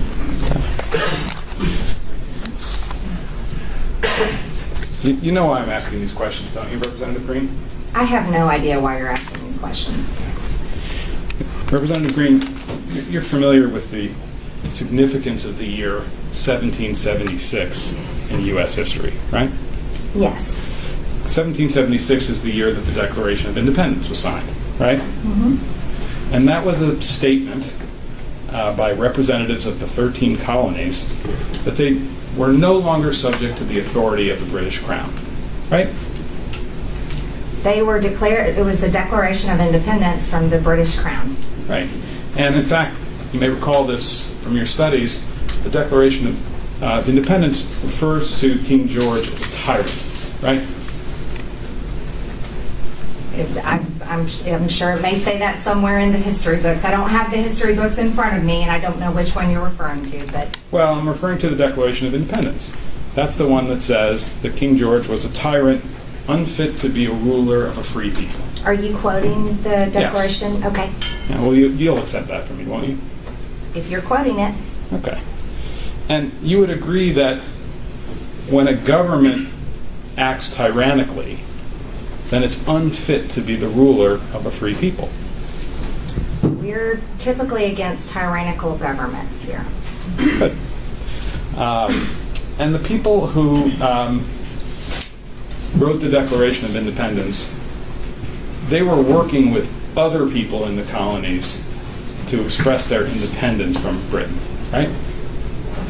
I wasn't alive back then, but there's the history. I'm not a history expert, but well, as you've heard of the say. American Revolution, haven't you? Of course I have, okay. Yes. And you know that the American Revolution was a violent rebellion against British rule in the colonies.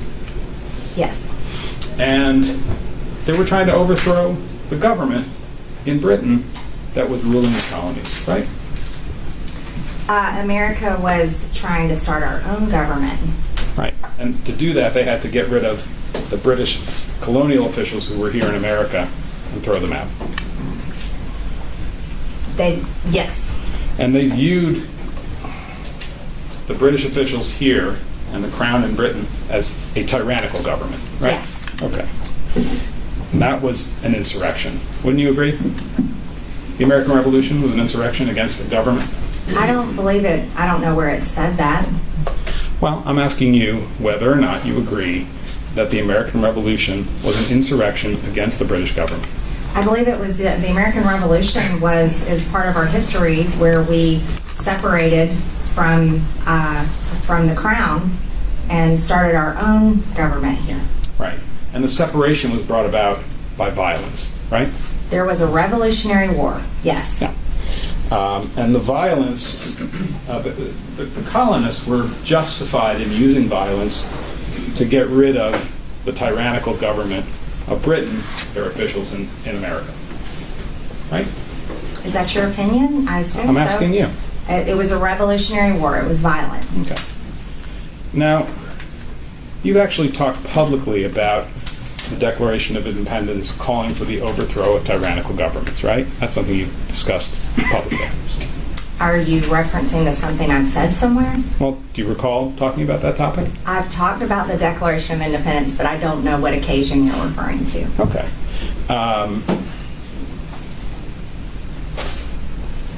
Well, one of the occasions where you talked about the Declaration of Independence was in connection with January 6th, right? I don't know. Okay. Let's go to Plaintiff's 15, please.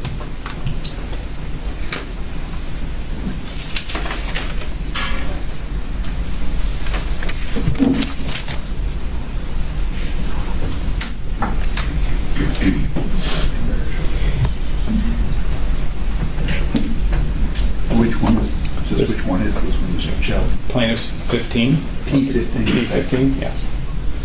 And hang on one second as well.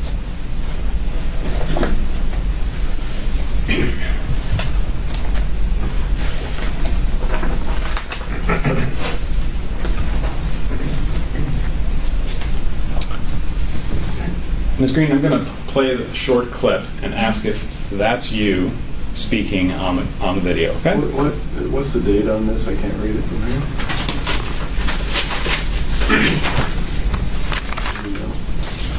October 26, 2021. Sorry? October 26, 2021. October 26, 2021. Right. If you could play the clip, please.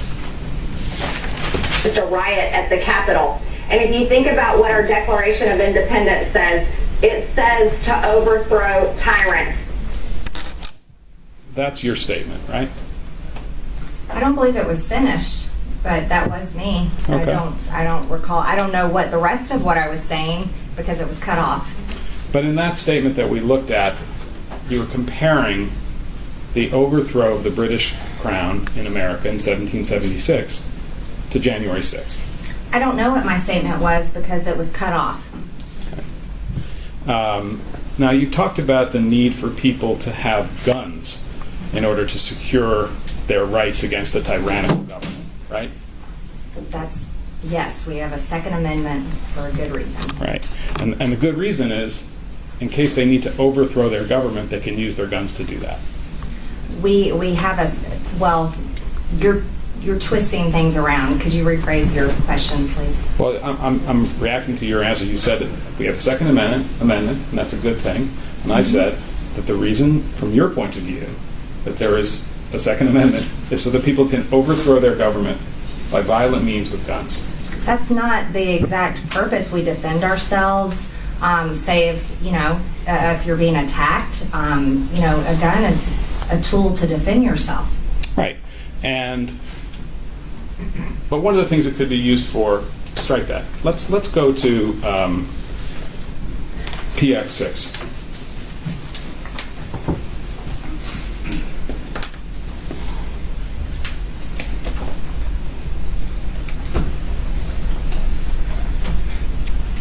I'm going to play a video here and ask a couple questions about it. Well, first let me just ask you, do you recall giving an interview as reflected on PX6 in October of 2020, just about a week before the election, at something called the Relic Hunter firearms shop? I vaguely remember. Okay. And that's you on the left, and the gentleman on the right is the owner of the shop. Am I right about that? No. Okay. Who's that, just so I know? Mr. Dorr. Who's Mr. Dorr? He's a gun rights activist and just someone I know. Got it. And it's backwards because of the video, but Mr. Doerr's T-shirt says, what did it say? I am 1,776% sure that no one is taking my guns. Do you agree that that's what it says? Yes. Okay. So let's play the video. I object to playing this. I had, watch this, right in the middle, there is a section cut off, right in the middle. Well, let's see. So it has been edited, and who's the source of this? The source of this is Marjorie Taylor Greene. It's Earned with the Price of Blood. That's what we're going to be talking about. No, who's the source of the video? Where did we get this from? From YouTube. It was on YouTube. YouTube. Okay. Well, I know you'll need to see it, but We'll see it. Okay. You can, obviously, it's difficult to cross-examine a video, but it's certainly possible to say what's the... I'm going to ask a lot of questions about it, Judge, and she can tell us if it's... Yeah, you can, as best you can, you know. Go ahead.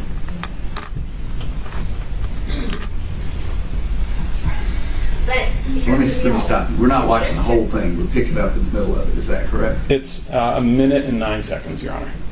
No. What I'm asking is, oh, I see. It says sure. It looked like we were halfway into the video. That's why I was. No, I was the red confused. We part. started at the beginning. Yeah. We're playing the whole thing. Can you go back, Ms. Wells, to just to the very beginning? Yeah, let's start it over again, please. If you don't mind.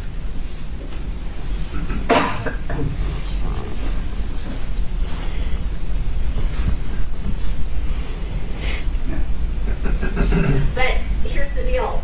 If this generation doesn't stand up and defend freedom, it's gone. And once it's gone, freedom doesn't come back by itself. The only way you get your freedoms back is it's earned with the price of blood. We can't be too busy or too complacent or too worried about offending someone anymore. There's no more excuses. This is it. November 3rd, freedom is on the ballot. You have a choice of either voting for freedom by voting for Donald J. Trump for president again for 4 more years, voting Republican straight down your ballot, or you're going to vote for socialism and vote to completely end America as we know it. And this is no joke. They do not want you to be able to defend yourself, because if you can defend yourself, guess what? Then you can stop a tyrannical government. However, if they take away your guns, then you can't, not only can you never stop a tyrannical government, you can never even defend yourself if someone is breaking in your home. And that's the reality. This is where we are today in 2020. Okay, Mother Jones. It started off with a cut sentence when she said, but. It's clearly edited. Okay, so whatever she said before is wiped out. And then you saw 3 times when it was cut. Yeah. Okay? Yeah.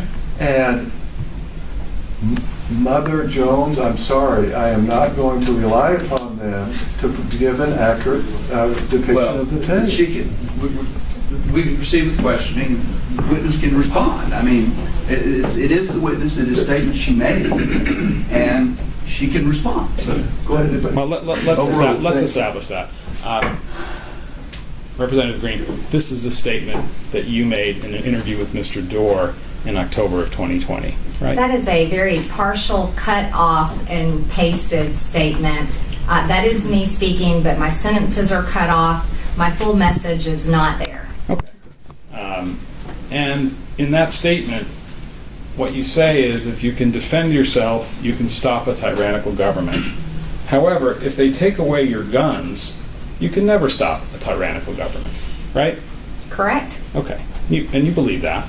Absolutely. Okay. And in fact, what was done in 1776 was to stop a tyrannical government with guns. Fair? Sure, yeah. And that was to use violence against a tyrannical government, just to get that clear. No, they were trying to get rid of a tyrannical government. There was a lot of, there was a big process. There was a big build up there before the Revolutionary War. What The did whole you- purpose was not to use guns for violence. What did you It's mean? the narrative that you're trying to push here. What did you mean when you said that once you lose your freedom, it has to be earned with the price of blood? Well, I've always said I'm against violence, and I've always said I never want to see a war in this country. Never. I've said that over and over again in many speeches, and the reason why I say that is because I don't want to see war here on American soil. I have 3 children that are young adults, and I never want to see my children fighting a war, earning back our freedoms. And I've said that. That's what I'm talking about. It wasn't actually. Earned with the price of blood is a reference to violence, isn't it? The price of blood is the unfortunate and tragic cost of war. And that's what happened in the Revolutionary War. And that's what I'm talking about. And you know that the term 1776 is actually a term that's sometimes used in politics today. I don't know if you've noticed our state seal here in Georgia. I know you're not from Georgia. But as you can see, we enjoy our history and we're proud of our freedoms. 1776 is on our state seal. Great. And it's also a term that's used in political discourse in America today. I don't use it as a term of violence. But you use it as a term, right? I have used it as a term, but I do not use it as a term of violence, as you're trying to push. We're not up to that yet. You'll have your chance to answer the question you want to answer, but you have to start by answering my question, okay? You acknowledge that 1776 is a term that's used in political discourse today, right? Yes. And in fact, one of the examples of 1776 being used in political discourse today is the T-shirt that Mr. Dorr was wearing in the interview that we just saw, right?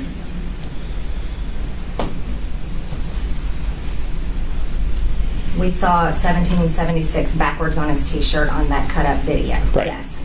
And you understood that T-shirt to mean that people need to possess firearms in order to oppose a tyrannical government. I don't recall I don't remember seeing his T-shirt that day when I saw him. The only time I'm paying attention to it is now because you're drawing the reference. Okay, but as you sit here today, you understand that what that T-shirt is conveying, it's a political message, is that people need to possess firearms in order to oppose a tyrannical government. I don't necessarily understand what you're trying to say. I'm just asking whether you have that understanding or not. I think you're more trying to push a narrative and push words in my mouth, and I don't agree with what you're saying, necessarily. As you sit here today, Representative Greene, you know that term, 1776, has been used in connection with events of January 6, 2001. I guess so. I don't know. Well, you yourself have used the term 1776 to describe the events of January 6, 2021. I don't recall, but if you say. Let's go to PX 27, please, Ms. Wells.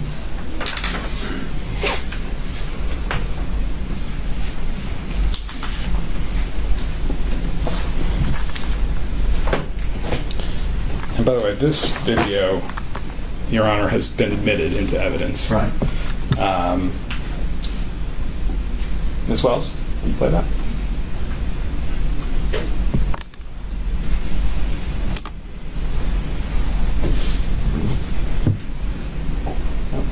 No, it wasn't actually planned, but President Trump knows how much I support him. He knows how much I support our district, Georgia's 14th district, and so I was happy to go up there and encourage our voters to get out and vote. We can't allow our two Republican senators lose their seats to 2 radical socialist Democrats. So I was excited to get up there and also cheer on Senator Kelly Loeffler for announcing last night that she'll be objecting to this fraudulent stolen election tomorrow on January 6th.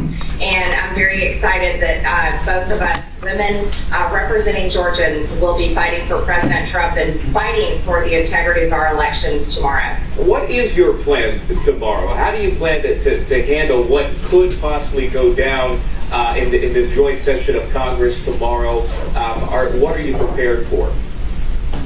Well, I'll echo the words of many of my colleagues as we were just meeting together in our GOP conference meeting this morning. This is our 1776 moment. That's your statement on January 5th, 2021, correct? I don't know the date. Again, I don't recall, but now that I've seen it, what was the date of the video? January 5th, 2021, but you don't have to take my word for it. We can play it back and you'll see that you're talking about that tomorrow is the 6th. Okay, yes. Okay. And this is 2 days after you took the oath of office to be a representative from the 14th Congressional District, right? Yes. And you used the term 1776 to describe, in response to a question from the Newsmax broadcaster, right? I was speaking about objecting.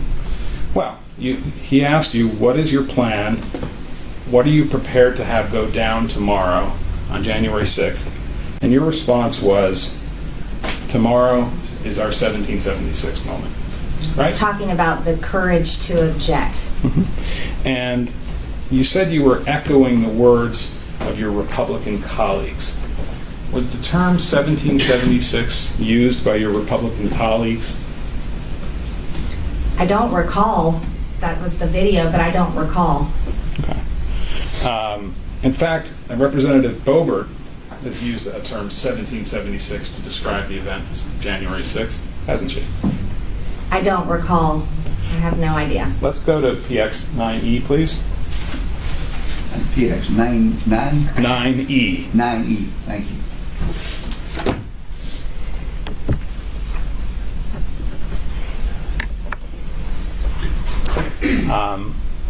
Do you recall seeing a tweet from Representative Boebert from Colorado at 8:30 in the morning on January 6, 2001? Today is 1776. I don't remember seeing this. I see it now. Okay. If that's her tweet. Do you have any doubt that Representative Boebert used the term 1776 to describe the events of January 6th? I don't know. Let's go back to PX 27, please. So that was an interview that you gave to Newsmax, right? That's what it said on the screen, Newsmax. Okay. Well, you're not denying that, right? No, I just saying I don't even remember the interview until we've seen it. Okay. And that interview was posted that day on your Facebook page. I don't remember. Do we have that? Yeah. Okay, we'll come back to that.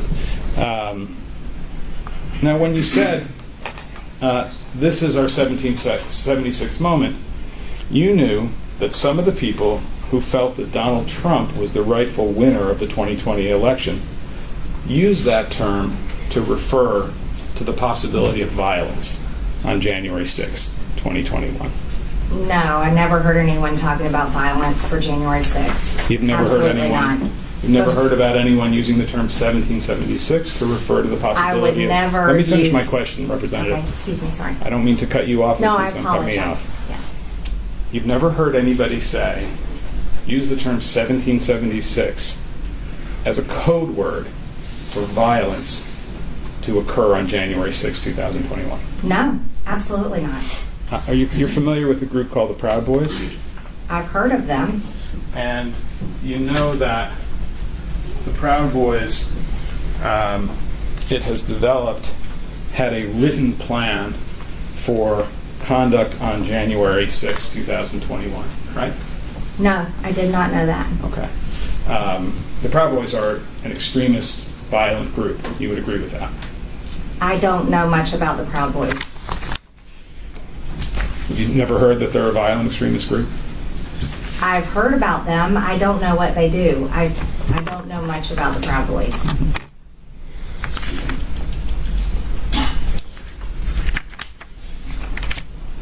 And you haven't heard that the written plan attributed to the Proud Boys for January 6th was called 1776 Returns. No, Never I heard. have no idea anything about that. Never heard that. Okay. Let's pull up PX 39.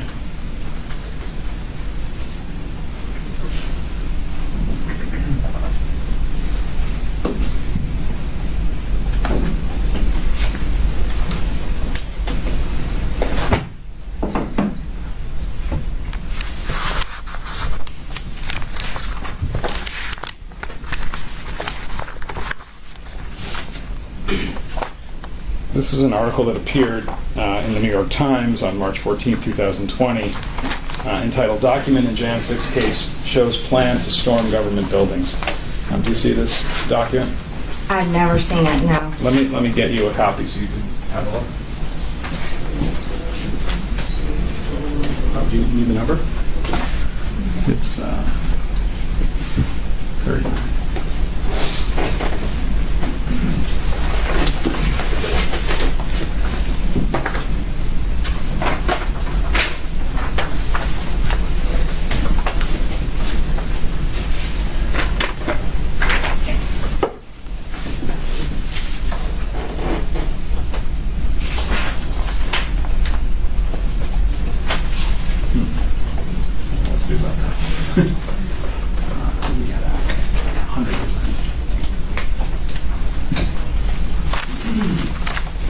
Ms. Greene, did you see a story in the New York Times or in any other publication or media outlet in March of 2022 about the Proud Boys having a written plan to storm government buildings on January 6th? No, I've never, I don't recall, never heard anything about it. Never heard of that. Never heard that that was called 1776 returns, that plan that the government alleges the Proud Boys had to storm government buildings. No, I've never heard of it. Okay. You were aware prior to January 6th that 1776 referred to an idea or a plan for people who were opposed to the certification of the Electoral College vote to infiltrate and occupy buildings in D.C. No. Never heard that. No.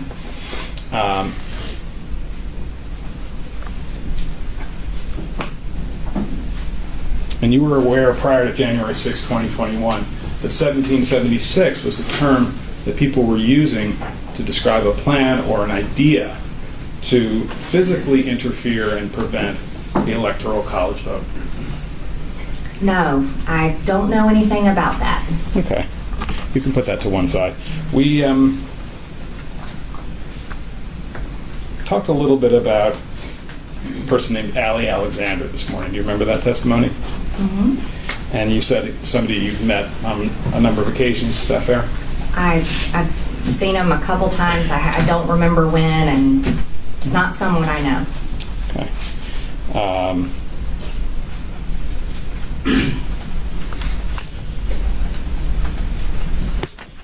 Let's pull up 67, please. BS 67, Ms. Watts.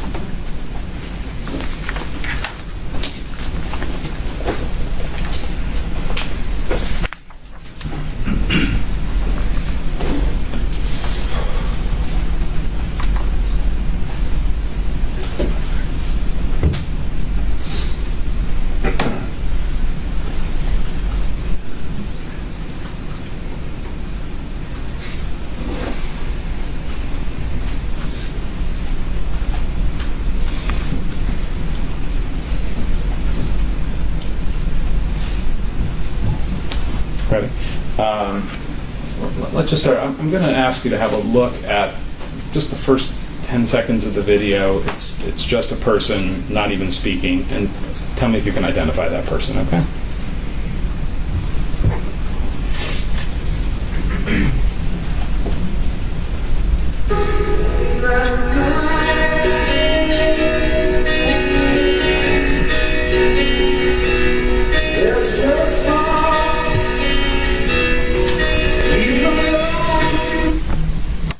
Do you know that person? That's Ollie Alexander. Let's go, thank you. Let's go to minute 11:20. This is a rather long clip, and I'm going to take you to the middle of it, around 11 minutes and 20 seconds.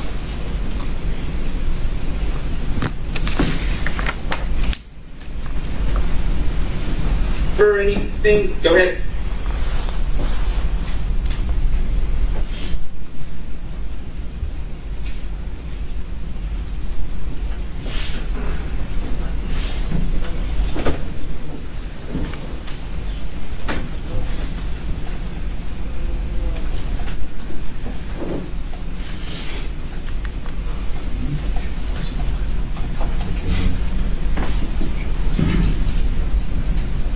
Members of Congress are on a committee. Congressman Steve King was the only one who was yanked off of all committees, so that's not true. So avoid the disinformation, avoid the division. We are here to continue pressing forward. Yeah, Congresswoman Marjorie Greene, my favorite, she's coming in, a friend of mine, she's coming in, she'll be whatever. Someone's trying to tell me. You can stop it there. You see that Mr. Alexander describes you as his favorite, right? You heard him say that. That's what he said. I just saw it. Okay. Do you have any explanation for why you would feel that way? Maybe he likes the work I do. I don't know. I don't really know him that well. I've only met him a couple of times. He describes himself as you as a friend of his, right? That's what he said on the video. Those were his words. Right, that's what he said on the video. Is he lying when he describes himself as a friend of yours? I wouldn't call him a friend. I do not know him. I've only met him a couple of times. Okay. So if he says he was a friend of yours, he would be lying. Sometimes people say things on videos for their followers or to maybe, I don't know. That's what he said. I don't know him. I've only met him a couple of times. In fact, Mr. Alexander was very active on Twitter in the post-election 2020 period up until January 6th. Isn't that right? I don't know. I don't follow his account. Okay. Let's go to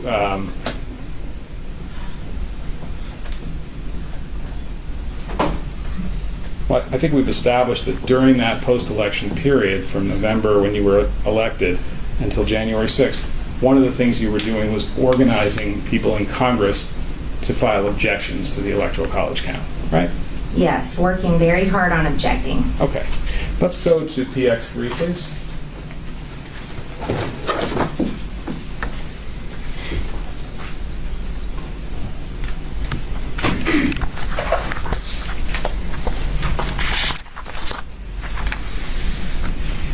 Ms. Wells, if you could scroll it up so that we can see the bottom half first. Yeah. Further down, please. Oh, I'll get you a paper copy.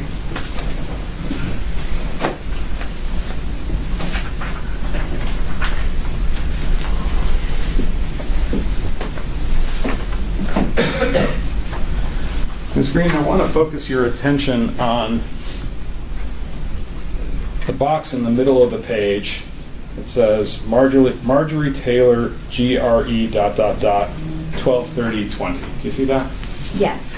And that's a Twitter comment that you made on December 30th, 2020, right? I don't recall making that tweet, but that's what this piece of paper says. Okay. Do you have any doubt that a tweet from your account was issued on December 30th, 2020?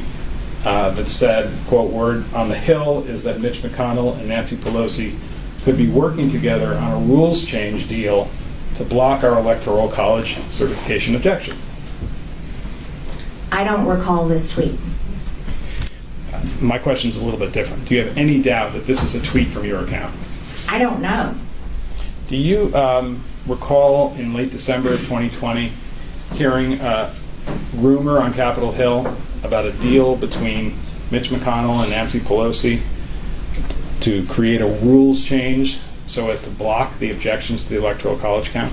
I can't really remember. It's been 16 months or so ago. That would be pretty important, wouldn't it? If they changed the rules so that you couldn't object to the Electoral College count, right? It would have been, but there was no rule change. We were still able to object, or at least we tried anyways. But by this point in December of 2020, your focus was on objecting to the Electoral College count in Congress, right? Yes, finding evidence of voter fraud and planning to object, yes. Okay. And if there had been rumors of a rule change, that would be something that would be important for you to tweet out and talk about publicly. It possibly would have been. I just don't remember this tweet. I don't remember it. You know that Ali Alexander has responded to tweets that you've sent out over the years, right? I don't know. I don't know. I have no idea who retweets and who responds. That's not something that I spend much time at all looking at. You spend some time looking at it, though, don't you, Representative Greene? Who responds to your tweets? Occasionally, I have some time and I look at who responds, but I do not know what he has responded, what he has tweeted or retweeted. Okay. And the reason that you look at responses to your tweets is you want to see how what you've said is being taken on board by other people. Is that fair? Actually, I don't really look at comments on Twitter because they're filled with a lot of bots and a lot of hateful people, and I don't like to read things like that, so I don't read many comments, hardly ever. Well, you read Mr. Alexander's response to your December 30th tweet that's shown in Exhibit 3, right? And just to read it out loud, what he writes is, if they do this, everyone can guess what me and 500,000 others will do to that building. 1776 is always an option. You read that, didn't you?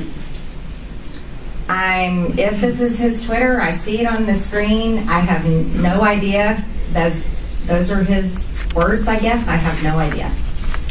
Well, as you sit here today, you understand that what Mr. Alexander was referring to was not legal objections on the floor of the Congress, right? No, I don't know what he's referring to. Mm-hmm. And you knew back then that what Mr. Alexander was responding to your tweet was to say, if they make a rules change and Congresswoman Taylor Greene can't object, we're going to go into the Capitol and do violence. I have no idea. I don't know anything about this. And that term 1776 is the way Mr. Alexander was conveying that to his listeners or his readers. I have no idea. I don't know anything about this. I've never seen it before.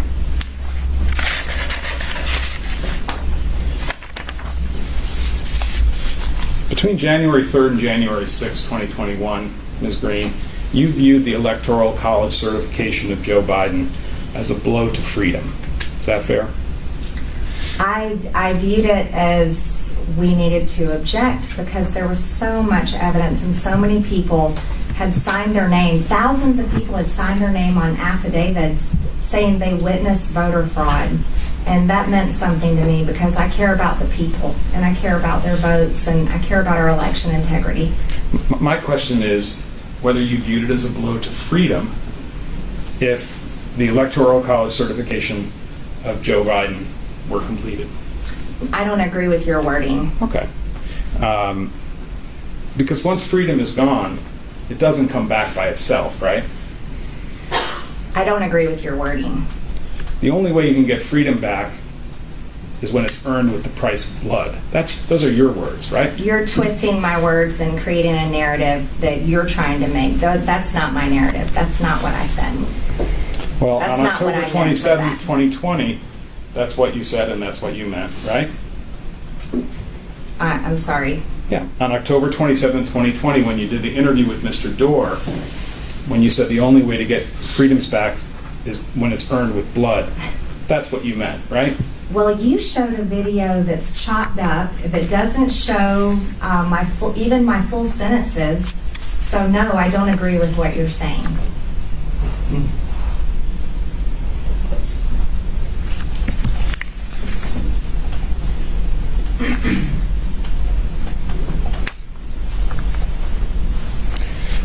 Do you have any explanation, Representative Greene, for why it is that on January 5th, the day before January 6th, you described January 6th as our 1776 moment? I don't remember. Seeing this interview is the first time I've seen it in a long time. I don't remember. Now, prior to January 6, 2021, you spoke publicly on your Facebook page about the transfer of power that would occur on January 6th. You recall that? I don't recall. Okay. You said on a video on your Facebook page that the peaceful transfer of power ought not be allowed to occur. I don't recall. You said that the peaceful transfer of power cannot be allowed to occur because Joe Biden didn't win the 2020 election, right? I don't recall. Let's go to the videotape. Can we start with... So it's probably best if I explain this. There are two versions of this, and I'm going to ask about both of them. And you can tell me if you think they've been chopped up in any way. They have been chopped up, that's true. But you'll tell me whether you were misinterpreted, okay? The first one is PX 66.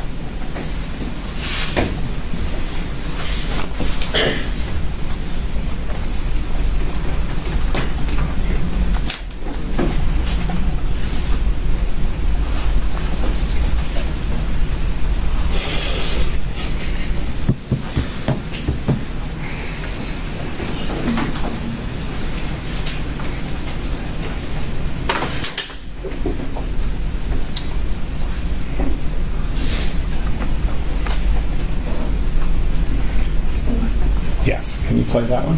Okay, just a second. What's the date and the source of the video?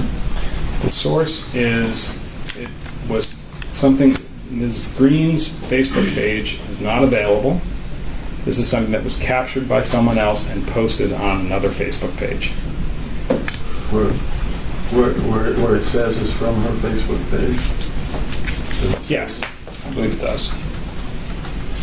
66 has been admitted, Your Honor, into evidence. Yeah, it's been admitted for what it's worth, so go ahead. Yeah, and what is the date? We're going to ask your client that, Mr. Bob. Okay, you don't know.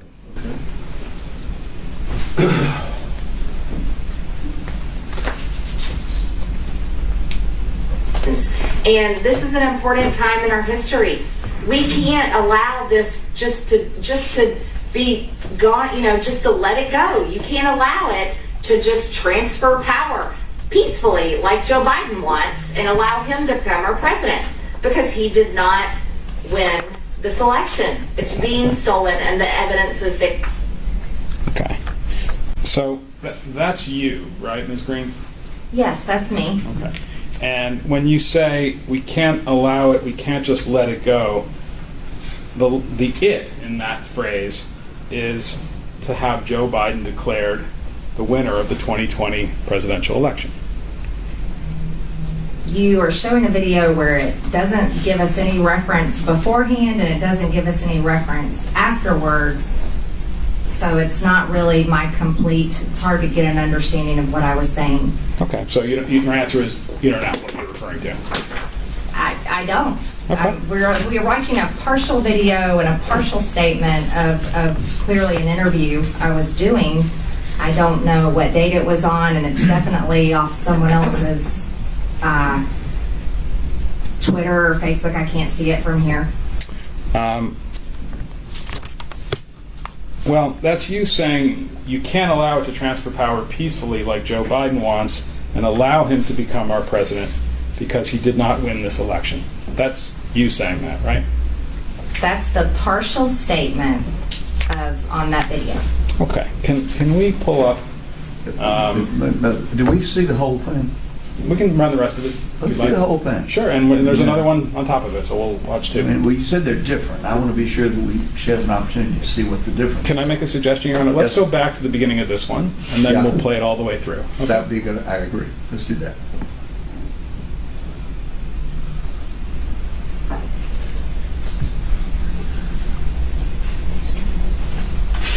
And this is an important time in our history.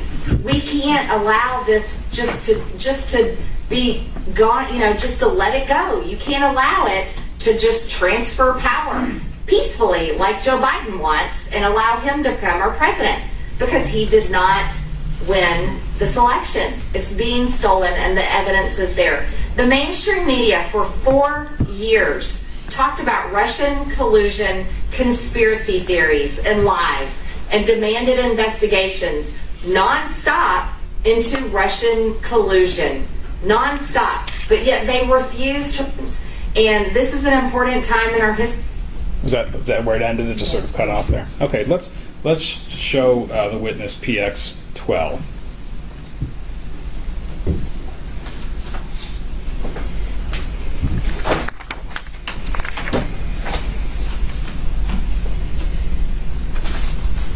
Let me hold off on that for 1 second. This video that we just saw, which we've marked as Plaintiff 66, that's a video that you made in anticipation of objecting to the Electoral College count in favor of Joe Biden, right? I don't know. I don't see a date. It's not from my specific Facebook page. It appears to be on someone else's. Let's see the other video, number 12. Where is this one from? This is also, it's the same thing. It was taken, I believe, off of the video, off the Facebook page of the client, of the Congresswoman, but let's ask her. But where did y'all get it? Where did we get this at? It's off the Facebook, off of the Republican Accountability Project. Okay, so this is a secondary source that was copied, but that's where you got it from. Yes. So this is a different version. Correct. Okay. You want to play it? Hold on 1 second. And this one is also admitted into evidence, Your Honor. For what it's worth. For what it's worth. America reelected Donald J. Trump for 4 more years. You can't allow it to just transfer power peacefully like Joe Biden wants and allow him to become our president, because he did not win this election. It's being stolen and the evidence is there. There's a large group of us. We're organizing an effort to object to the Electoral College votes for Joe Biden in key states where there's real evidence that this election has been stolen. I am very convicted in what we're going to be doing on January 6th, and it's historic, and I feel it's very, very important. On January 6th, if you're able, there are going to be possibly 1 million or more people coming to Washington to be there for this historic event. It's critical for everyone to show up and show the nation who we are. We aren't a people that are going to go quietly into the night. We are not a people that are going to be thrust into socialism without stopping it. Now that you've seen that clip, Representative Greene, do you agree that this is a video that you created in anticipation of objecting to the Electoral College vote on January 6th? This video on the Democrat leftist PAC Republican Accountability Group that looks to be chopped up and spliced, that video, that's not my full video. Listen to my question. Yes. The words that are shown, that you're speaking on the screen, those are things that you were talking about in anticipation of objecting to the Electoral College count vote on the floor of the Congress, right? The only thing I was working on was objecting, but again, that's a cut and spliced video. And when you said we're organizing an effort to object to the Electoral College votes, on the video, the we were members of Congress, right? Well, members of Congress are the only ones that can object. That's part of our ability. That's what we're allowed to do lawfully. Right. Exactly. And making objections is, in fact, by members of Congress, is part of the lawful transfer of power, right? Objecting is part of the electoral count process. Democrats did it with the past 3 Republican presidents that were elected. They objected, and I'm sure there was a lot of planning that went into that and discussion. We put a lot of planning, a lot of work into it, and as you can see, we talked about it. So when you were talking about we can't allow it to happen, you can't just let it go, you can't allow it to transfer power peacefully like Joe Biden wants and allow him to become our president because he didn't win, you weren't talking about objections on the floor of the Congress, were you? What I believe what I was referencing is we can't allow the electoral count to happen without objecting.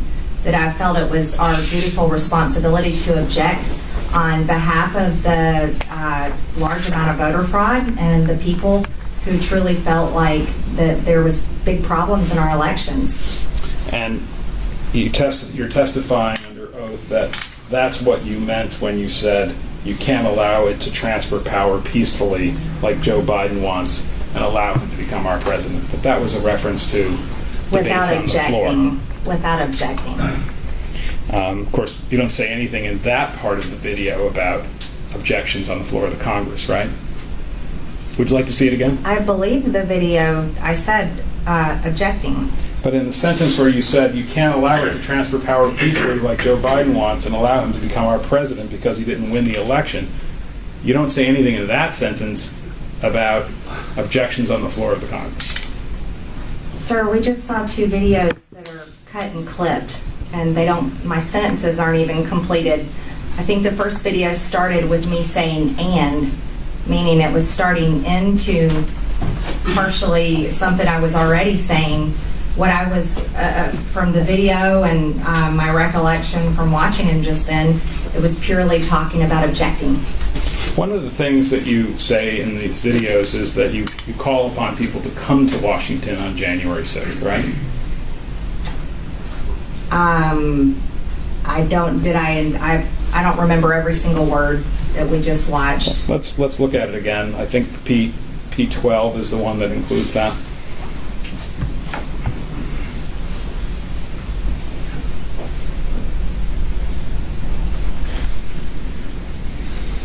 America reelected Donald J. Trump for 4 more years. You can't allow it to just transfer power peacefully like Joe Biden wants and allow him to become our president because he did not win this election. It's being stolen and the evidence is there. There's a large group of us. We're organizing an effort to object to the Electoral College votes for Joe Biden in key states where there's real evidence that this election has been stolen. I am very convicted in what we're going to be doing on January 6th, and it's historic, and I feel it's very, very important.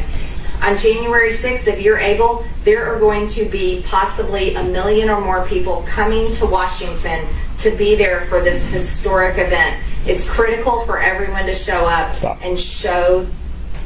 So in that segment, Representative Greene, you're asking people to come to Washington on January 6th.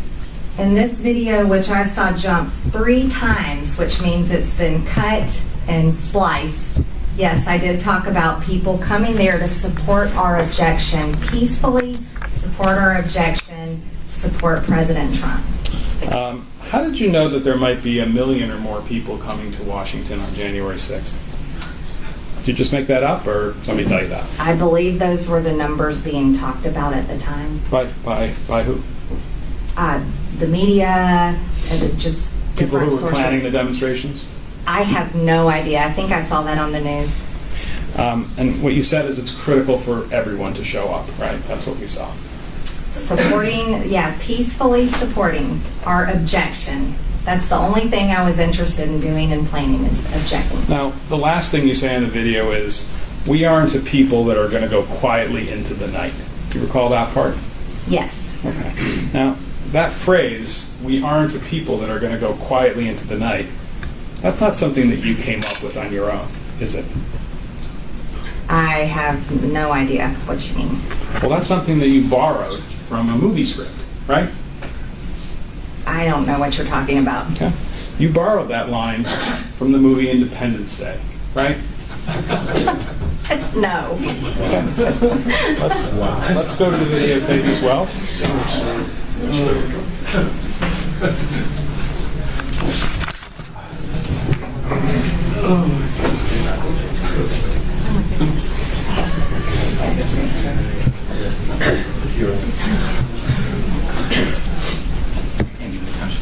Oh, the timestamp is 108 to 144.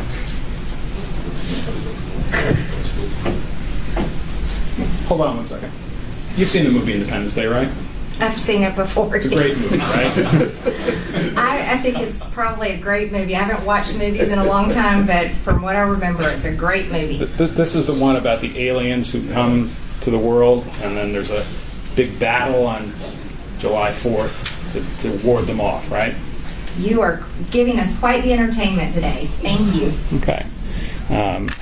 And there's a scene in that movie where the president, the guy who's playing the president of the United States, addresses the fighter pilots who are about to go into battle against the aliens. Remember that scene? I do not remember, no. Well, but we're I'm gonna sure have a you're going look to show at it. us. Yeah. Can we see the whole thing? Yeah, can we watch the whole movie? Great movie.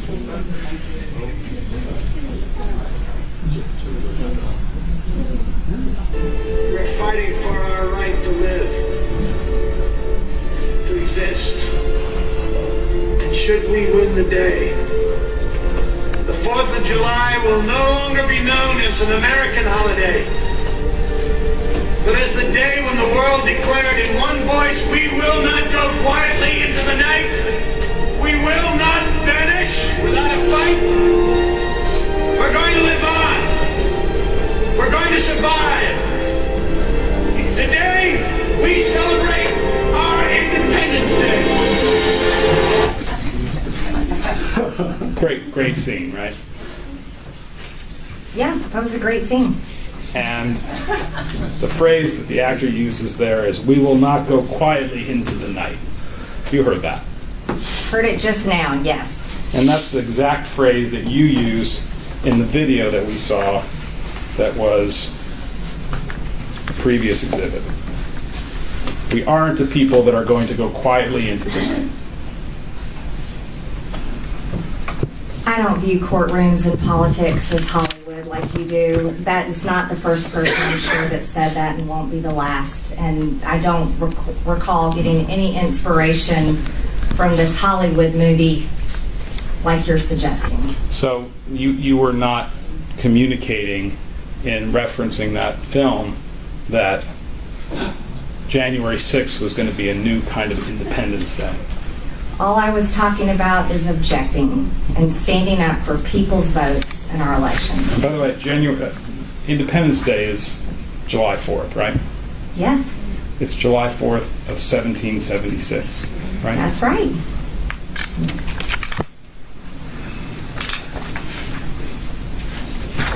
Your Honor, this might be a good time to break if we're on schedule. How, well, I've got a pretty short piece left, but it's up to you. I don't need a break. let's keep going. Great. I mean, again, if we're talking, 30 minutes, we're talking 2 hours. Yeah, no, I don't think it's 2 hours. Ms. Greene, did you advocate to President Trump to impose martial law as a way to remain in power? I don't recall. So you're not denying you did it, you just don't remember. I don't remember. Okay. And do you agree that the storming of the Capitol on January 6th is something that's despicable? Yes. Okay. Very unhappy about it. Now, we talked earlier about a fellow named Anthony Aguero, right?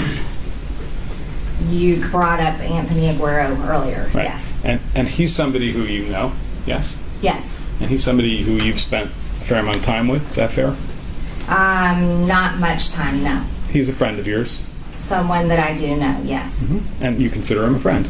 Someone I hardly ever talk to, but someone I have known for a few years. Okay. And he is a friend of yours, right? A distant friend, someone I know. He refers to you as one of his closest friends. You've heard that, right? I have not. Okay. And you referred to him as amazing, right? He does a lot of great work down at the border showing the illegal invasion constantly happening at our southern border. I think that's amazing, the footage that he shows and exposes. Okay. And you know that Mr. Aguero entered the Capitol on the U.S. Capitol on January 6, 2001, right? I had heard that sometime after January 6th. And you've seen a picture of him in the middle of the crowd in the Capitol Rotunda on January 6, 2020. No, I have not seen that picture. Let's have a look at PX 13B, please.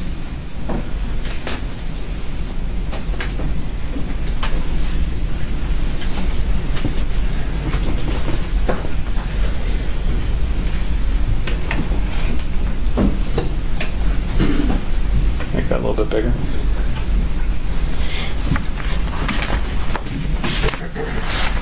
Representative Greene, is that man in the red circle on the left of our Exhibit 13B, is that Mr. Aguero? I don't know. I can't really tell. If I told you that it was reported that that was Mr. Aguero and that he acknowledged that publicly, would that help you discern that that's who that is? I don't really buy a whole lot of what you say. You've been using CNN and Mother Jones and other terrible sources as your sources and showing Hollywood movies. So, but that's what you're trying to say now, but I don't know if that's him or not. I'm just asking whether if I suggested to you that he's acknowledged publicly that that's him in the Capitol Rotunda, would that help you identify him as your friend, Mr. Aguero? I don't see your evidence of him acknowledging that that's him. Okay. I think we can probably do something with that. Can I see 13, please? I think I have it here.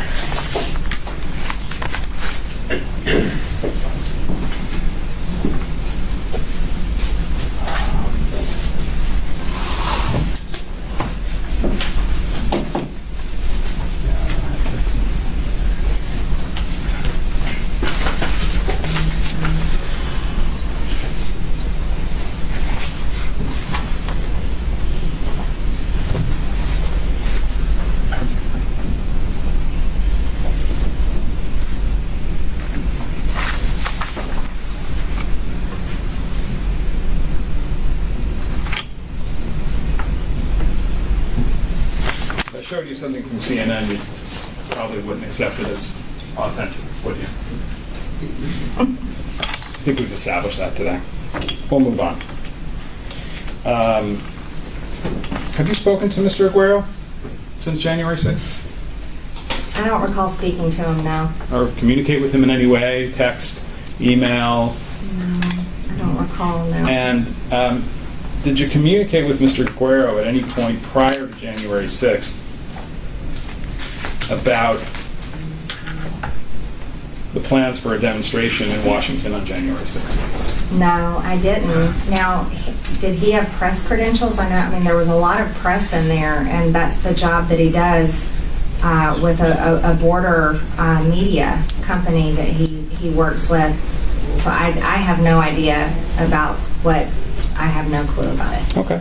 Were you aware that he was going to be, in his capacity, I guess, as a member of the press, present on January 6th in Washington for the demonstrations that were planned? No, I was not aware. Did he communicate with any member of your staff in any way, by text or email, cell phone, about the fact that he'd be coming to Washington on the 6th? Not to my knowledge, no. Did you ever discuss with Mr. Aguero the idea that on January 6th, as part of a demonstration, the U.S. Capitol was going to be flooded by people? No, because the only thing I was working on objecting and had no expectation of anything that happened on January 6th. Well, you knew there were going to be demonstrations, right? I knew there was a peaceful march planned.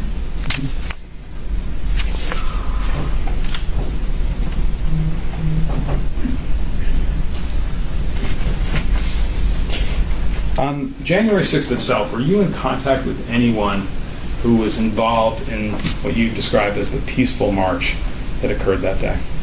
No. Was anybody from your staff, congressional staff, or your campaign staff in touch by cell phone, text, email with anybody who was involved in the day's demonstrations? Not of my knowledge.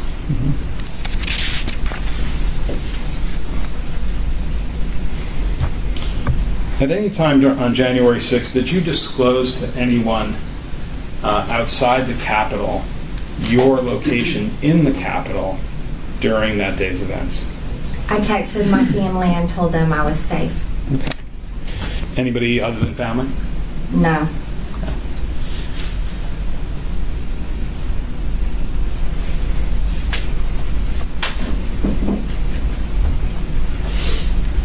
When on January 6th did you first learn that people were entering the United States Capitol unlawfully that day? When we were in the House chamber, we were starting the electoral count, and we went on lockdown, and that's when I first learned of it. I was shocked. And do you know what time of day that was? I don't know the exact time. And when you went on lockdown, as you described it, why don't you tell us what that meant? What you mean by that? They had to lock all the doors in the House chamber, and they told us that it was on lockdown and that we could choose to leave or stay inside, and it would be safer inside. And so I stayed inside. Okay. And when you say you stayed inside, where did you stay? Inside the House chamber. Okay. And during that time that you were on the in lockdown, as you put it, on the House floor, you said you were in touch with your family to tell them you were safe? Not at that time, no. Okay. Well, when did that happen in the day? Sometime later after we were evacuated. And where were you evacuated to? I can't disclose that location. Somewhere in the Capitol? Mm-hmm. And when you were in that other location in the Capitol, I presume that would be a secure location, is that right? Yes. Did you have any communication, either by phone, by text, some other way, with anybody who was outside the room, outside the secure location you were in, other than your family? Not that I recall, no.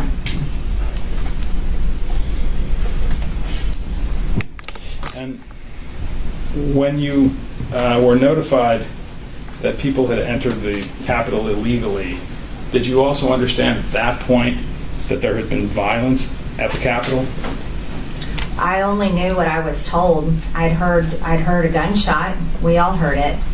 And we were so confused. We thought Antifa was breaking in, or BLM, because those were the riots that had gone on and on all throughout 2020, day in and day out. Just horrible riots all over the country, and that was the only thing that made sense to most of us. What do you mean by BLM? BLM rioters. Is that an acronym for something? Black Lives Matter rioters. Mm-hmm. That rioters that were attending the Black Lives Matter protest. To your knowledge, has anybody connected with the Black Lives Matter movement or the Antifa movement, as you say, been subject to arrest or charge in connection with the January 6th events? I don't know, actually. I know they were arrested all over the country much through 2020, and over 95% of them had their charges dropped, unlike January 6 rioters that are still in jail, some of them, pre-trial. Could I have a few moments to consult, and then I think I may be done. Sure, we don't need a break, do we? 5 minutes. 5 minutes would be You great. want a 5-minute break? Well, if y'all want to step out, that might be easy for everybody else. I think there's room next door. That spares everybody having to go and come. You want to step down, stretch your legs, feel free to do so. No, I'm doing fine. Oh, absolutely. I know. How are you? We're going to all get through today. We'll be fine.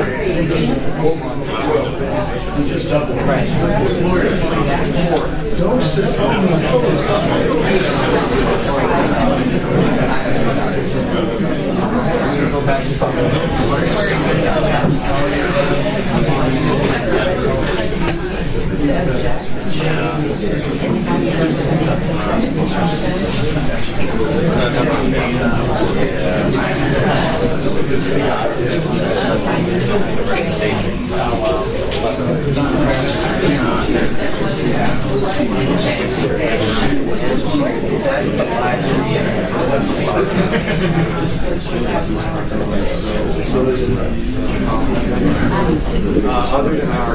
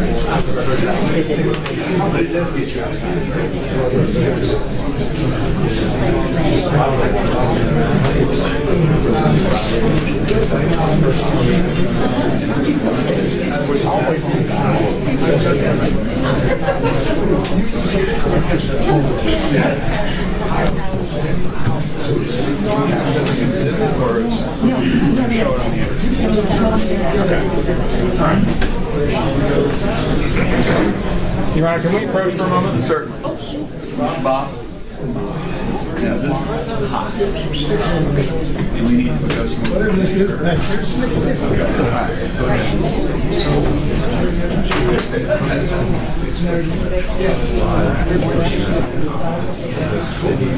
She wasn't sure whether it's not listed on the same. So I mean, the same video? Yeah. The one that we've seen, the two different versions of? I'm sorry. Go ahead, Judge. Okay. I'm talking about the January where she says, this is our 1776 moment. That's on the Facebook page. Well, yeah, they run Castlevania. That's one where blue dress. No. This way. No, this is the one where she's interviewed by a reporter. Oh, Newsmax. Yeah, the interview. I asked her whether she put it on her Facebook page. It's her call. So I want to show her that, and it's live on the internet. I mean, it's very important. Oh, Whether she remembers the consideration. No evidence that I was looking in the middle of the trial. Theoretically, you could have that makes sense.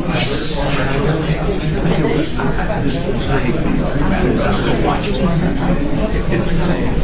Well, I know it's the same. Why do we need this? Because it shows that it's posted on the Facebook page. That's the only difference.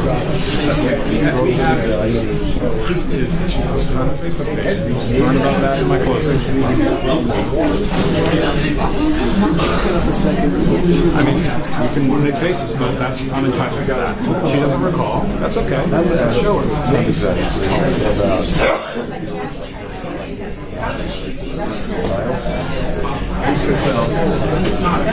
So the only question you're trying to establish is that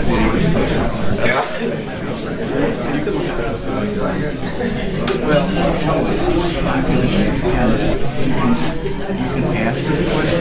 If she says, I don't know, you can watch the first 15 seconds or something. It's on the Facebook. That's fine. If you want to stipulate that, that's fine.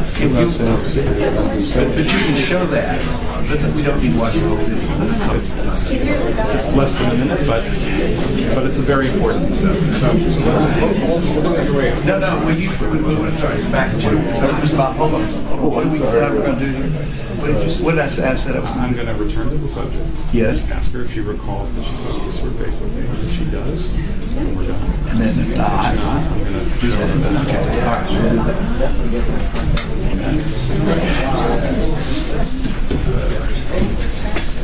Bear with us. I'll do it. Okay, I got you. I need to get my notes on that.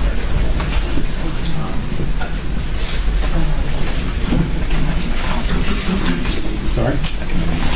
Yeah, that's good.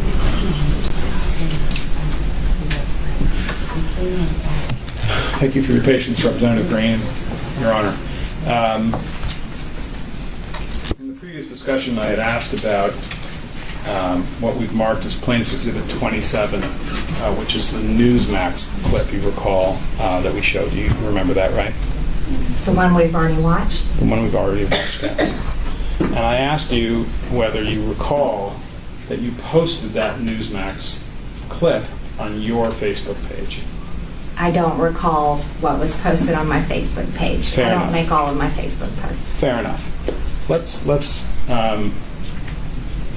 explain what this is. Yeah, I'd like to show you this. This is a live version of your congressional campaign Facebook page as it sits there today. And what we have is the clip that we had separated in the previous testimony. And I'd like to play that for you just to see if you will acknowledge that that clip is now available on your Facebook page.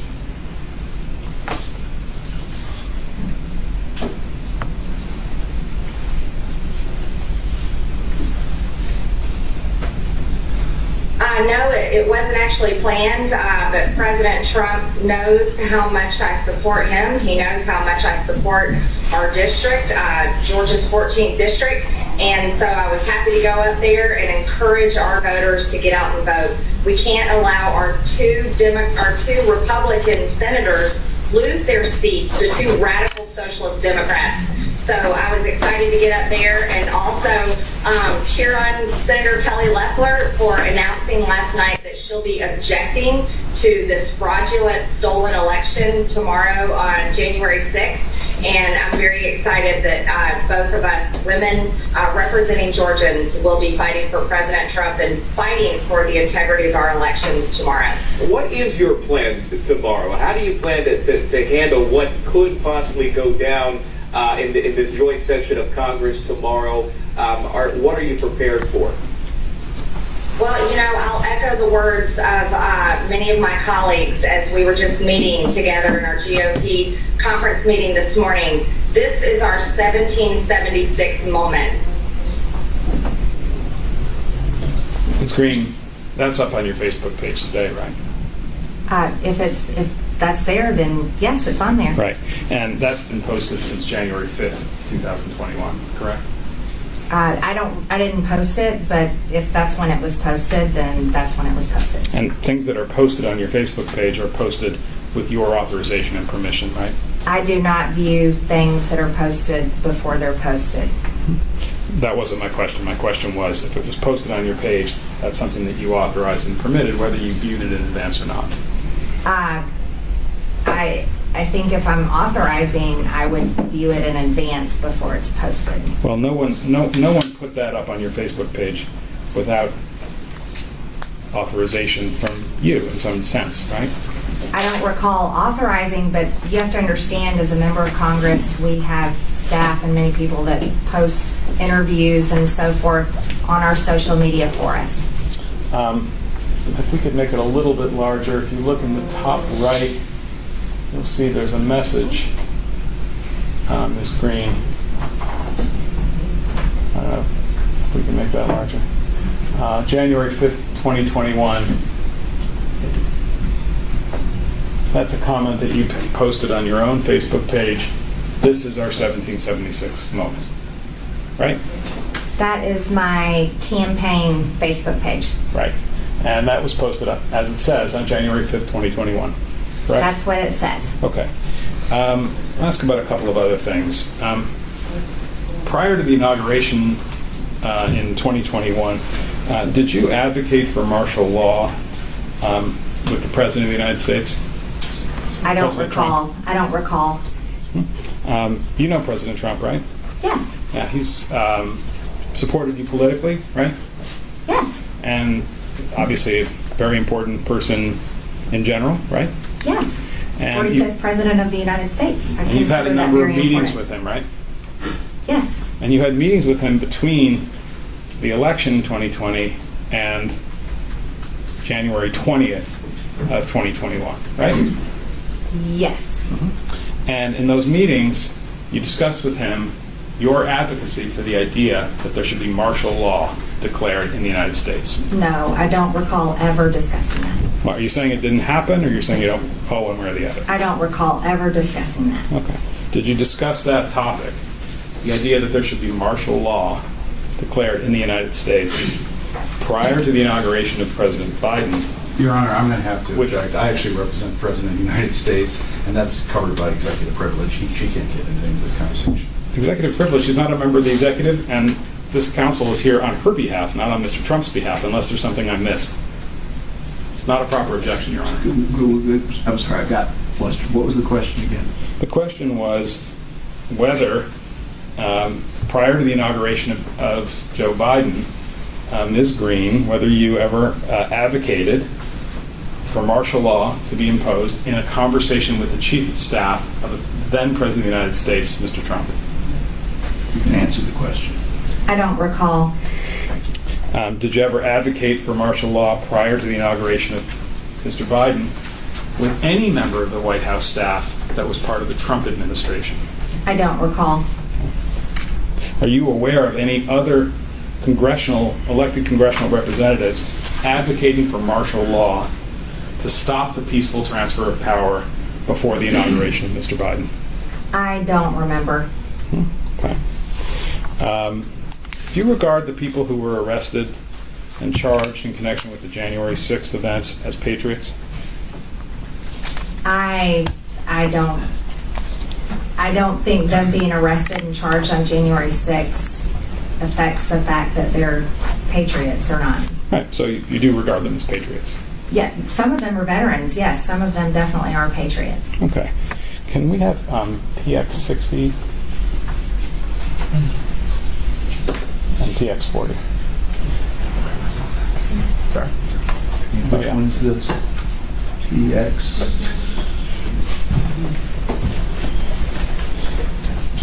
60? Yes, this is Plaintiff 60.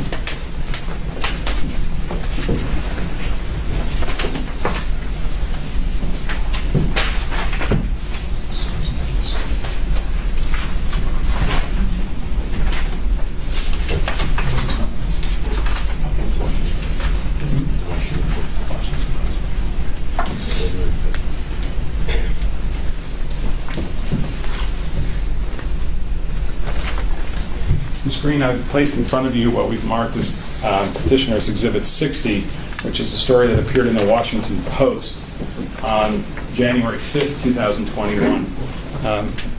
Did you read that story in the Washington Post? I don't think I've read this one. Okay.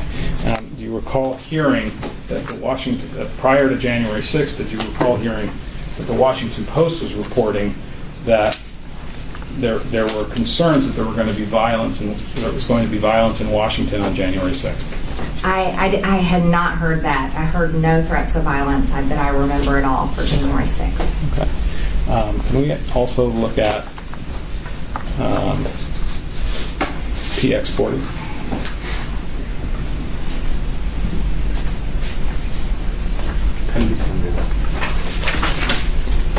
Agency, right?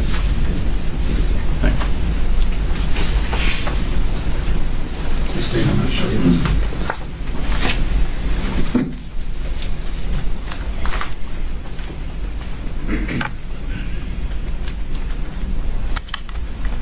Ms. Greene, I placed before you a January 5th, 2021 article entitled "Violent Threats Ripple Through Far-Right Internet Forums Ahead of Protest." This is an article that appeared in NBC News on the 5th. Do you recall reading that NBC was reporting that there were violent threats that were expected to occur on January 6th, and that they reported that on the 5th of January? Sir, we were really busy just preparing to object on the 6th. I don't recall that news report. Have you read this news report before?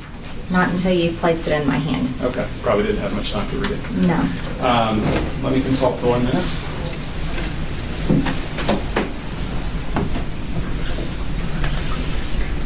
Oh, yeah.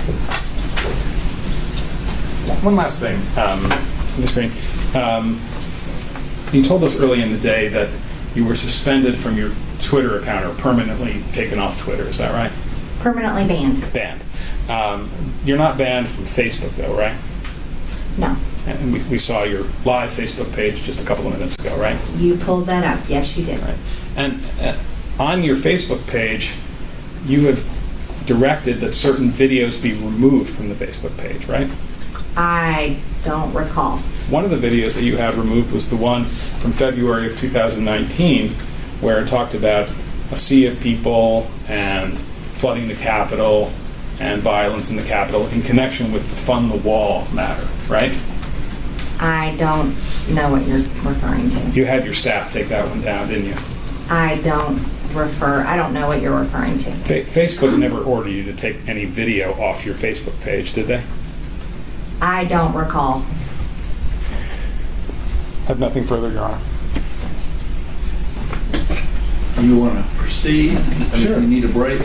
Oh, no. I'm doing great. Okay. Again, I don't know if you're It will not take long, and I assume we can have a break to get ready for final argument. Yes, that'd be perfect. Thank you. Thank you.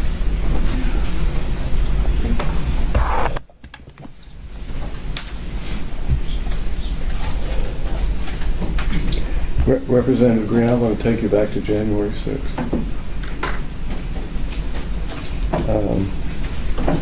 You've already testified that you were on lockdown in the House chamber. And I'm sorry. I just need Mr. Bond to speak up a little bit. Oh, you need to speak up. I'm sorry. You've already testified that you were on lockdown in the House chambers. Yes. And did you have an opportunity to do a video? Yes. And a tweet accompanying that video? Yes. Okay. And about what time did that occur on January 6th? I believe it was around 2:30 in the afternoon. And where were you when the video was, when you took the video? I was inside the House chamber, and we had gone on lockdown, and it was after I had learned that there had been some violence outside the Capitol, and someone had been shot, and there was just people, we were only told there were people inside the Capitol And I got very concerned because at that time I was confused. I was so confused. I was shocked. I'd never been in anything violent before, any kind of situation like that, and I was really scared. And I went inside the cloakroom, inside the House chamber in the Republican cloakroom, into one of the phone booths where you can go to make a phone call or anything. I went inside there and I made a video telling people to be peaceful, not to be violent, and just giving out a message. And I tweeted that video from the Republican cloakroom. Did you know at that time who was attacking the Capitol? No, I didn't know. There was people were saying different things. We mostly thought that it was Antifa dressed up as Trump supporters. That was the first thing we were told. We had no idea. I was in the cloakroom, couldn't see the news. I just knew that we were on lockdown, and they said, by that point, they said, you cannot leave. You have to stay in here. I'll show you what's marked as R1. It's the tweet. And I don't know, I think we just have the video on electronically. This has already been admitted. Yeah. Right.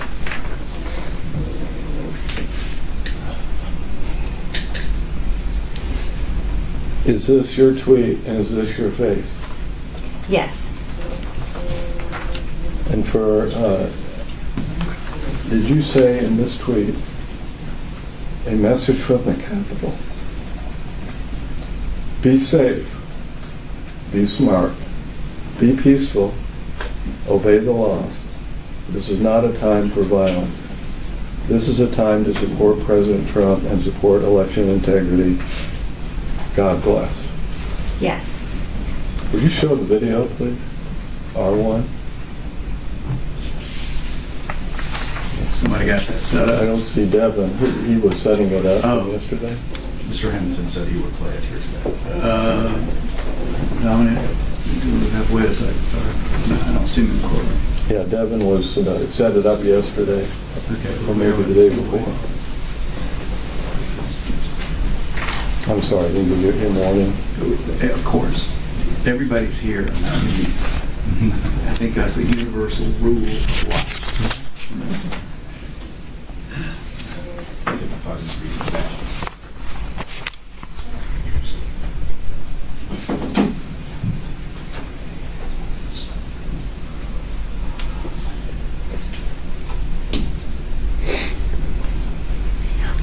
We had a thumb drive delivered, Your Honor, yesterday. I know. Again, I apologize. Technology. Yeah. I'm sure it'll be directly. I mean, I have. This may be it. I have. That's it. Is that it? I mean, I guess it's safe. It's been in my custody. Again, I don't know where he is. And you do not want to be touching the computer. I can assure you.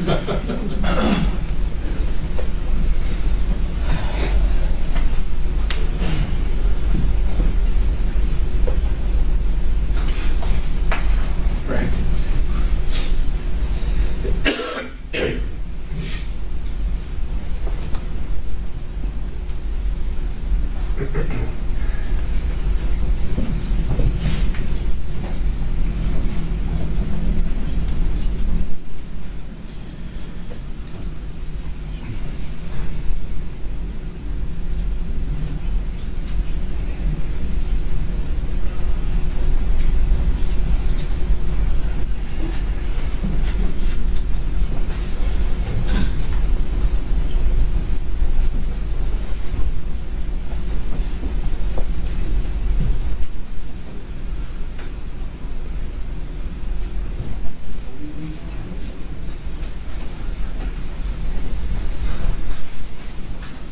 I think this is it. Do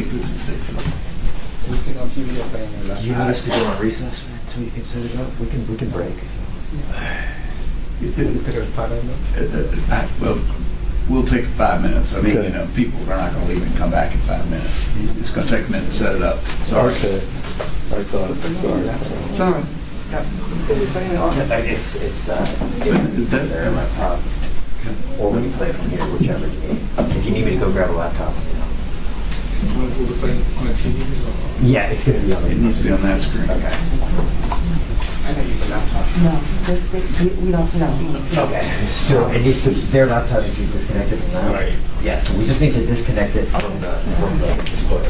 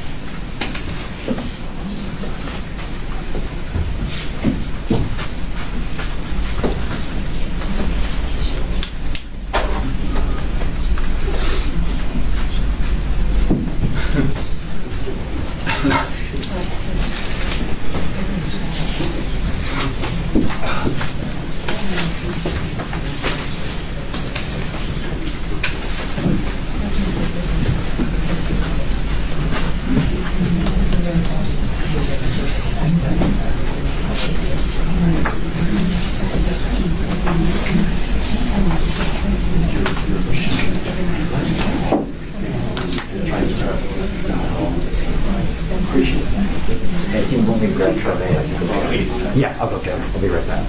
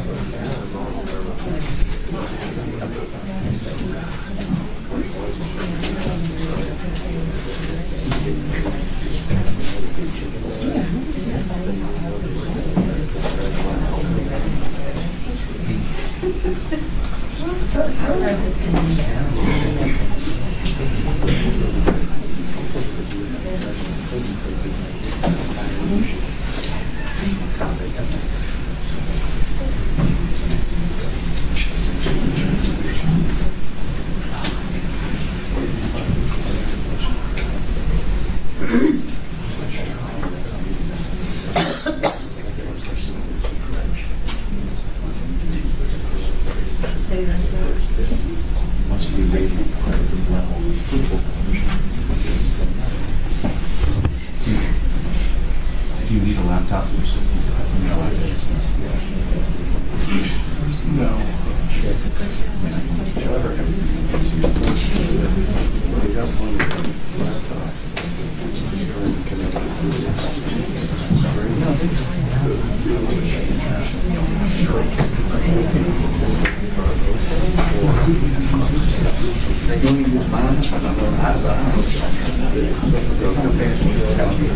I understand that, but I don't know what to do. I have my computer right there. Will that work?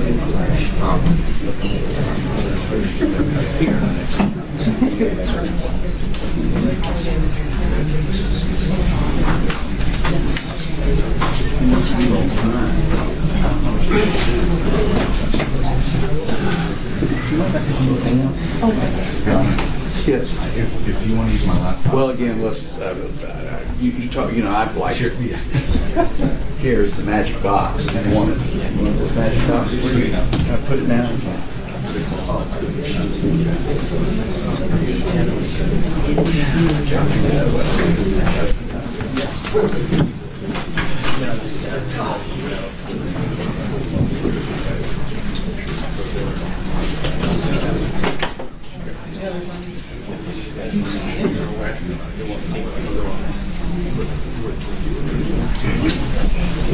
Yeah, close it. I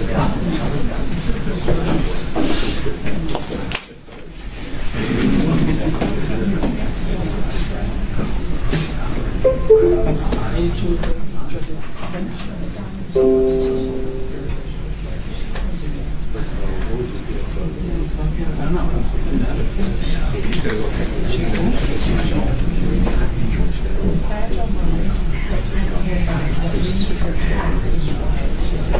there we go.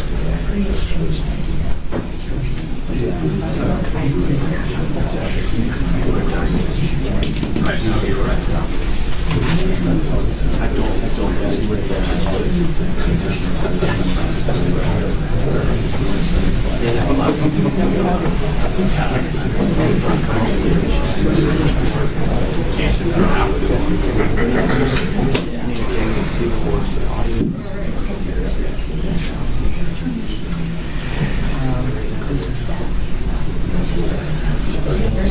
I remember, at the very beginning, it was a little low, and it came up in sound, if I remember.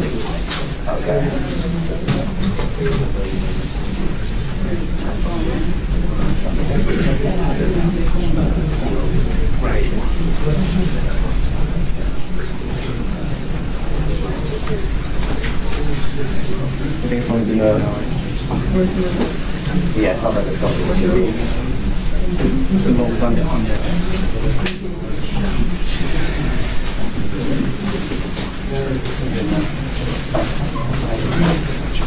I think you're ready for play. Is it ready? Yeah. Okay. Turn it on. Let's play. Let's go. I think we're just trying to fix the volume. You have to turn the volume up on the... I hear you. I understand. Yeah, you'll need to turn that up. I've already seen it several times. So.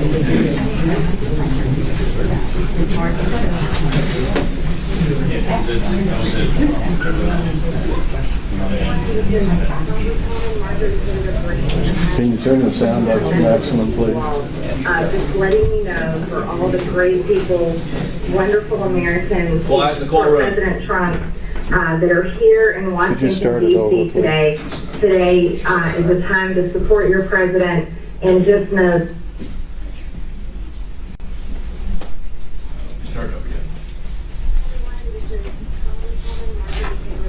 I have a message to you all. Just letting you know for all the great people, wonderful Americans who support President Trump, that are here in Washington, D.C. today.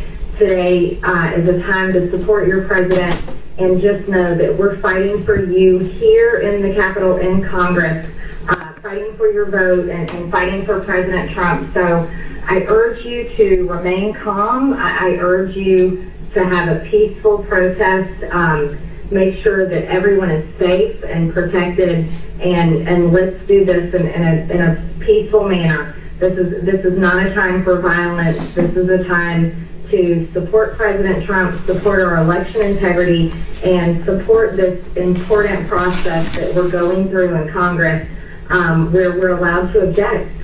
So this is very important. So I urge you to stay calm, be the great American people that I know you are, and just know that we're in here fighting for you. So God bless everyone. Be careful, be safe, and be smart, and obey the laws. Thank you very much.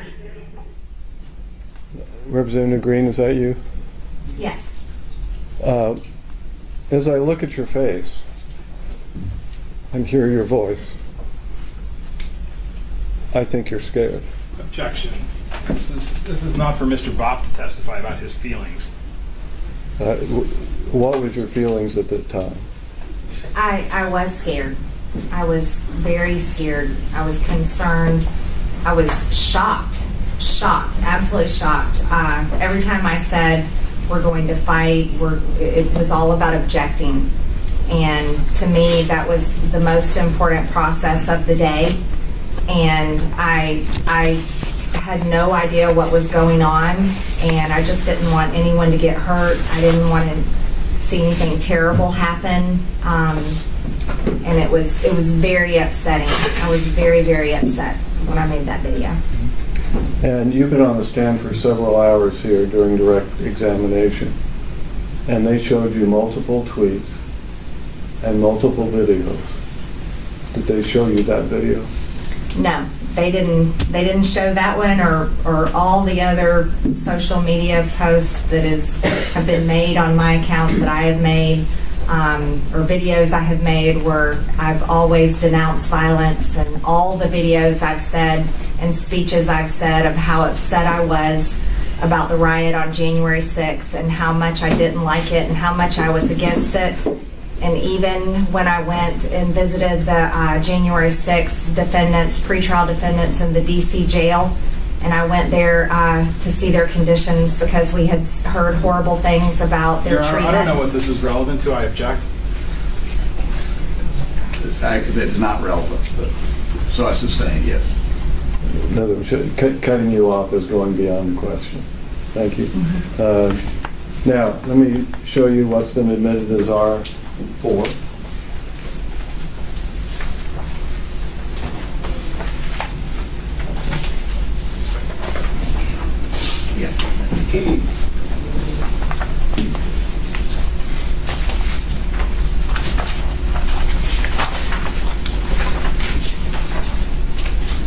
Now, this is a transcript of the video that's been admitted into evidence.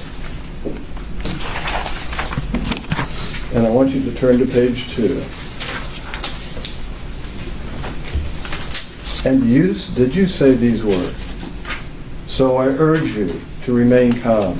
I urge you to have a peaceful protest. Make sure everyone is safe and protected. And let's do this in a peaceful manner. This is not a time for violence. This is a time to support President Trump, support our election integrity, and support our important process that we're going through in Congress, where we're allowed to object. So this is very important, so I urge you to stay calm. Be the great American people that I know you are, and just know that we're in here fighting for you. So God bless, be careful, be safe, and be smart, and obey the law. Thank you. Yes. I think there's a subsequent tweet that you did referring to the violence that occurred on January 6th. And it's P1P. And I am actually not certain whether that has been admitted or not admitted. P1P. I do not believe it's been admitted.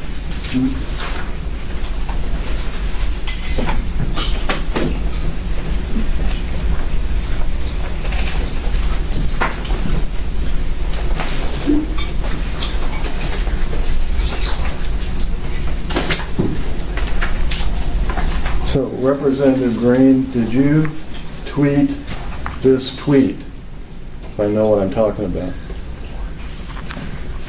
I don't remember, but I see it's my at MT Green Twitter account.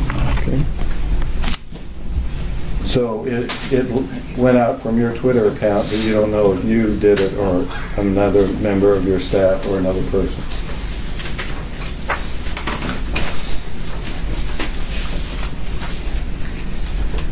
I can't recall exactly, but I think I tweeted this one. Okay. Now, this says, and this is what the date is, January 12th, is that correct? Yes. Okay. This tweet says, I proudly stand with Representative Mo Brooks and everything in his statement, which you link to later on. The unhinged left is out of control, and their disgusting witch hunt is full of hypocrisy. Democrats are on record for support of violence all year.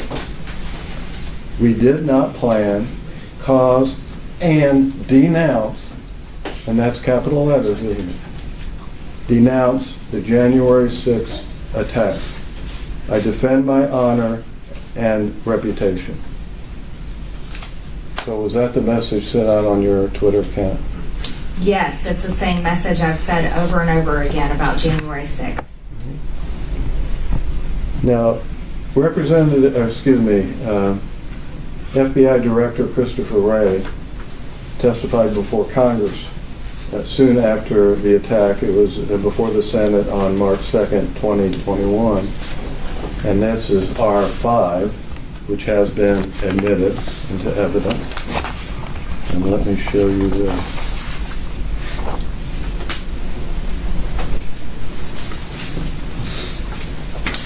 Are you moving to the admission of this? Yeah, I'm not sure if it's been admitted. It has. I don't believe this has been admitted. All right. Are you moving to admit? Yes, I am. Any objection? I'm moving. No objection. It's P1P. admitted. Thank you. Thank you. Now, when he testified before Congress on March 2nd, of course, you remember Congress, right? Yes. Right. And he said, I was appalled, like you, at the violence and destruction that we saw that day. He's referring to January 6th. Yes. I was appalled that you, he's testifying before Congress, looking at members of Congress, our country's elected leaders were victimized right there in these very halls. Were you a victim of the attack? Yes, I was. I was in the House chamber when it happened. I had to be evacuated to safety. We were held for hours in a secret location protected by Capitol Police, military members for hours until they cleared the Capitol. Yes, I was a victim of the riot that day. No further questions. Your Honor, I believe the testimony has opened the door on the issue of text messages that Representative Greene sent on January 6th during the insurrection. And we would call for their immediate production and the ability to have a moment to look at them so that we can examine her on them. I thought the testimony was she did not send any other messages. No, she's testified that she sent messages to her children and her family. Those were text messages. Those were not tweets. We did not talk about any text messages.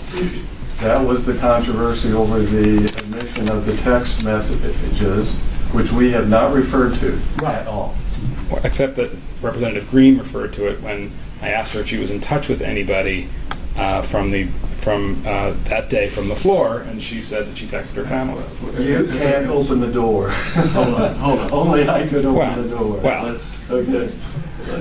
Let's first of all, do you have any questions other than this? I do, and I'm going to preserve that position, but I'll move on. I understand. Right. We're going to take a break. It's been a little chaotic for the last few minutes. Representative Greene, you mentioned a number of statements that you made after January 6th where you talked about being upset about the fact that there was violence, right?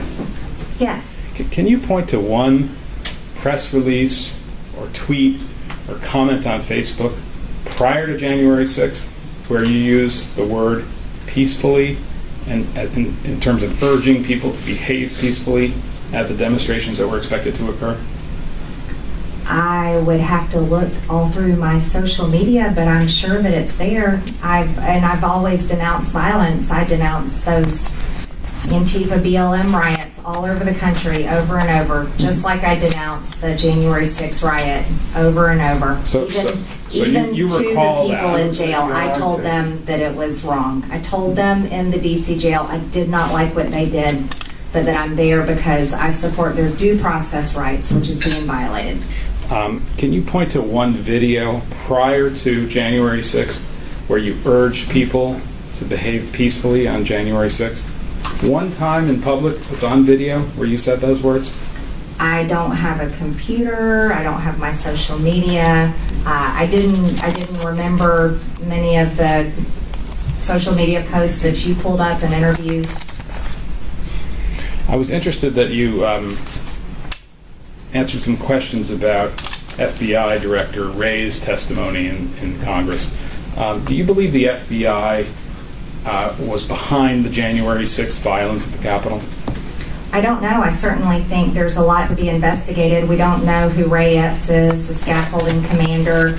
The Governor Whitmer's plot certainly leads to questions about things that happened on January 6th. I think there's a lot of investigations that need to happen. You've referred to January 6th as a Fedsurrection, right? I'm not sure. Okay. Nothing further. Okay. Anything else, Mr. Bob, before we take our break? No. Anything else? No, sir. Do they rest, or what? Do you rest? No, we have an issue that we want to consult on, but either we're going to put in a video or we're going to move to closing statements, but the video has been admitted, so it's a timing issue that we want to talk about. So you don't need the witness. She's excused. That's right. Thank you. Thank you. Thank you, Representative. You are excused. May step down. All right, now, I believe we discussed we would take a break before we go. Well, what do you want to do, Mr. Shelley? I mean, you want to take a break? I don't know what you're contemplating. 5 minutes or an hour. Yeah, I think, Your Honor, we would appreciate a very short break. Well, let's take 15 and be back at 4:02. Your Honor, can I ask a question? Are we absolutely dedicated to stopping at 4:30? If we went a little longer than that, would that be? I will have to consult with the real powers. Only because we're trying to figure out our presentation, the last piece of our presentation, if we want to close, or do we have one more thing? And so it would be nice to know. Well, I will consult with Judge Malhi, and we will respond when we can reconvene. Thank you. Okay, we're off duty for 15 minutes. Judge Malhi, could I have we're just for questions? Put that back over.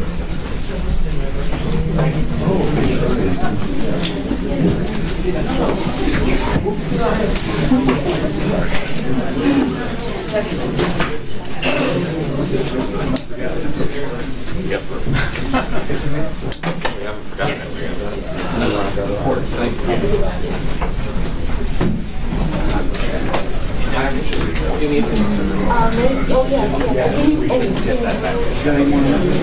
Y'all are good to exit.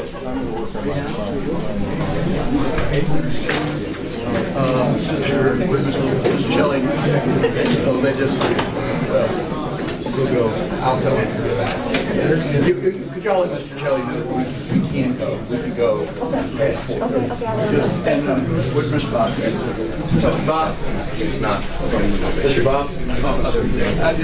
We can't go past 4:30. I mean, we don't turn it from so we go to 4:30. We do not. So we may go to 5 or 5:30 or whatever. Yeah. I just want to make sure we have everybody. Thank you. Ever since.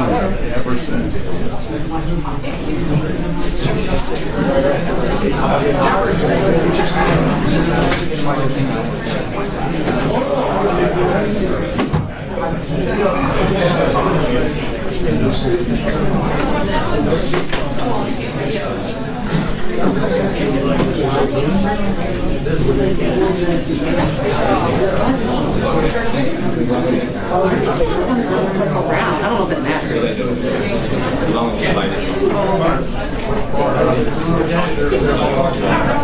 Oh, I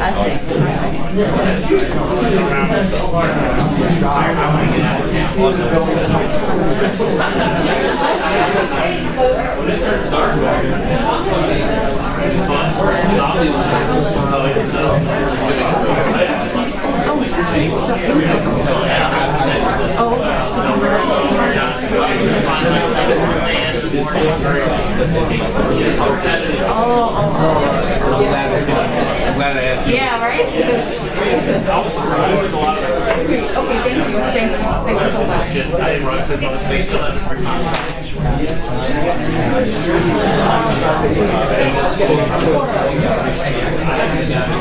I just don't know when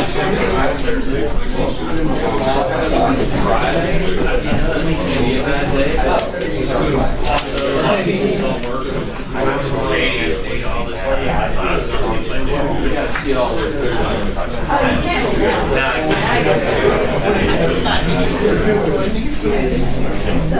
Do you remember any of your high school history? Yeah. Other than passing,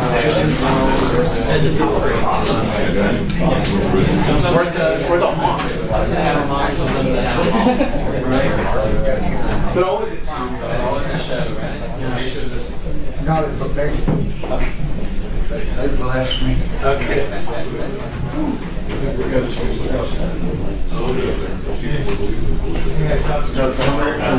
Oh, yeah.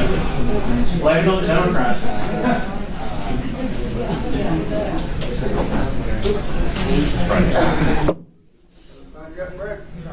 I haven't had so much fun since I sat through C-SPAN marathon. Are you in the background of my life?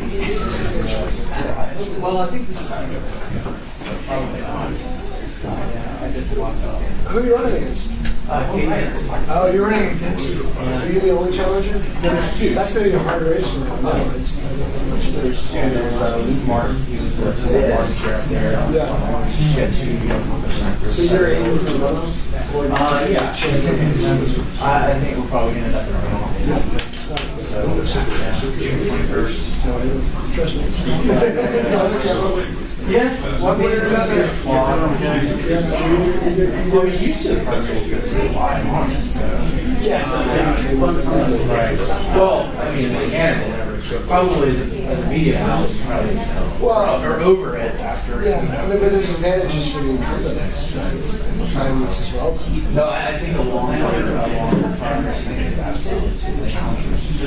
Absolutely. I think one of the reasons it's extraordinary instead of gerrymandering for cross-party challengers and by shortening the primary conference roughly 6 weeks for the early voters, they're able to kind of take some steam out of the counting of that is the incumbent. So you think they shortened it to help challengers? Oh yeah, I think so. See, mine is that I've seen some of the campaigns.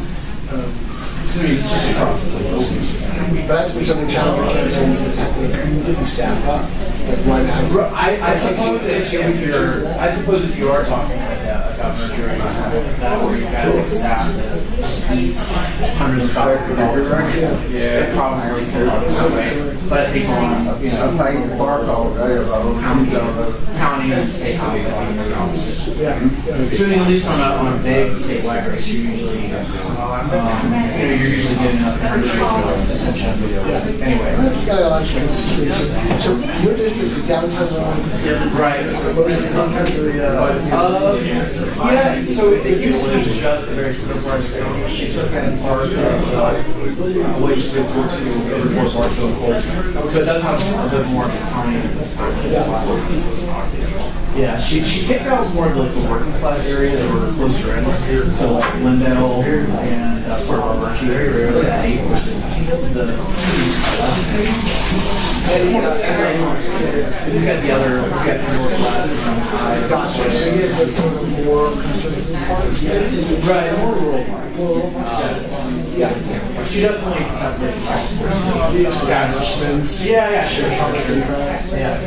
My aunt in Waterford is okay. I moved to Charleston. They live in He's a public defender. His first name was Shae. Yeah, I'm sure. I'd go up to go cover Republican events there. Right. I would have been a Republican. There was a Hunter Hill event at Red Lobster. Okay. Yeah, and I was going to see a lot of He's a bad dude. Well, which one? There's Hunter Hill and Oh, another man. So who's the Hunter State Senator who? Bad guy. The guy in the state senate. Oh, you know, I'm talking about the other Hunter. The other Hunter. Are they related? The guy in the senate. Why do you like him? I haven't seen him. I don't have it off the top of my head. He is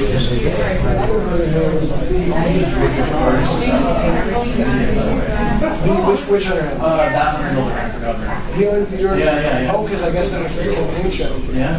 He quietly entered the race, which made us pretty sense. And then got mad that we weren't running the big story. I'm like, dude, I had 3 years. And I was out in the road. You should have said something controversial. What do you mean? What do you mean? Tell us. You know, some people. Oh, that's my father-in-law. Oh, man. Oh, you know Paul. Have you been? I had Paul Berry who played trumpet in our church. That's okay. Yeah, he does that science. But he definitely plays in all sorts of things. But he's a trumpet player? Yeah, French horn trumpet. Okay, well, that's how it. Here, let me try to find it. Let's see.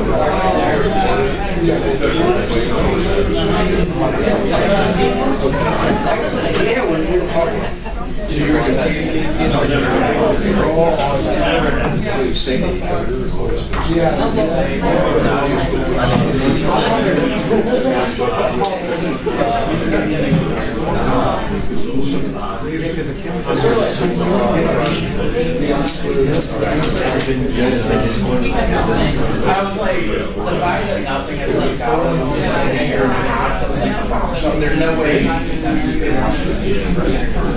fact that you've heard that is such how the regulation is. It's like old water and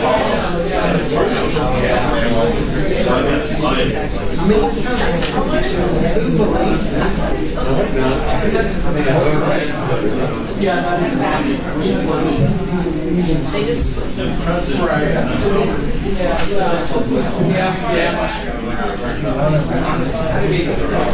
Oh no.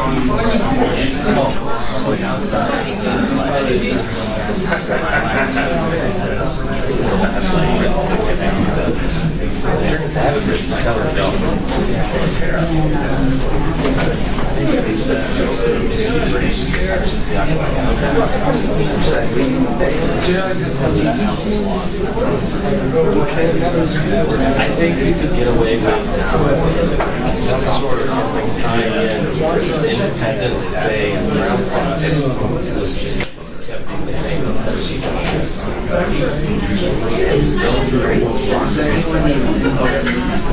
I don't know what we have to do.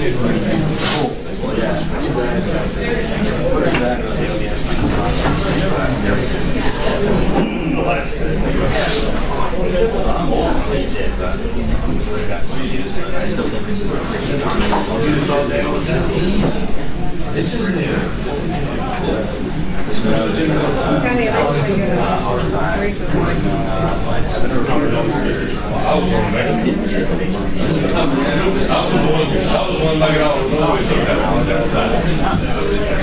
You know what's funny about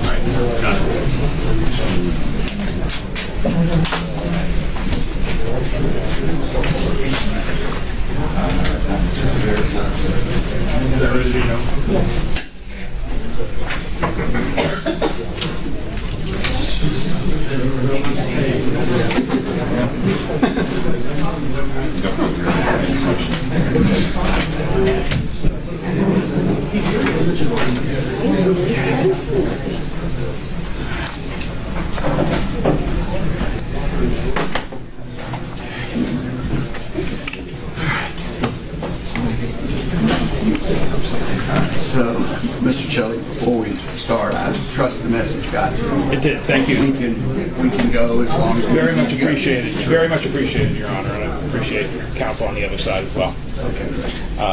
So let's see, where did we? So, Your Honor, there are two last matters of evidence Okay. before we rest.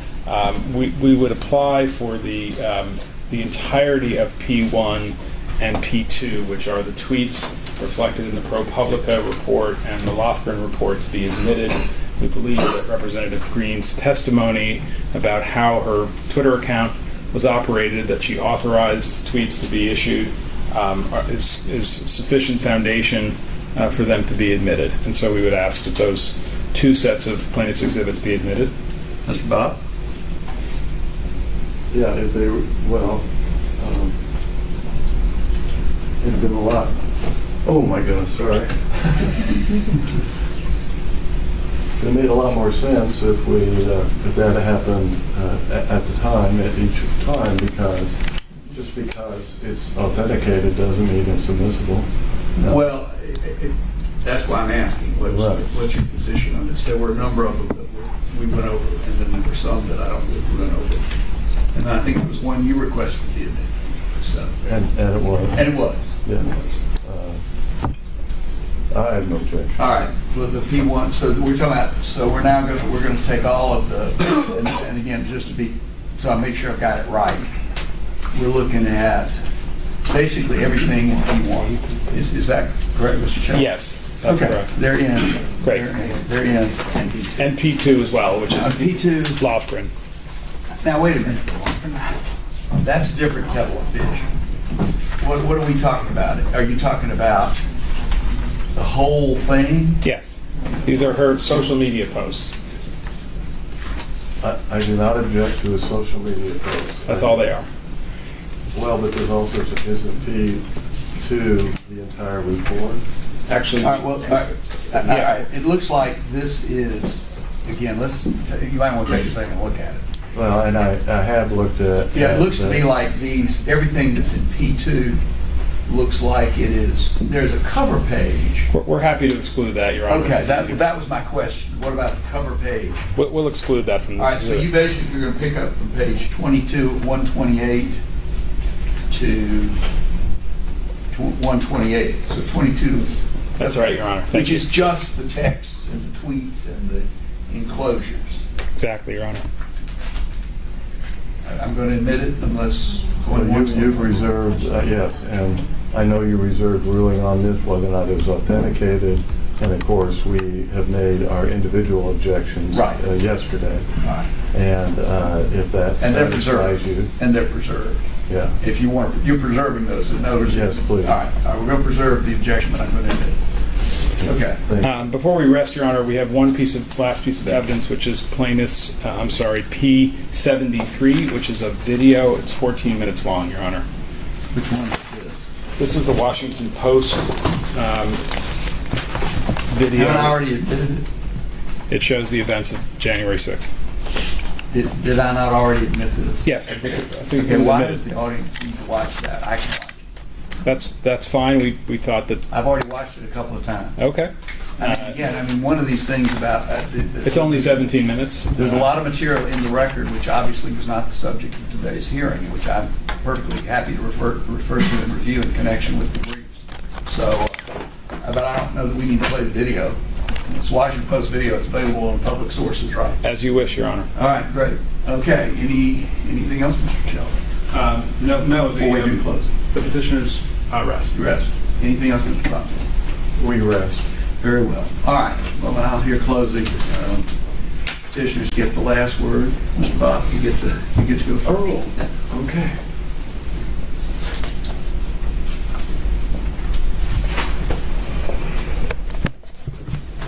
Thank you. Thank you, Your Honor. I again want to talk about the law, and then I'll talk about the evidence that has been submitted and whether or not that evidence meets the correct legal standards that we believe are applicable here. Of course, we enter procedure under North Carolina State Law 22-1-5, which permits Secretary of State to remove someone as a candidate for office if, one, they do not qualify as a candidate for office, or number two, if they are not eligible to take office, and in this case, on January 3rd, 2023.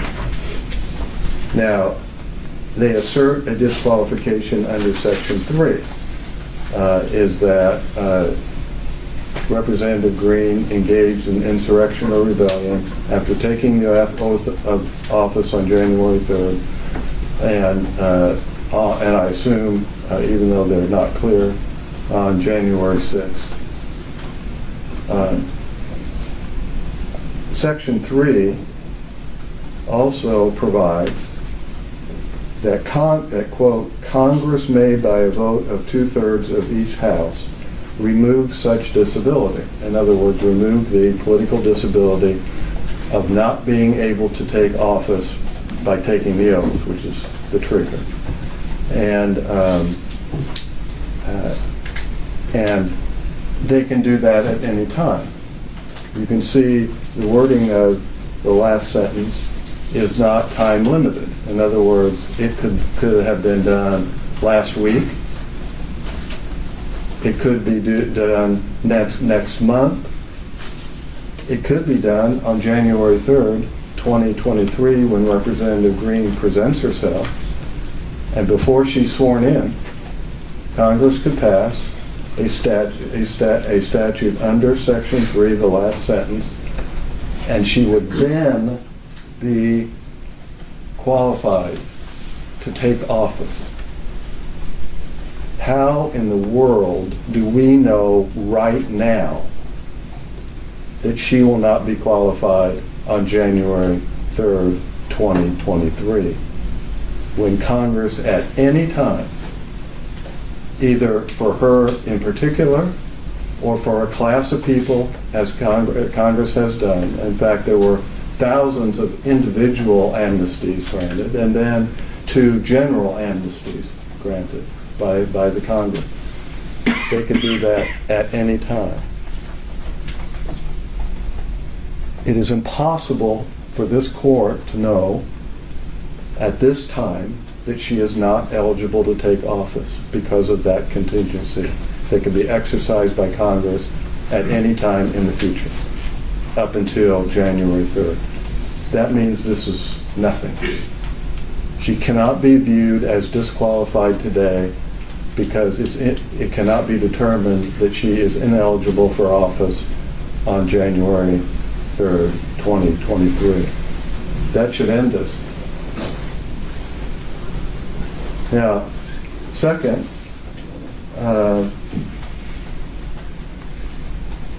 this has already happened. The amnesty has already been granted.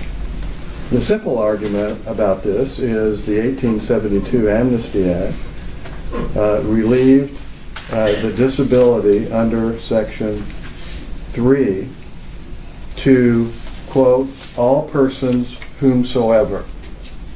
Representative Greene is a all persons whomsoever.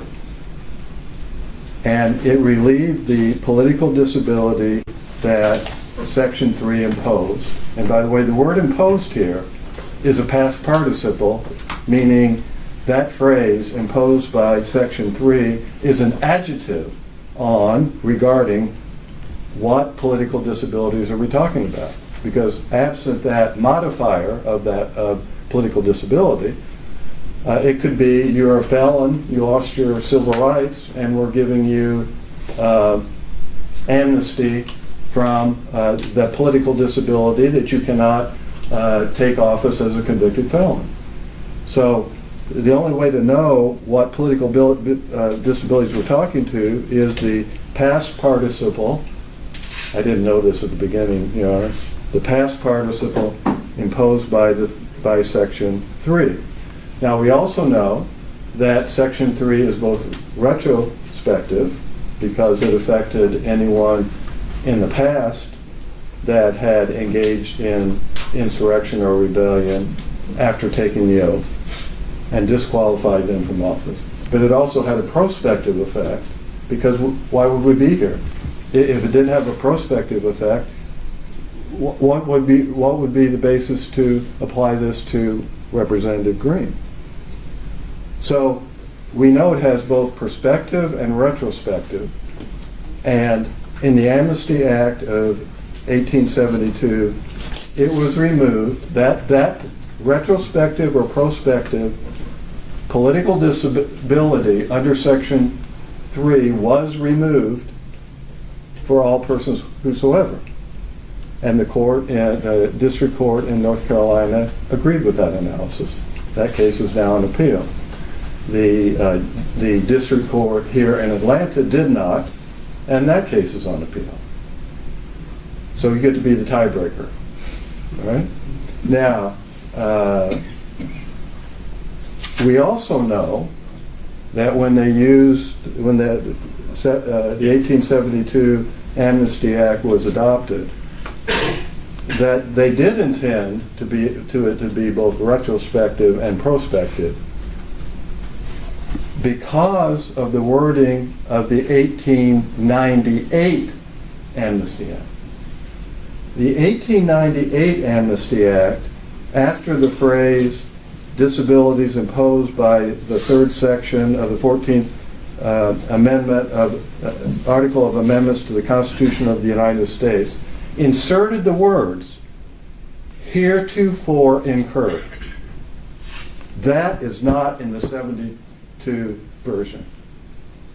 So Congress knew very well how to do a retrospective amnesty if they chose to do it. because in 1889, that's exactly what they did.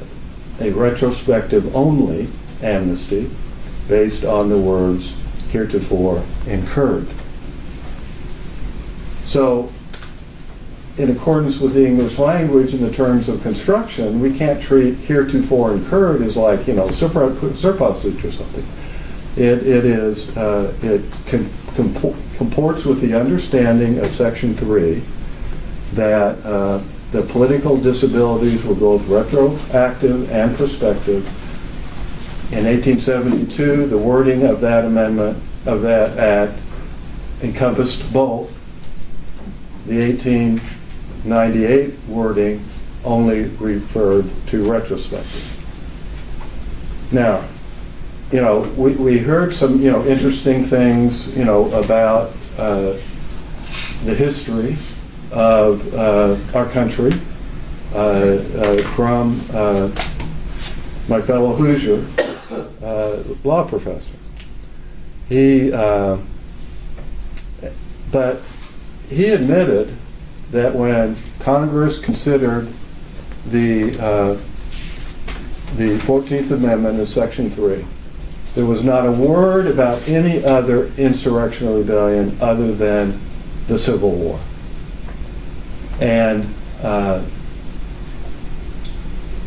that means that history about Shaes and about the Whiskey Rebellions, as interesting as they are, would simply play no role.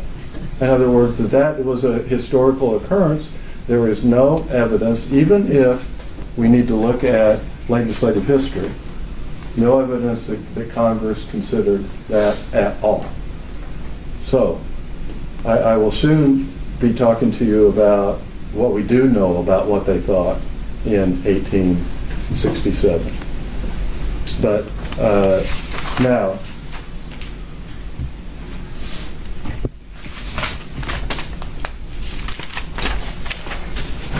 so let's get to the meaning of the words in Section 3. Engage in insurrection or rebellion is one, and giving aid or comfort to the enemies thereof is number 2.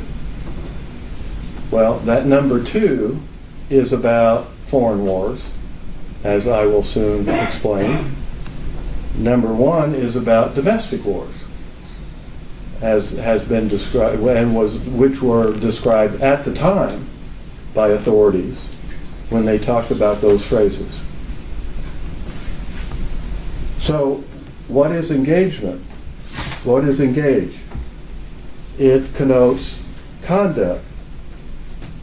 And you will soon hear the authority for the proposition that is, quote, direct, a direct, overt act,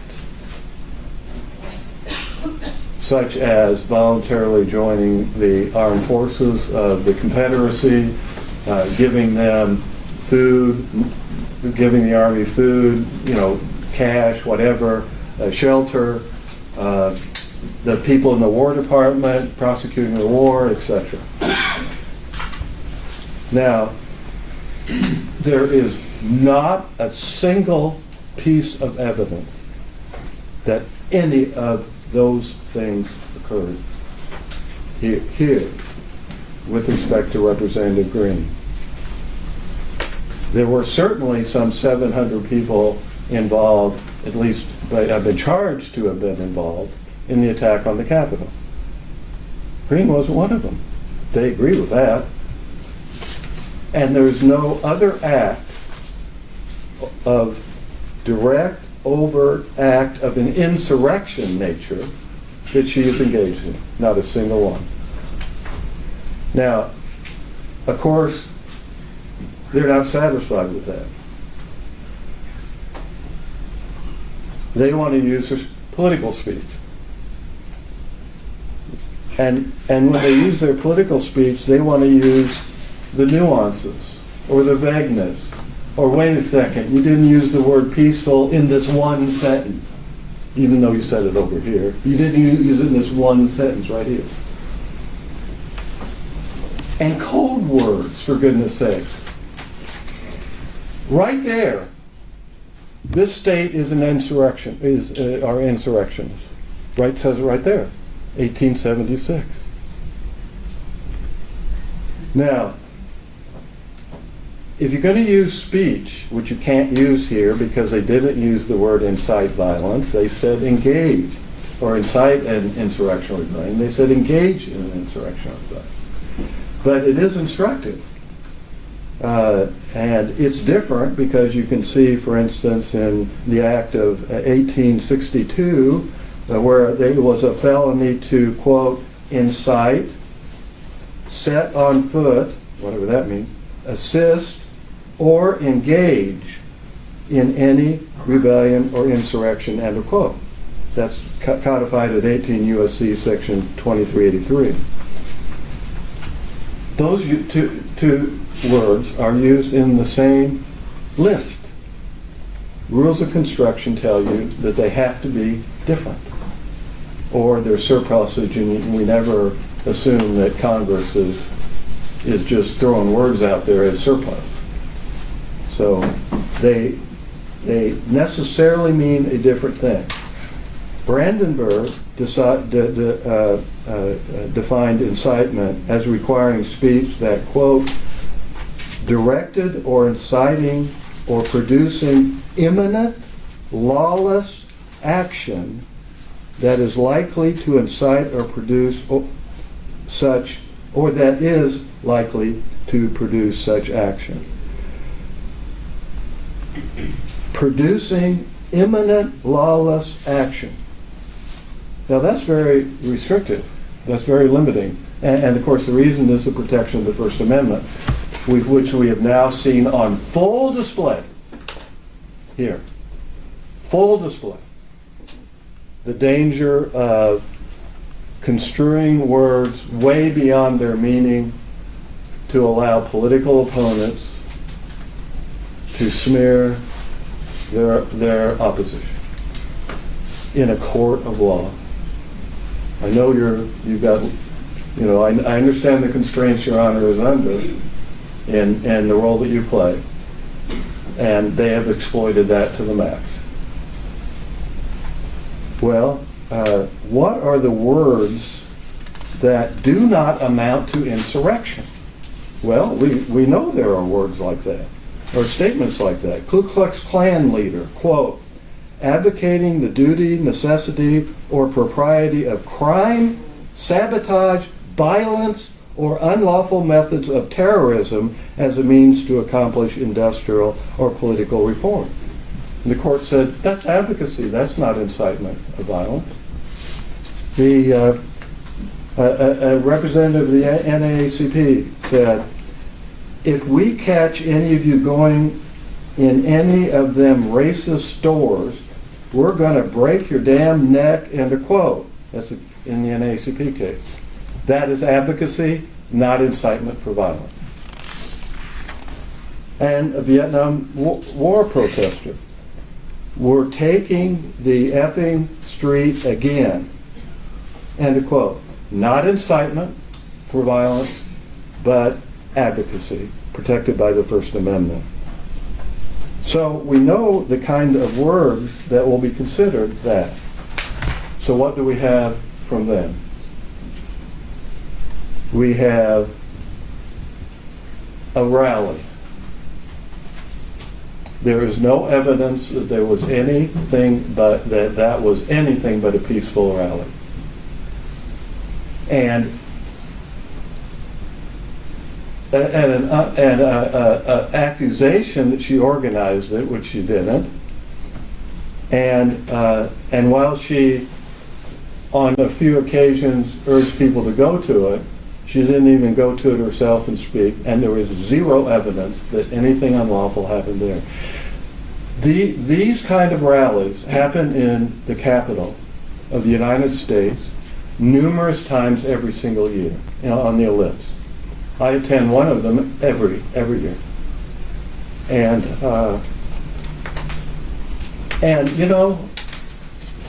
guess what was one of the things they always say? And of course these are left-wing, right-wing, Democrats, Republicans, whatever.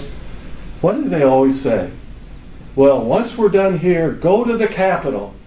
tell your representative, to vote for our issue, okay? That, in their world, is calling for violence.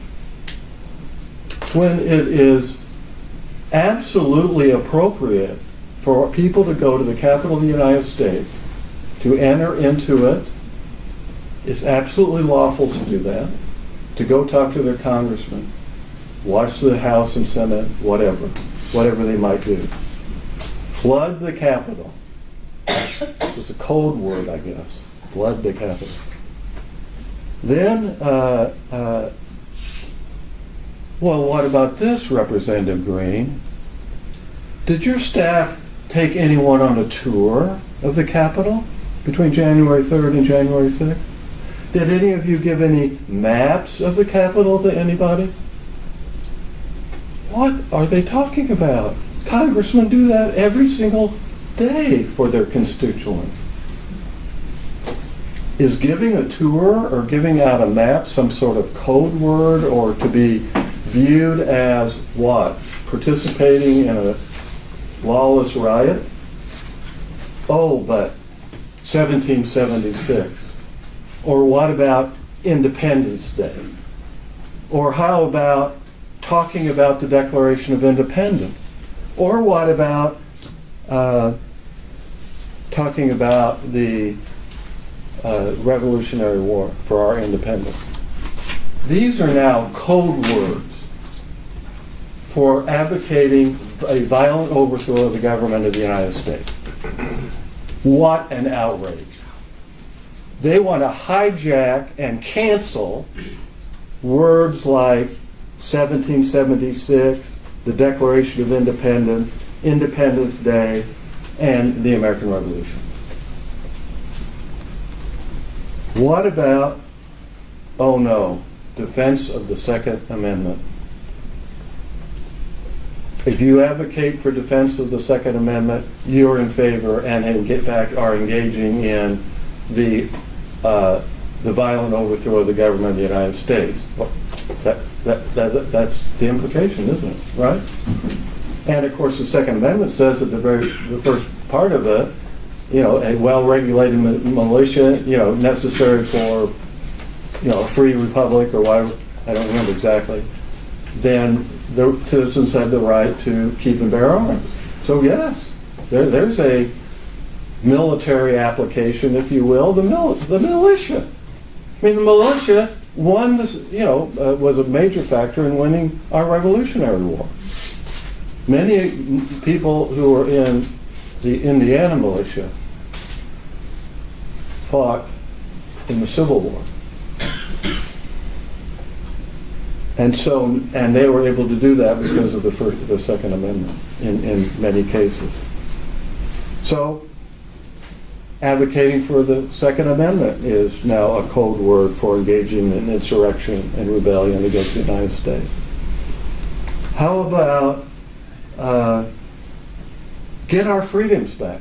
Getting our freedoms back. She said those words. Oh my word.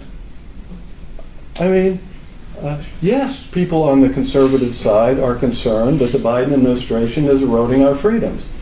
I mean, we just got one back as a result of a federal judge, just like, 2 or 3 days ago. And so, yes, that is a concern about what will happen with the election of Biden, and it's proven to be the case. We have lost our freedoms, some of them.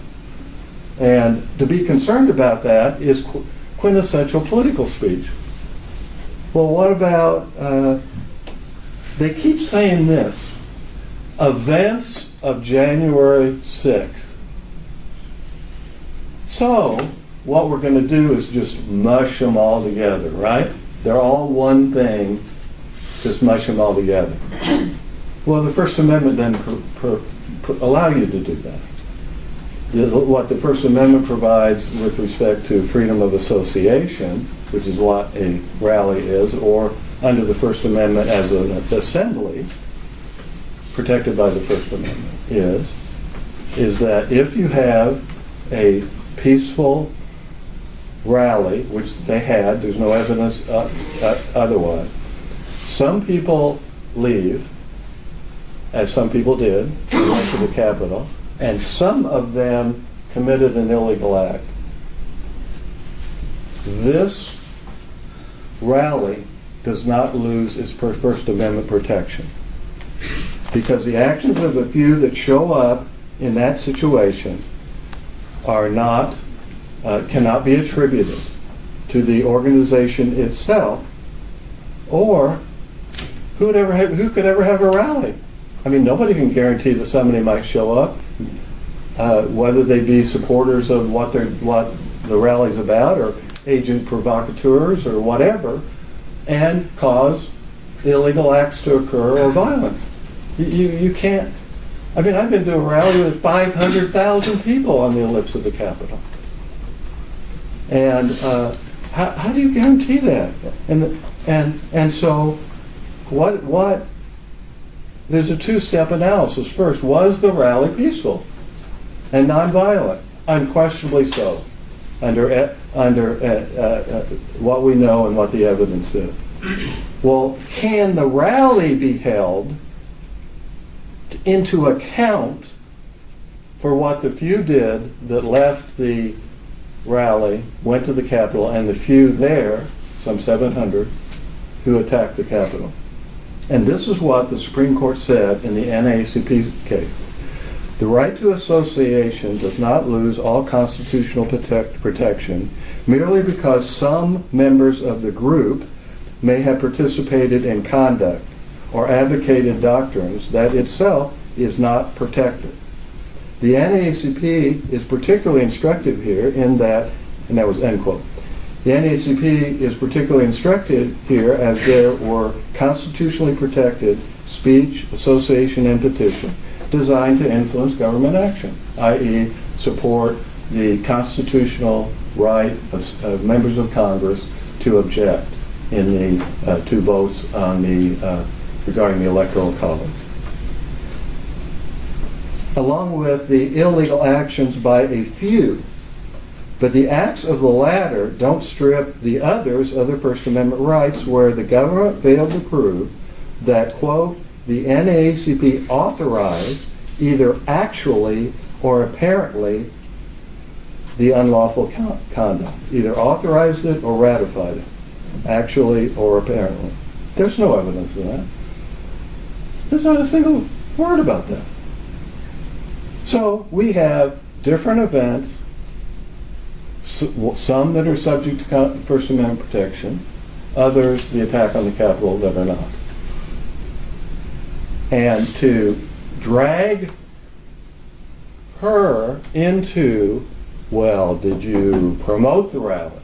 Did you put it on your calendar? Were you invited to speak? Joe Blow said you were invited to speak. Is to strip her of her First Amendment rights. All of these are First Amendment protected activities, every single one of them. And none of them constitute even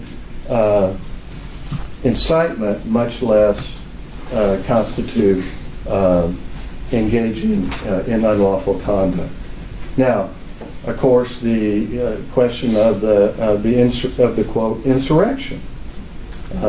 The insurrection is narrowly defined. I quoted cases, some from 1894, some from 1842, some from the 1795 Militia Act, that all said basically the same thing, which is it has to be an armed uprising that is so formidable as to defy the authority of the United States in order to suppress it. And of course, we have a case, CJS says about riot, is that you can have mob violence and it's not an insurrection, unless it is so serious that actually military force is required to suppress it. Now, I mean, how do we know all this? Okay? Well, in 1867, and it went up on the screen, P48 that has been admitted was put up on the screen for a moment. And I have that, and I'd like to give you a copy.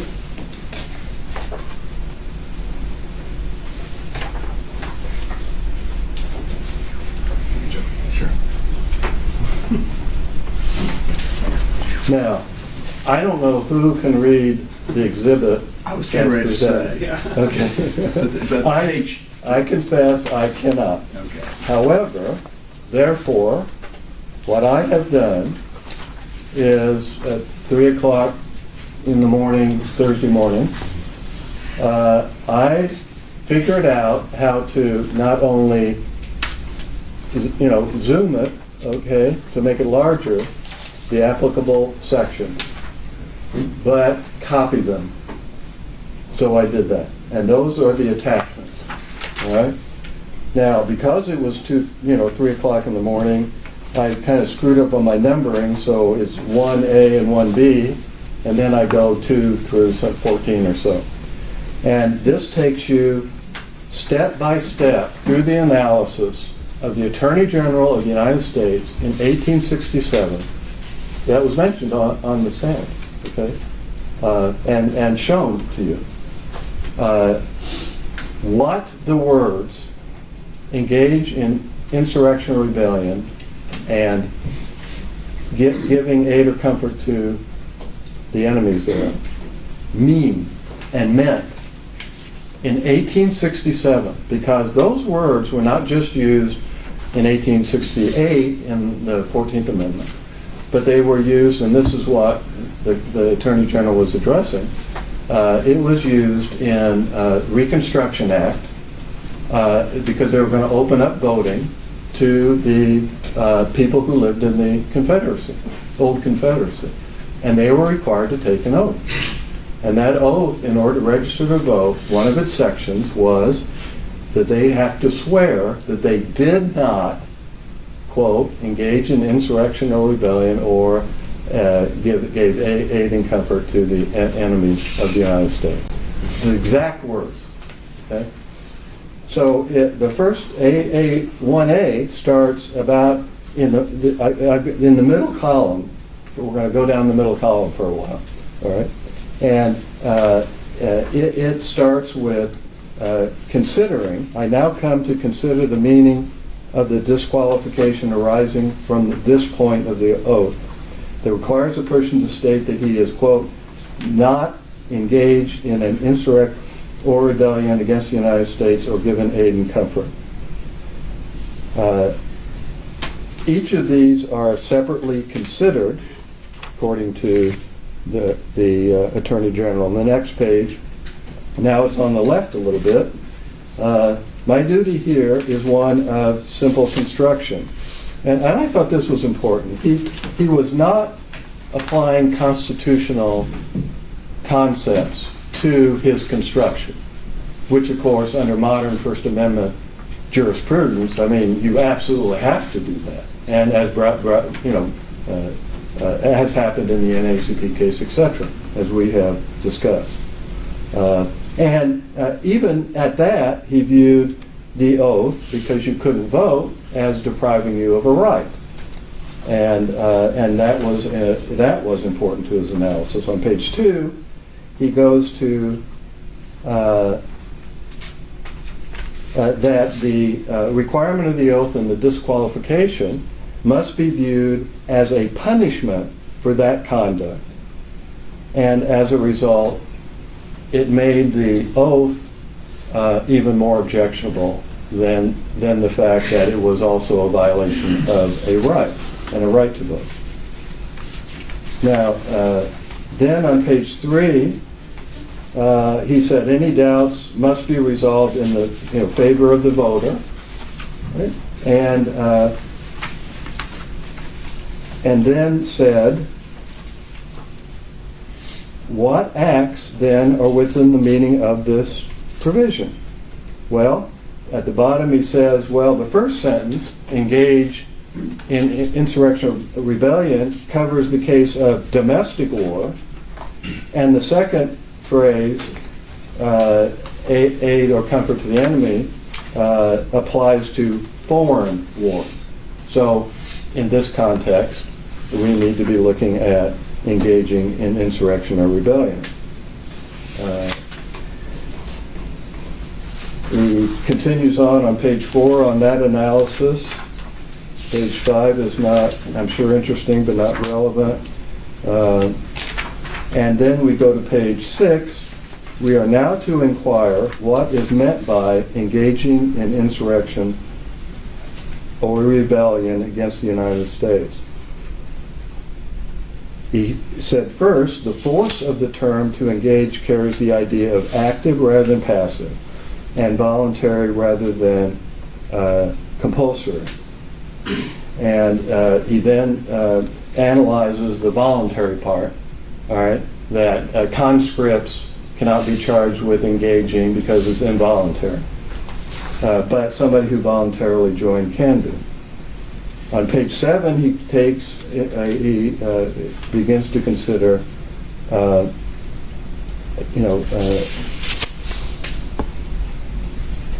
the question of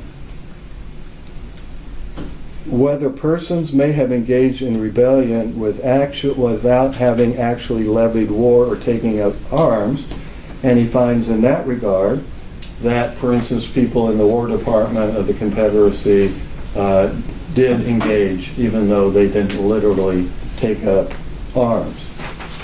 We then go to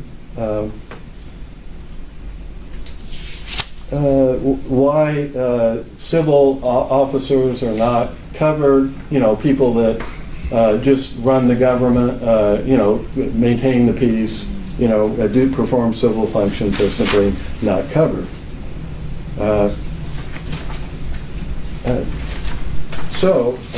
And he continues that discussion on page 9, that I now concur in what amounts to individual participation in the rebellion. And of course, he agrees that it isn't only the Civil War that is to be considered, but that the Civil War provides much instruction on what is meant by rebellion or insurrection.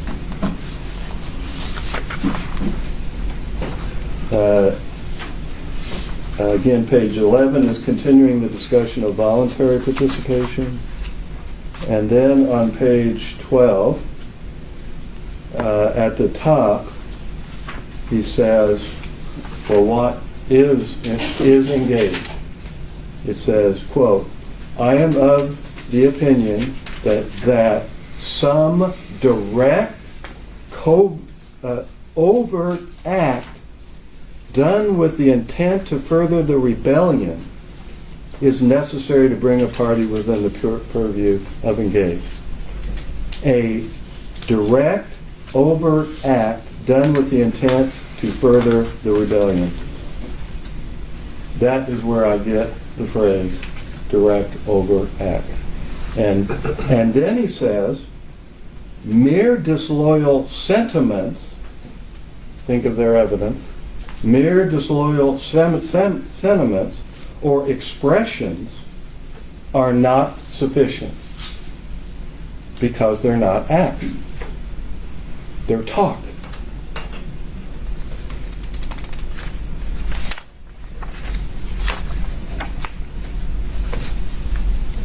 And so that is where we find out, surely, by one of the most authoritative sources, the Attorney General of the United States, at the very time these phrases are used in several constitutional provisions, one, and statutes, several, about what it means. It does not mean nuance. It does not mean innuendo. It does not mean code words. It does not mean First Amendment protected speech. A direct, overt act is conduct, and it has to be with the intent to further not some political agenda or whatever, but the actual insurrection that is occurring, the domestic war, as they described it, he described it, that was occurring. Anything short of that, and every political disagreement is going to be characterized by bold, well-funded lawyers and interest groups into you're going to have to fight for your life. You're going to be disqualified from Congress. You're going to be whatever they can do to you. Maybe, in the worst possible situation, charged with a federal offense. The same words are used in a federal crime of a felony. I mean, and that's why I said at the beginning two things. This is not about hyperbole, political smears, at least in my opinion. It has never been about that. It has to be about the law and what the law provides. Understanding that if this line is breached so that the political hyperbole of calling people insurrectionists turns into lawsuits brought by interest groups in order to abort our democracy, destroy the rights of voters to vote for the candidacy of their choice, and preclude individual members from running for re-election. Our democracy, Your Honor, cannot survive that. We cannot survive these trials right here. This was never designed to do what they have employed it to do. We are stripped of our rights. Okay? We can't do discovery. We can't move to dismiss their complaint before a trial. And certainly there's no time, I mean, we could try, but no time to do it, right? And we come into a hearing, all these cameras and all these live streaming and all this, why are they interested in this? Because Representative Greene's on the ballot? Oh, please. No, this is a political agenda. And this has been a political show trial. Not because of your fault, but because of their exploitation of what we have done here, what has been done here. I mean, this procedure is for, you're not 25, Representative Greene, and she comes in with a birth certificate. This is not for a major trial of intense factual and legal consequences and elements, part of which, constitutional claims, federal claims, cannot even be heard by you in terms of decision.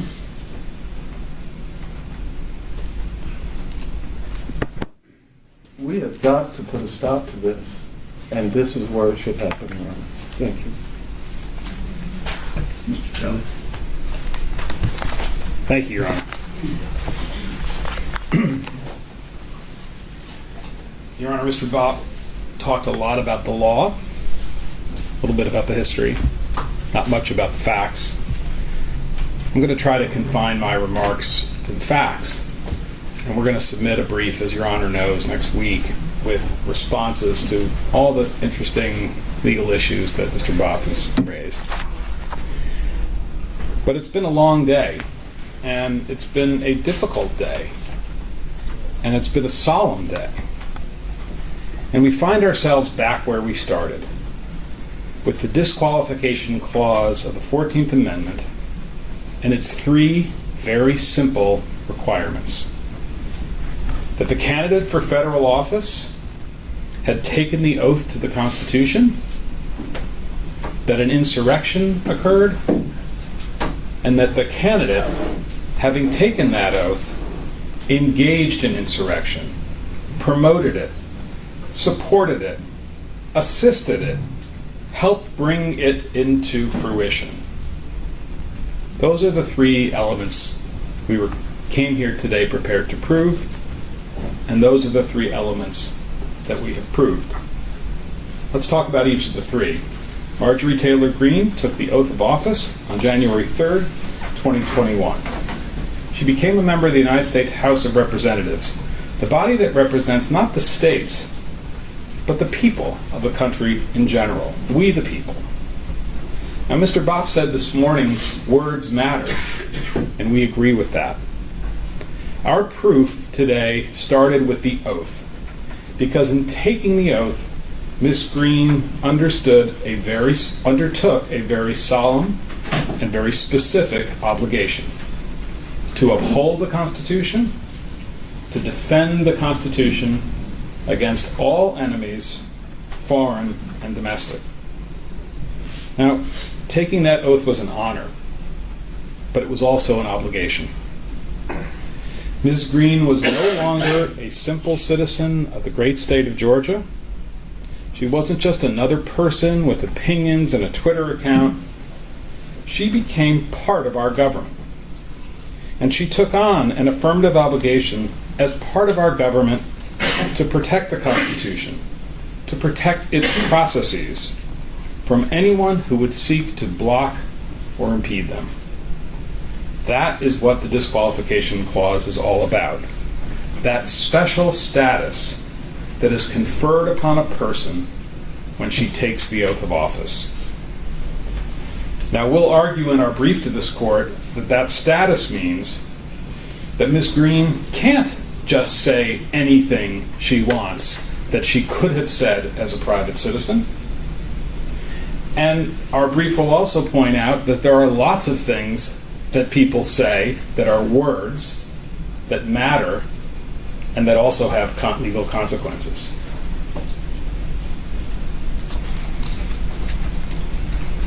But all of that is for another day. Today, the evidence has proven factually that not only did Marjorie Greene engage in the ceremony of taking the oath to the Constitution, we've proven that the oath has meaning, that it has teeth, that it has consequences. Insurrection. What happened at the U.S. Capitol building on January 6, 2021 was an insurrection. It's as clear as day.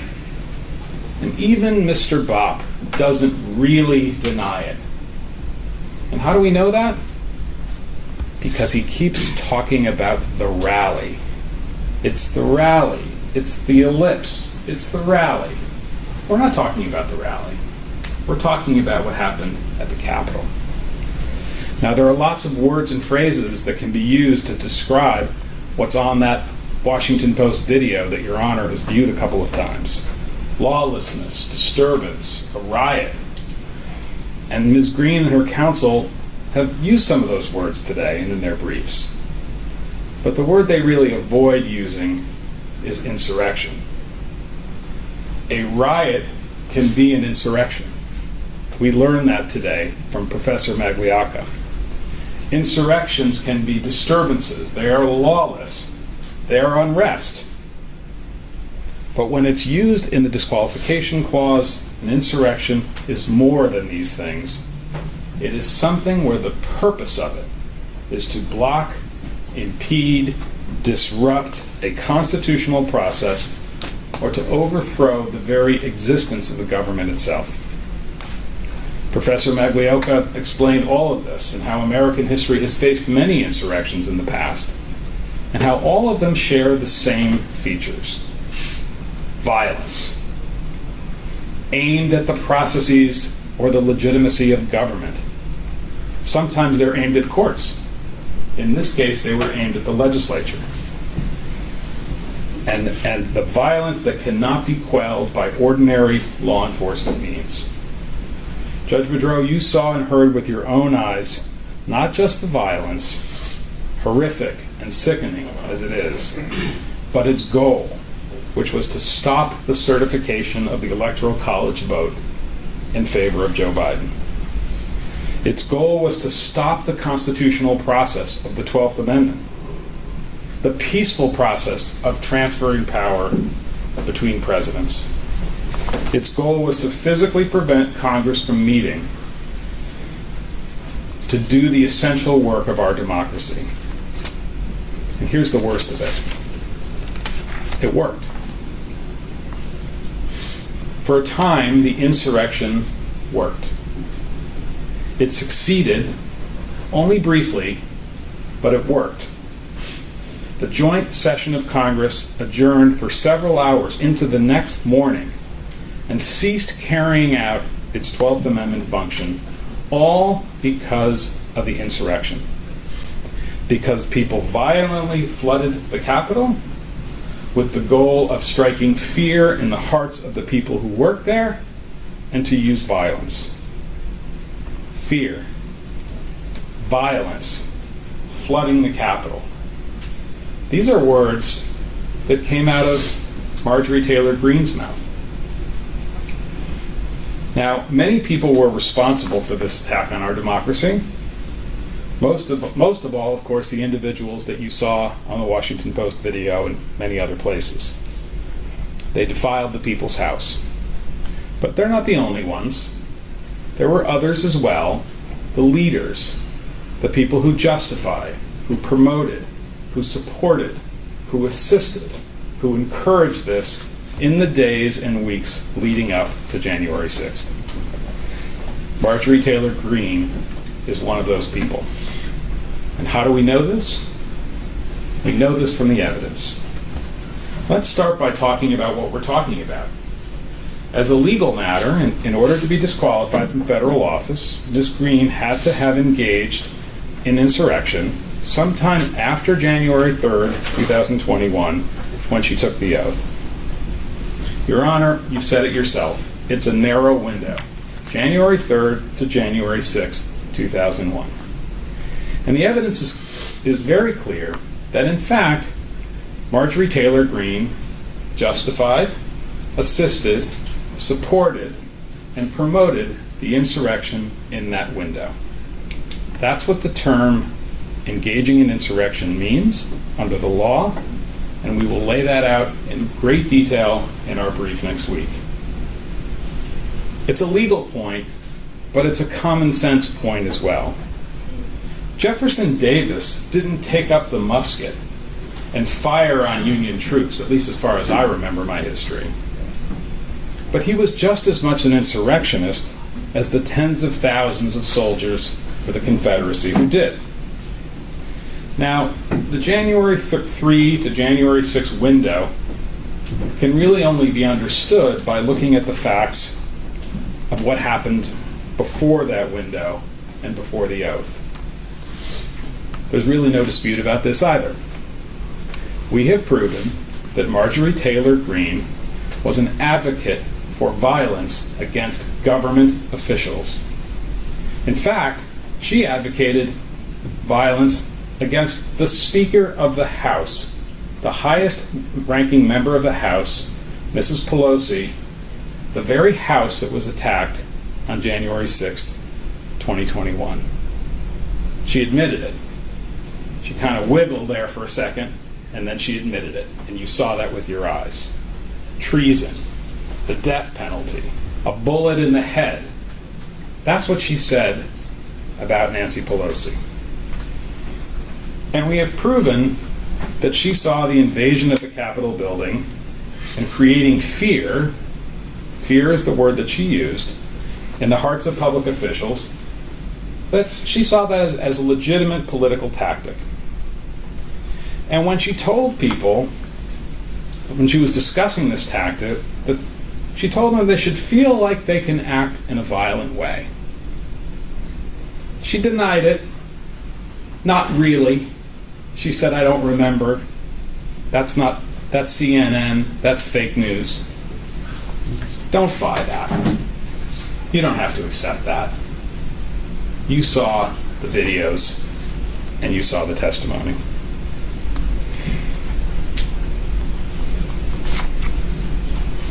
We have proven that Marjorie Taylor Greene was very clear on certain occasions with her supporters about her support for political violence. She said it on tape. The price of blood would need to be paid if the government took away her freedoms.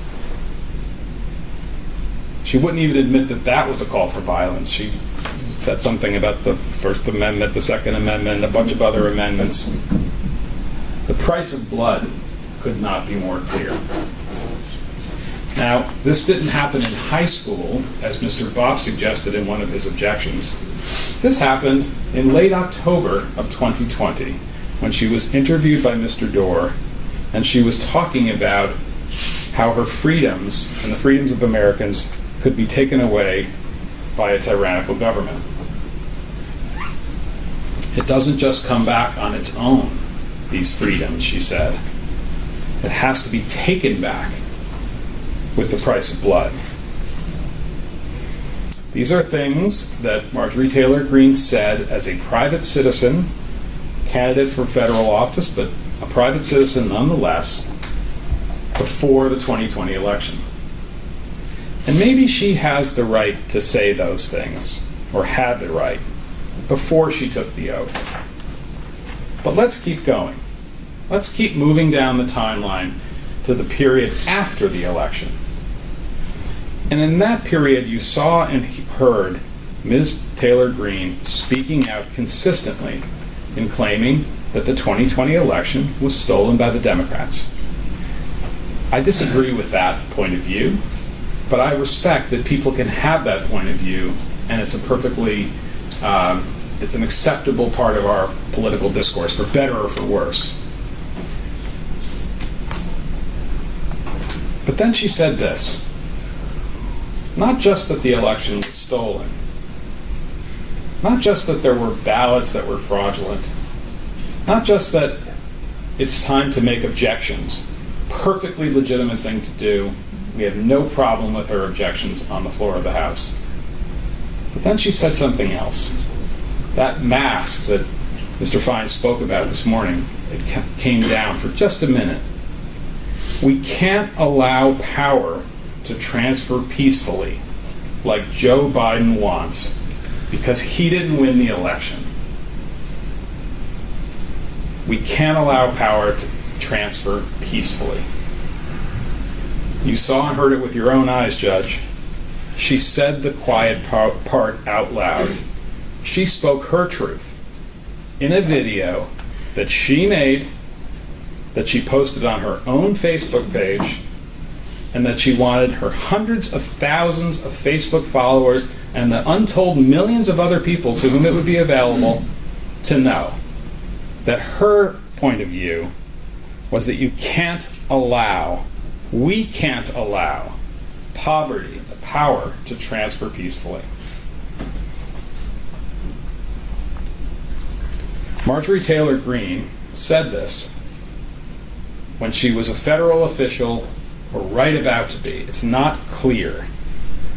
But what we can tell from the context of that tape is that she stated her opposition to the peaceful transfer of power. And it was a stunning statement. This is not internet drivel. This is not the dark corners of Parler. This is a person who's a federal official, a member of government. And this wasn't even a rhetorical flourish on the back of a campaign truck after a long day. This is somebody who sat down in front of a camera and calmly and carefully told her viewers, we will not accept a peaceful transfer of power. We can't allow it. And then she said, we will not go quietly into the night. She framed this as an existential battle. A new 4th of July. A new 4th of July, 1776. This brings us right up to and into that critical window, that critical phase of time, January 3rd to January 6th. Marjorie Taylor Greene's rallying cry for violence at the Capitol on January 6th were the words 1776. Now, I think we all know that those words have a lot of meanings. They mean a lot to me. They are on the seal of the great state of Georgia, and I venerate that. But that's not what Marjorie Taylor Greene was talking about. And here's how we know this, because here's what we've proved. Marjorie Taylor Greene organized objections on the floor of the House, and this was not an insurrection. This actually was part of the constitutional process, and we have no issue with it. But then, Marjorie Taylor Greene promoted, encouraged, and supported the idea of large demonstrations in Washington on January 6th. Now, there's nothing wrong with large demonstrations either. And this is Mr. Bopp's point about the rally on the ellipse, not the insurrection at the Capitol. He says, well, you know, who cares? It's a good thing. I agree. People do these things all the time. I've done them as well. And demonstrations are an important and venerated part of our democratic tradition. She worked with organizers and made calls for people to come, and that's not a problem. Out of context. Out of context, it's not a problem. In context, this support was part of a scheme where lawful demonstrations were Plan A, the first step, and there was also Plan B. What was going to happen when all the lawful demonstrations happened and all the objections on the floor of the House were heard, and as everyone knew, they were futile? The votes were there to certify the election of Joe Biden. There was a Plan B, and Plan B was violence at the Capitol. Plan B was to physically enter the Capitol illegally, not on a tour, tourist tour, busting in the windows and doors, as you saw in that video, injuring and ultimately causing the deaths of law enforcement, to block the certification of Joe Biden as the winner of the 2020 election. That's what Plan B was. And Plan B had a name. It had a code name. 1776. Now, how do we know that? Well, the clues are everywhere. On December 30th, Marjorie Taylor Greene tweets out a rumor that there are lawful objections on the floor of the House may be blocked by a rule change. And Ali Alexander, who she acknowledges knowing, who says she's a friend, he's the organizer of a major demonstration, he tweets in response to that, 1776 is always an option. And he refers to what 500,000 people will do to that building if the objections are suppressed by a rule change. That's what that tweet exchange is about. I don't believe that Marjorie Taylor Greene doesn't read every response to her tweets and care about them. I think she acknowledged it in truth. And she knew exactly what 1776 meant in that context. She denied it, sort of, not really, I can't remember. Don't buy it. She knows exactly what Mr. Alexander was referring to. And by the way, when that tweet came out and that reference came out to 1776, we don't see a response to what is this? I don't know what this is about. Or, gee, if you're talking about doing violence in the Capitol, 500,000 people doing something to that building, I want no part of that. And we heard a lot about Ms. Greene's saying that she's always peaceful, and she put out comments about peacefulness. Never one before January 6th. Only after. That video, after. Those press releases, after. You got to ask yourself, why is that? Well, obviously the insurrection succeeded for only a few hours, and then the tide turned, and people saw it for what it was, and she needed a cover story.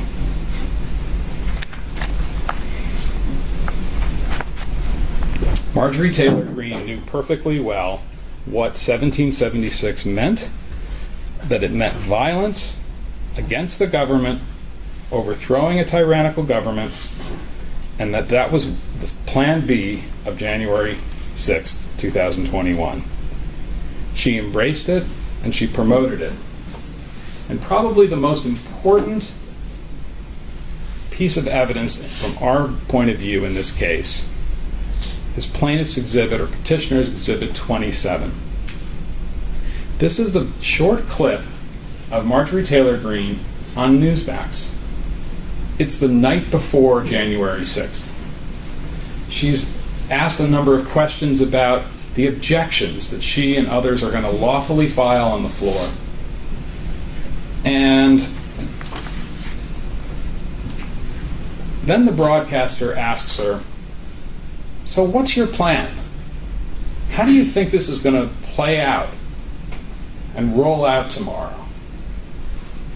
And her answer is one sentence: "This is our 1776 moment." It's a stunning statement. It has no meaning unless you know the code. It has no meaning unless you're in the club. It's 1776. It's Plan B. It's block the certification. It's flood the Capitol. It's use violence if you have to.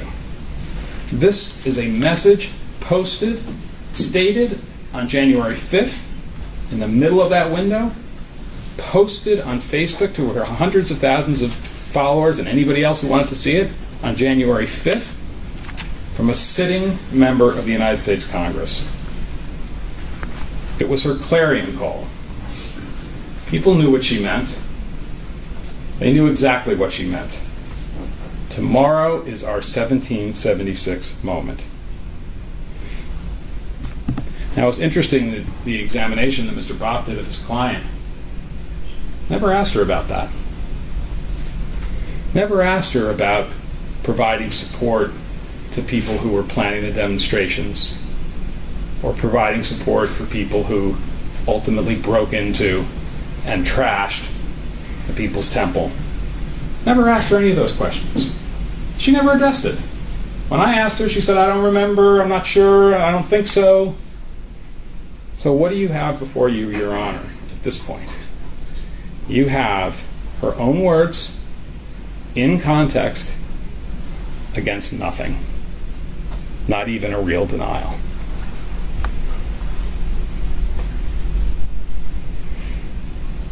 Judge Bedreau, Marjorie Taylor Greene comes to this court and this nation, and she asks to be a candidate for federal office. She comes with unclean hands. With her hands, her words, her actions, she was one of several leaders who gathered the kindling, who created the conditions, who made it possible for there to be an explosion of violence at the Capitol on January 6th. And then she dropped the match. Now she comes into this courtroom and she says she's surprised and appalled that a fire occurred. Sticks of wood and dry leaves are harmless in and of themselves. In fact, they're natural, they're healthy for the environment. Rallies, protestations, objections on the floor, these are all things that are good for the Republic. They're part of our tradition. But when the conditions are dangerous, some people capitalize on those conditions and they add a spark, a flame, that causes all of those things to explode into a fire, violence, and death. That flame can be in the form of actual assistance given to people who perform the acts of violence, like the quartermaster in the Confederate Army who passes out the muskets and the balls and the rations. But that flame can also be a spark by words, by signals, by signs, by code, by promotion, by justification, by support, by assistance. And that is what Marjorie Taylor Greene did. That's why we're here. Your Honor, we urge you to find that Marjorie Taylor Greene is disqualified from the ballot under Section 3 of the 14th Amendment of one of the greatest political documents in the history of the world, the United States Constitution. Thank you, Mr. Shae. It's quite late, but I'd like to take a couple of minutes just to talk about the briefing and a couple of things. First of all, I would greatly appreciate it if someone would get us a copy of this, a blown-up version or something that's easier to read. I mean, I appreciate what you did, Mr. Bob, but if somebody could do a better job of it, that'd be great. No offense. It's beyond my capacity. But I'm sure you have folks that could do that. And that gets into a couple of things about the briefing. Again, briefings due midnight on Thursday. A couple of things. I want to be sure that, Mr. Bob, one of your objections, the first one I think in the motion to dismiss, was about the fact that this procedure, and I know I can't determine it's unconstitutional, but I'm talking about findings, related to the belief and the concerns, some of which you voiced in your closing argument. I would like to hear what you would like for me to think about finding. I mean, we haven't really talked about that very much because it's not something I can decide, but it's something I need to consider. In particular, I think the question of the word believe, and I think I mentioned the footnote reasonable. I mean, there's issues there. I would appreciate both sides to comment on that. You don't need to write 40 pages, but I'd like to understand your views on that, and I'm sure you and the court will. We mentioned this. We're dealing with some very ancient, 200 years old. The Europeans laugh at us. They live in houses older than our country. But in all seriousness, some of these authorities are pretty obscure. As long as we can find them and pull them up, that's great. Particularly like if there's a link and it's public, somewhere, that's great. If it's something that's really obscure, that's not readily available on the internet, you can't point us to. First of all, our first preference is just show us, tell us where it is on the internet where we can find it, or if it's readily available, it's not a problem. If that's not available, please supplement your briefs with copies of anything arcana like that, so that we don't have to spend time chasing stuff down, because we don't have a lot of time either. Obviously, I kind of leave it to y'all how you want to organize your respective briefs. At this point, the record has gotten a little bit chaotic because we've had so much back and forth, and we've had a number of orders and some. And I know, Mr. Bob, that you've got your original motion to dismiss a lot of those arguments, which you made in your closing. It might help, if you don't mind doing it, to maybe put them together again in light of this hearing and maybe focus them and streamline them so I just don't have to wallow around trying to look at multiple documents. I'm sure Mr. Shelley can do the same thing. Brevity is always better. What is it? Write it like you think I'm going to sign it. Because we do need to get this done. I mean, the Georgia courts move very fast. We will move very fast. I hope to have it out within a week of you all getting it to us. This is extraordinarily important stuff.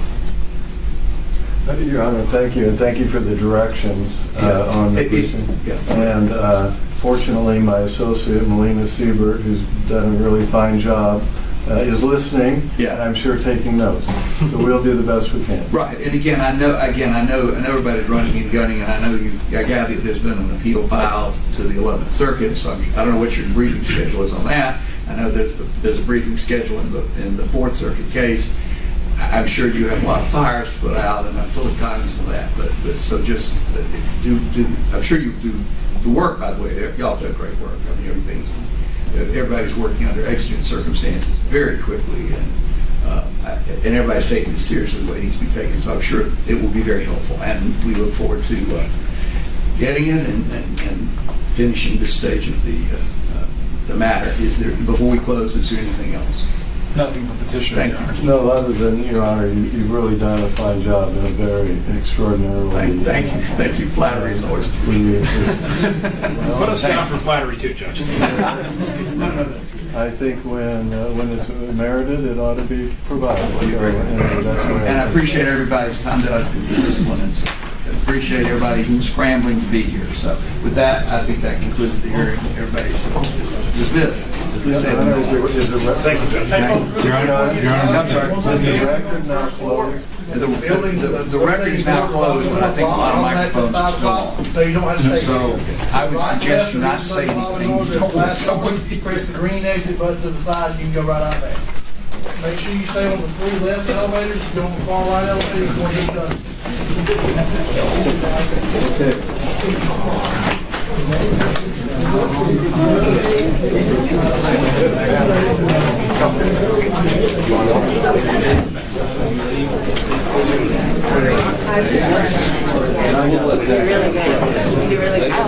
I'll clap.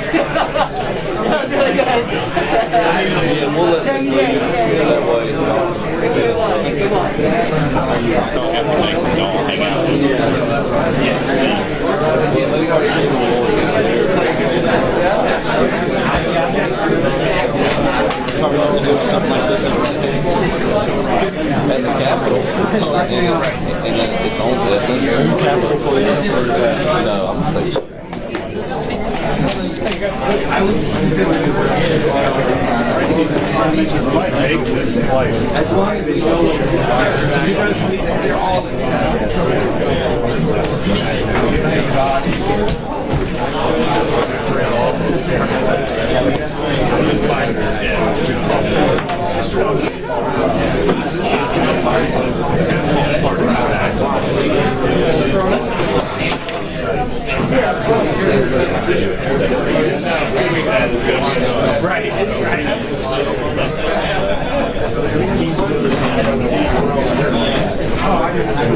We'll talk outside.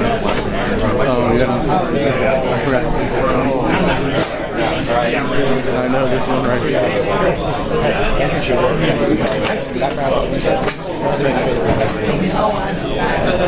Yes. I go with G pedal.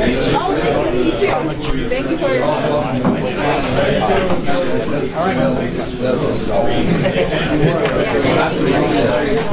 A reminder.